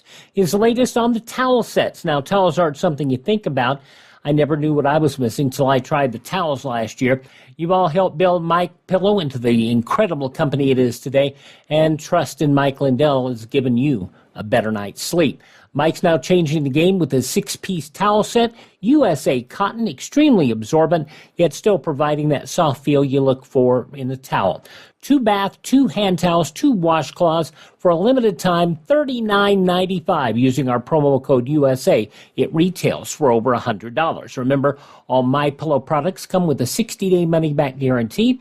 Go to MyPillow.com, click on the Radio Listener Square, use this promo code USA to get this price of $39.99 on the towels, or call 1-800-951-8175. School's still not in session for Chicago students. Chicago teachers are still battling with the Democratic mayor over distance learning during the COVID-19 surge in the Windy City. The Chicago Teachers Union wants to continue remote learning classes through mid-January because of it, but Chicago's Mayor Lightfoot has already shut down the idea. She says the best, safest place for kids is to be in school. And from the New England Bureau of USA Radio News, I'm Chris Barnes. At least 9 children are believed to be among the 19 people dead in a Bronx apartment building fire. The 5-alarm blaze starting in a 19-story high-rise building in New York on Sunday.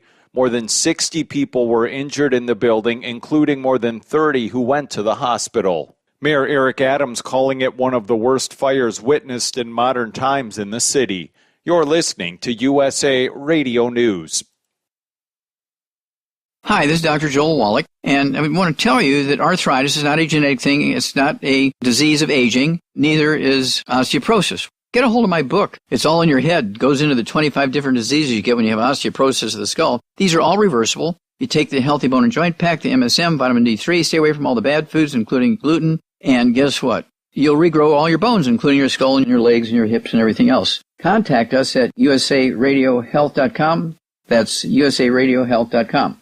New York City District Attorney Alvin Bragg is defending his prosecutorial policies just a few days into his term. Critics argue his hands-off policies on prosecuting lower-level crimes will put residents and police officers at risk. National Fraternal Order of Police Vice President John Gamaldi claims Bragg is just a puppet for progressive Democrats who want to change the criminal justice system. They're demonizing law enforcement, and what they're really doing is placing criminals over law-abiding, good citizens out there. And I'll tell you, what this DA is really showing the community is he doesn't give a damn about the community, only cares about his ideology. Bragg argues his policies will focus more on violent criminals and help keep New York City residents safe. Even with new mandates in place, a popular event will still take place in Washington, D.C. March for Life organizers said the event will proceed as planned. The 49th annual March for Life will take place days after the D.C. vaccination mandate kicks in. The March for Life will modify some of its indoor events due to the new COVID-19 regulations. The March for Life, set for January 21st, is a massive pro-life demonstration that's followed the anniversary of the Supreme Court's Roe v. Wade decision, which legalized abortion nationwide in 1973. In the USA Radio News Midwest Bureau,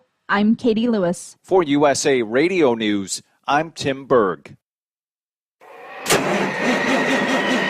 It's coming. Crisp fall mornings turn bitter cold. You climb into your diesel and it feels like you're sitting on an ice cube. Imagine how your engine feels after a frosty night. Freezing temperatures impact your diesel's fluids, especially fuel. As the temperatures drop, water that is emulsified within your fuel is released, adding more water into your system. Frozen water in your fuel lines, filter, or bowl will simply slow the flow, or worse, stop the flow of fuel in your system. No fuel flow, no start. Get prepared now for the cold that is coming. Hot Shot Secret Diesel Winter Anti-Gel is a premium fuel additive that lowers your fuel's pour point to minus 65 degrees. If it's that cold out, you shouldn't be on the road. You ought to be at home in front of the fireplace. Hot Shot Secret Diesel Winter Anti-Gel Premium Fuel Additive. Available now online at HotShotSecret.com. Hot Shot Secret. Powered by science.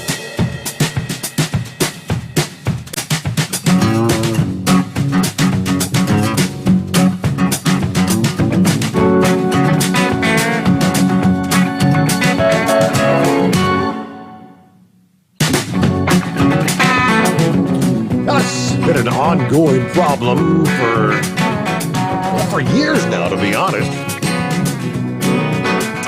Well, in various communities around the country, catalytic converter thefts. In the tiny town of Lawrenceville, Virginia, a van owned by the popular Mount Baptist Church was knocked out of commission after thieves cut the catalytic converter out of the exhaust system several months later across town. A converter ripped off from a van owned by the First Baptist Church. Similar crimes. 15 church vans, 13 other vehicles in town.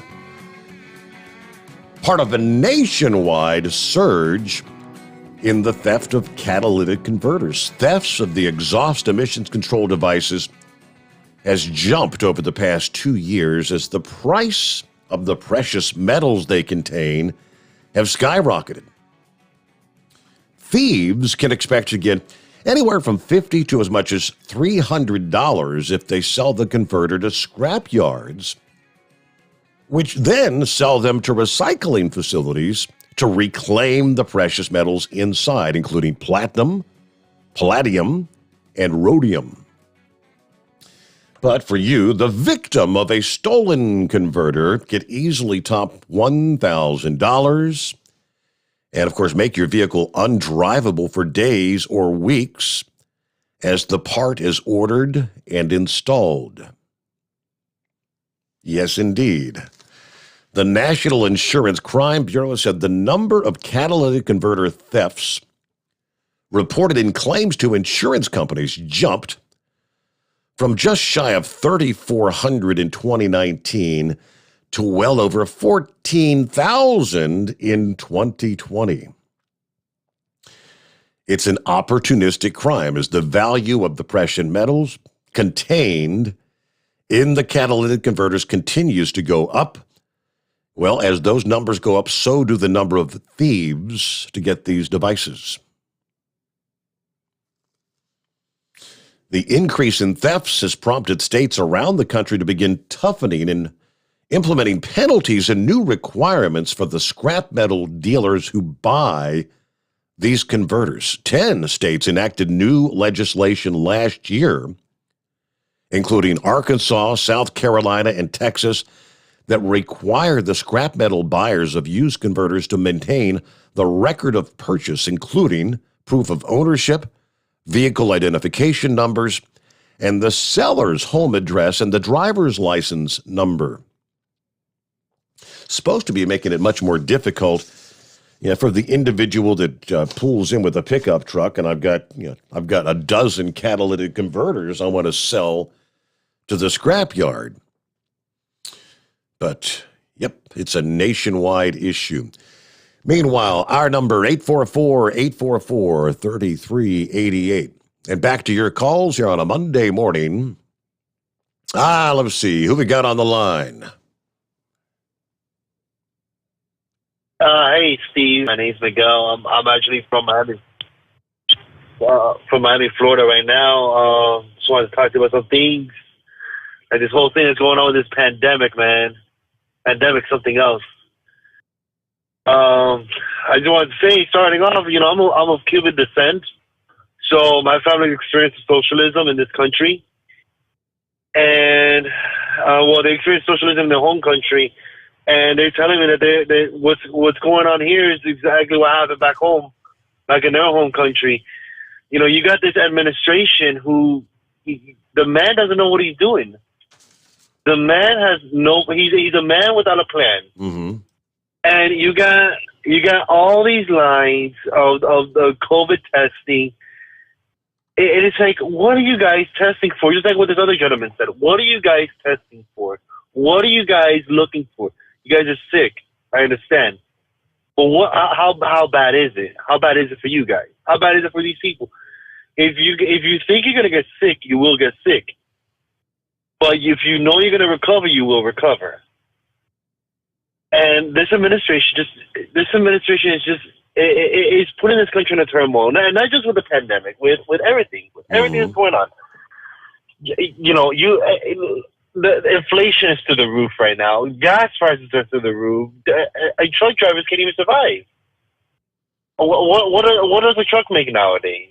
It's terrible what's going on in this country. It's absolutely terrible. I'm 28 years old. I've been driving trucks since I was 22.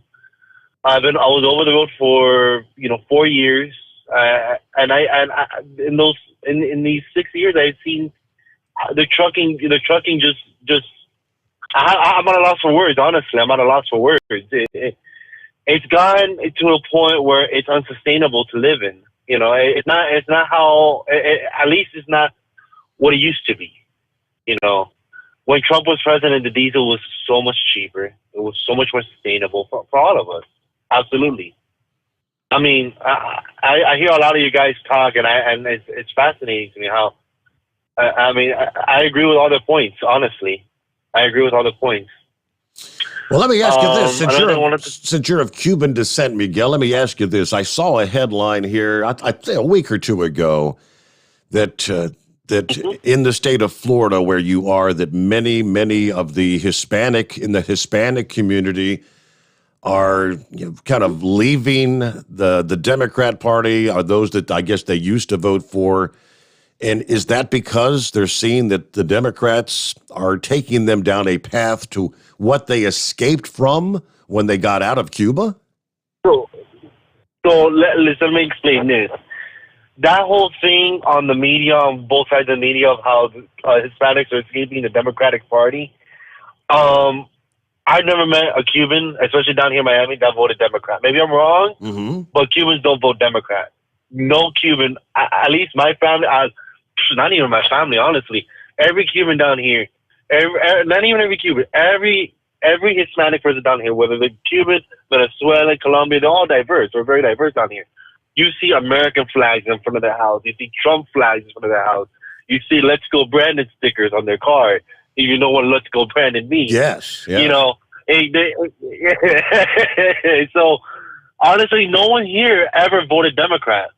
No one here ever votes Democrat. In the suburban area of Miami-Dade County, no one here votes Democrat, ever. And my mom, let me give you a little story. My mom, when she had graduated high school, I don't want to say high school, obviously, but when she graduated high school, right before she graduated, they had these, what's it called? These representatives for voting or whatever it is, the people that go to the schools to get the students to register to vote. And long story short, they for lack of better words, they brainwashed my mom to register as Democrat. So my mom comes home all excited that she's registered to vote Democrat, and my grandfather threw a fit. My grandfather threw a fit because he will never vote Democrat. He's always voted Republican. And he's always had strong conservative values, very strong conservative values. And one thing that my grandma has told me was what's happened with Biden now is what she witnessed in Cuba when they wanted Fidel Castro as president.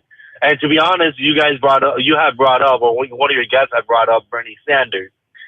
To me, Bernie Sanders is another Fidel Castro because he has all the young college, all the impressionable college students voting for him. I'm talking about students that are my age. I'm talking about students that are devaluing trade jobs. These students that are devaluing my line of work. Students that will never be able. Students that are in more debt than what I make in a year. And these are the people that want that socialism. That's one thing my grandmother has told me was what she's witnessing now is what happened in Cuba 60 years ago. They've lived here for 60 years, and honestly, my grandmother doesn't know a damn word in English. I'm going to be honest with you. She doesn't know a single word in English. And she's told me that Donald Trump is the best president this country's ever had. Wow. Honestly, she loved Donald. Yeah, man. She's still alive, thank God. And she loves Donald Trump. She tells me Biden is a hypocrite. Kamala Harris is B-word. I don't know how you are profanity on your chat, on your shows. So I'm not going to say any profanity. I'm not going to say anything wrong about anyone. But my grandmother hates her. My grandmother hates Kamala Harris. She sees her as such a hypocrite. Yeah, my whole family, honestly. Well, not my whole family. Honestly, my cousins all voted Democrat. They're like the only Cubans I know that voted Democrat. All right, think about it. Honestly. Okay. Honestly, and they're my age. I mean, but the narrative that I hear, time for years and years. I mean, especially in why Florida is one of those crucial, what they call swing states, and that the Hispanic population, that if Republicans could get that Hispanic population with them, they always had it. But the media makes it sound like an overwhelming number of Latino voters vote for the Democrats. That's not true, you're saying? Nope, this is not true at all. That is, for lack of better words, like I said, overfatted, but that is total BS, honestly. Wow. I live in Miami-Dade County. Now, let me say this. Miami-Dade, Broward, and Palm Beach counties for many, many, many, many years. And for some reason, they can't flip red. They just can't. I don't understand why. Honestly, it's got to the point where there's voter fraud. There's no way in this world that Miami-Dade County is still red. There's no way. It's strictly impossible. With all the Cubans that live here, with all the Colombians that live here, with all the Venezuelans that live here, even the Dominicans, they all vote red. There's just no way how this place is still blue. It still wins blue in every election. Mm-hmm. That's the only thing. Now, the media is right about that. The media is right that the Miami-Dade County stays being blue. That is true. But there's like some kind of voter fraud going on in there. There's something that's not going on because Miami-Dade County held one of the biggest Trump rallies in all of Florida. I think second biggest. I mean, dude, you had everyone. I'm talking about everybody from Florida come down to Miami and just have one of the biggest Trump rallies. One of our biggest parks was you couldn't walk in there. You couldn't walk in there at all because of all the trucks with the Trump flags, all the cars with the Trump flags, and at least for every 10 person, one of them was American. Let's put it like for one of every 20 person, only one of them was like American. I'm talking about not of Cuban descent. Not of Cuban descent, honestly. And everyone else there is either Cuban, Colombian, Hispanic, something of Hispanic descent. What baffles me is why is Miami-Dade County still blue? That's one thing I will never get the answer for. Now, media is right. Miami-Dade County is blue, but besides that, I mean, the media is honestly over-exaggerating. I mean, we've seen it for so many years when Trump was president, how full of lies they are, how full of neglect for journalism they are. They're not even journalists, they're activists. Honestly. Well, very, very, very interesting, Miguel. I appreciate you tuning in and giving us a ring this morning because I look at these numbers and they do point out he's Cuban descent. I'm looking at a story from the Daily Beast here a couple weeks ago, which says there's no such thing as one solid Latino voting bloc. About 60% of the 62 million Latinos in the United States are Mexican or Mexican Americans. Those are the real swing voters. The other 40% are made up of Puerto Ricans, Dominicans, and Guatemalans who usually vote for Democrats. You will also find Cubans, Salvadorans, and Colombians tend to vote for Republicans. So maybe as an American of Cuban descent, Miguel is... you tend to, your inner circle is what you tend to feel like everyone else feels the same. But he's right. Talking about the rally you described there in Florida, the incredible turnout with the Trump flags and the Make America Great and all that. Yeah, those were witnessed all over the entire country. That's why so many, and things like that you did not see for a Joe Biden or a Kamala Harris or anyone else for that matter. It just leaves you kind of stunned. Yeah, impossible to believe that 80 million people voted for Joe and Kamala? Yeah. Hey there. Thank you much, Miguel. We'll get a quick time out here back in 2, and lines available at 844-844 3388. The Steve Sommers Overnight Drive live from the Hot Shot Secret Studios. You're listening to the Overnight Drive with Steve Sommers. It's coming. Crisp fall mornings turn bitter cold. As you fire up your diesel, you can see your breath on the inside of a cab. Imagine looking deep into your engine. Freezing temperatures impact your diesel's fluids, especially fuel. On a 23-degree morning, the paraffin wax in your untreated fuel starts to morph from fluid to large crystals. These crystals clump together and form a gel. At minus 10 degrees, your fuel hits the point where it no longer pours like a liquid. It's so dense that the flow through the fuel filter will slow, causing hard starts or no starts. Get prepared now for the cold that is coming. Hot Shot Secret Diesel Winter Anti-Gel is a premium fuel additive that lowers your fuel's pour point to minus 65 degrees. If it's that cold out, you shouldn't be on the road. You ought to be at home in front of the fireplace. Hot Shot Secret Diesel Winter Anti-Gel Premium Fuel Additive. Available now online at hotshotsecret.com. Hot Shot Secret. Powered by science. Do you have a Dodge pickup and hate your automatic transmission? Of course you do. Levon Miller at Firepunk Diesel here, and we specialize in heavy-duty and performance transmissions for your 3-quarter or 1-ton Cummins-powered truck. So if you're interested in turning your stock slush box into a towing monster, call us today at 614-733-3744 or visit us online at shop.firepunk.com. Honorary Forest Ranger Betty White here, lending a hand to my dear friend Smokey Bear. Because for years, he's only said, only you can prevent wildfires. But there's a lot more to say. Like if you park your car on tall, dry grass, the hot exhaust pipe can start a wildfire. So keep the animals safe, especially the cute shirtless one. Go to SmokeyBear.com to learn more about wildfire prevention. Brought to you by the U.S. Forest Service, your state forester, and the Ad Council. And now, back to the Steve Sommers Overnight Drive, live from the Hot Shot Secret Studios. All right, quickly as we roll toward the bottom of the hour news break, like I said, it's a very interesting piece, because that's why I asked the question to begin. I saw the headline here a week or so ago. I didn't really delve into the heart of it, but you're kind of alluding that more and more immigrants, Latinos, are siding with the Republican Party, the GOP. Now, this guy says another thing that's not true is the idea that Latinos are suddenly becoming Republicans. It's more accurate to say we've always been at least partially Republican with conservative views on both economic and social issues. If you look back, former President Ronald Reagan used to say that Latinos were hardwired to be Republican. They just don't know it. Now, Ned goes on to say, Latinos register Democrat over Republican by a 2-to-1 margin.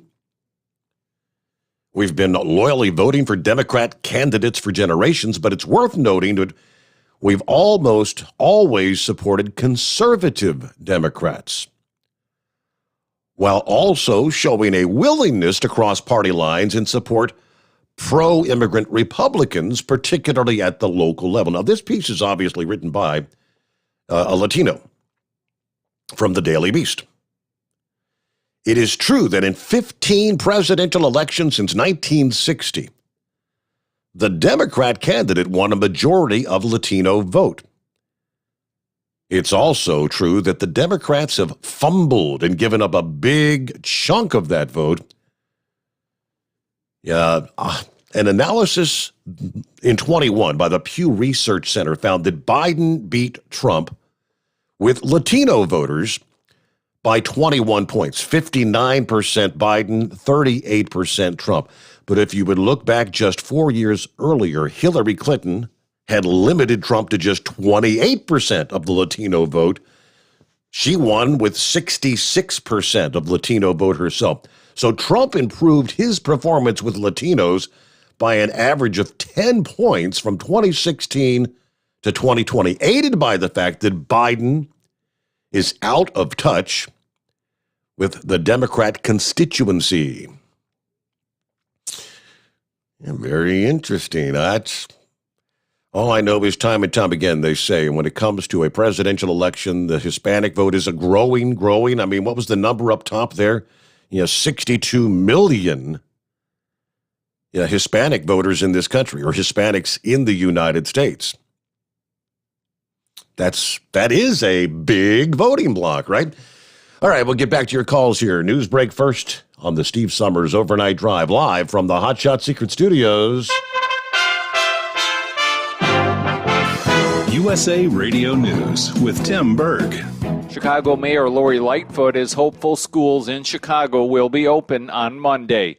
Appearing on NBC's Meet the Press, Lightfoot expressing confidence that her administration will be able to reach a deal with the teachers union. As COVID cases continue to spike across the nation, CDC Director Dr. Rochelle Walensky was asked, of the 836,000 deaths in the United States linked to COVID, how many are from COVID, and how many are people who died with COVID?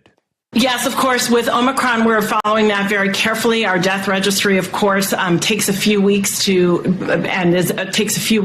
collect. And of course, Omicron has just been with us for a few weeks, but those data will be forthcoming.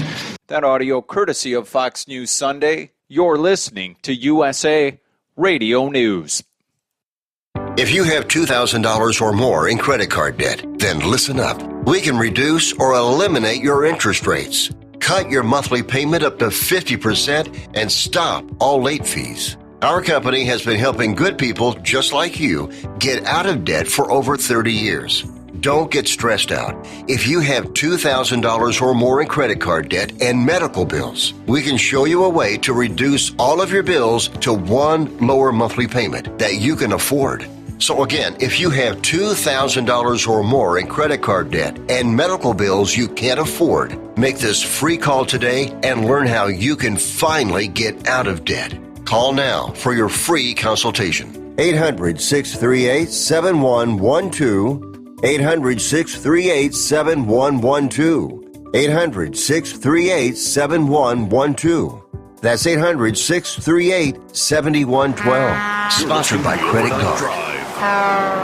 With Steve Sommers. Drivers, you demand that your equipment's reliable and dependable, and that also applies to your headset for communication. Well, our friends at Stellar Electronic have you covered. The Pluto Duo headset bundle is the best communication headset you can find in the industry.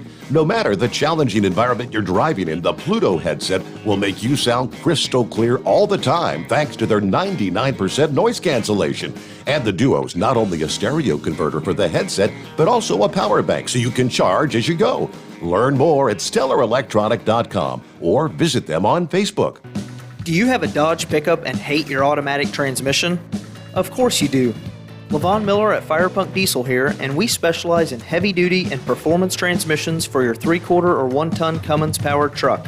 So if you're interested in turning your stock slush box into a towing monster, call us today at 614-733-3744 or visit us online at shop.firepunk.com. It's coming. Crisp fall mornings turn bitter cold. As you fire up your diesel, you can see your breath on the inside of the cab. Imagine looking deep into your engine. Freezing temperatures impact your diesel's fluids, especially fuel. On a 23-degree morning, the paraffin wax in your untreated fuel starts to morph from fluid to large crystals. These crystals clump together and form a gel. At minus 10 degrees, your fuel hits the point where it no longer pours like a liquid. It's so dense that the flow through the fuel filter will slow, causing hard starts or no starts. Get prepared now for the cold that is coming. Hot Shot's Secret Diesel Winter Anti-Gel is a premium fuel additive that lowers your fuel's pour point to minus 65 degrees. If it's that cold out, you shouldn't be on the road. You ought to be at home in front of the fireplace. Hot Shot's Secret Diesel Winter Anti-Gel Premium Fuel Additive. Available now online at HotShotSecret.com. Hot Shot Secret. Powered by science. Attention all truckers, Dean Michael, the tax doctor here. I want to talk to you about those dreaded tax problems. I know you want to keep on trucking and not even think about them. Well, let's face it, they're not going away all on their own. You need professional help. I've been helping truckers put their tax problems in the rearview mirror for years. I can help you too. Call me for a free consultation at 888-632-4506 or go to mytaxhelpmd.com. It's like I always say, keep your eyes on the road, I'll keep mine on the IRS. 888-632-4506. After a long winter road trip, there's nothing like coming home to a warm, comfortable home. Hi, I'm Steve with USA Insulation. When we put our foam in your walls, it's like putting a coat around your entire home. It keeps the cold air out and the warm air in. We're getting homes ready right now for winter, and we have $1,000 savings for everyone. But because we love our truckers, we're going to give you an additional $250 discount for mentioning the show. 1-800-USA-FOAM or USAinsulation.net. Hey, Dad, your prescription will be ready in just a minute. Hey, Dad, your laundry will be ready in just a minute. Dad, your lunch will be ready in just a minute. Hey, honey, why don't you take a minute? When you help care for a loved one, you give them as much time as you can, making sure they're safe and comfortable. But it's just as important that you take some time for yourself. At AARP, we can help with information and useful tips on how you can maintain a healthy life balance, care for your own physical and mental well-being, and manage the challenges of caring for a loved one. Because the better care you take of yourself, the better care you can provide for your loved one. Thanks, Dad. Thank you. You're there for them. We're here for you. Find free care guides to support you and your loved one at aarp.org/caregiving. That's aarp.org/caregiving. A public service announcement brought to you by AARP and the Ad Council. And now back to the Steve Sommers Overnight Drive, live from the Hot Shot Secret Studios.